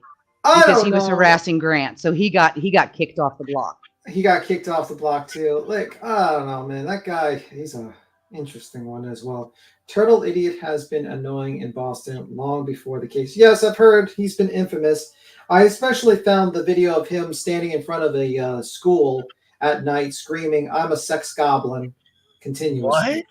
Yes, there's a video. I seen it on Dolly when he was reviewing him. He had the video playing of, it was like an old video, and he apparently got into the fight with the principal, and he decided this was the way to own the principal by screaming, "I'm a sex goblin." In front of children? Wow. I don't know if the children were in the school at the time, but definitely it was in front of the school he was filming.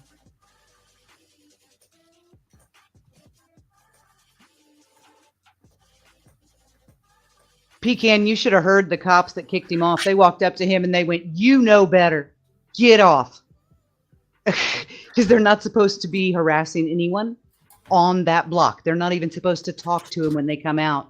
And he started singing "Na Na Na Na" at Grant when he came out to get his phone. So he got booted. All right, I think, let me see if I have the... Does Grant have some kind of like Asperger's or something? Or Okay, I got the video of him screaming, "I'm a sex goblin." Do you want to watch that? Pecan, that happened right before 8 on Tom's stream on Friday. Am I gonna get a community guideline strike for it? Let me see. You can watch it for a moment just to get an idea. Here, I'll toss it to you and you can watch it. Is it this bad that I might get struck for this? Here's the video. You can look at. I don't blame her.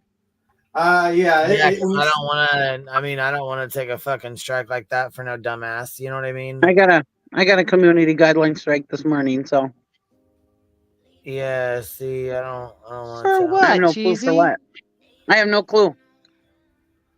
Okay, so his exact words was, "I'm a member of the media. I'm a member of the media. I am the Pope. I am Pope TurtleBoy. I am Pope TurtleBoy." And then he says, "I am a sex goblin. I am a sex goblin."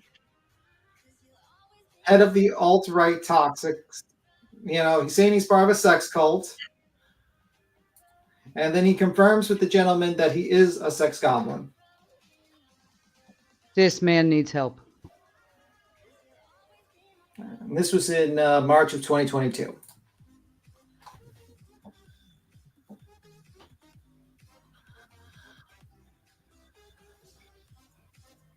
So, yes, this was TurtleBoy screaming at a random person, I believe, worked at the school. And he was proving what? I don't know what he was proving. I don't know why you would think to call. Proving what? I don't know what he was proving. Like, I get the Pope TurtleBoy thing, but calling yourself a sex goblin is probably not the most flattering thing to call He's a yourself. fucking weirdo. Anyways. Yeah, basically, he was screaming at the school, and that's the video. If you ever want to watch it, Queen, you can watch it yourself. I don't know if you'll get a community strike because I don't know if YouTube appreciates, him screaming, "I'm a sex goblin."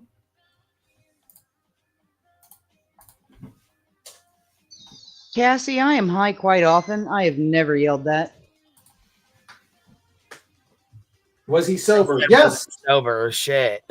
He was sober. That makes it even worse. It makes it even worse. And this is who people say, this is the legitimate person of the press. No. I don't even think Dolly has actually said he was a sex goblin. Now, don't forget, he's an award-winning journalist, Timothy. Yeah, but didn't say it on what? Yeah. I am back. I am Madison Square Garden waiting for my Rangers to win tonight. Game 5 against the Carolina Hurricanes to close out the series and advance to round 3. Okay. So, I don't know why. So he's not only Pope TurtleBoy, but he's also a sex goblin. And this is not, this is out of his own mouth. I am not making fun of him. He says, I am head of the alt-right toxic sex cult as well. Weirdo. Weirdo. And then the other gentleman says, you're at a school saying you're a sex goblin. Well, yeah, I would say you've said it probably 8 times. Not in front of a school. No, the guy is telling him he's in front of the school and saying it. Yeah, I know. I'm saying you have said it like 8 times. Yeah, I know. I've said it. I'm still... Oh my God, I'm sorry. If the kids were there, my God. No, it was like more like night or evening. So luckily, it looked like no children were there to listen to this. I'm glad. Wow. Yeah, I was gonna say. You caught me off guard. I had taken myself off of mute, and you said that. I couldn't stop myself from laughing. I'm sorry. Oh my God, that was funny. And everybody there, Mama, that streams anything that now everyone themselves as journalists. Yeah, I kind of feel like being a journalist, you need to have a license, to be honest with you. I feel like you should be accredited. I think you should be following rules. And I think you should have media liability insurance just in case you get sued. I graduated from college with an associate's in journalism. I got a press pass from the radio station that I worked for as the assistant news director. My press pass was real. My education in journalism was real. I was the editor of the college newspaper for 2 years. Yeah, you actually, to be a journalist, have to actually be trained as one. There's a process. I do believe in the citizen journalist system that the First Amendment intended us to have, but you also need to know what the hell you're doing, or you're going to screw it up.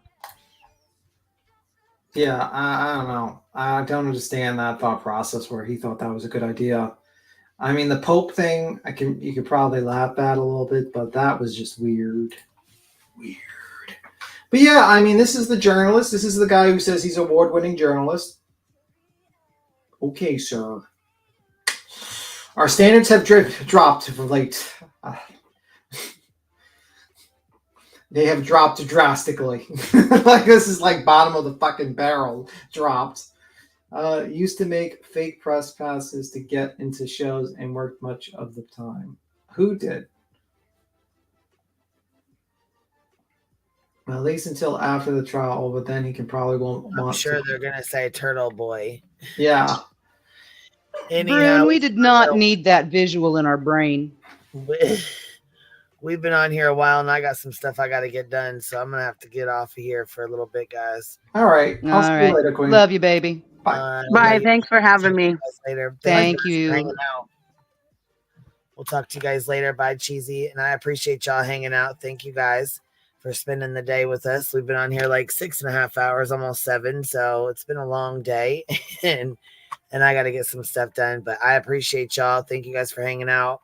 I probably won't be on here later, but I will catch you guys tomorrow. Have a good night, y'all.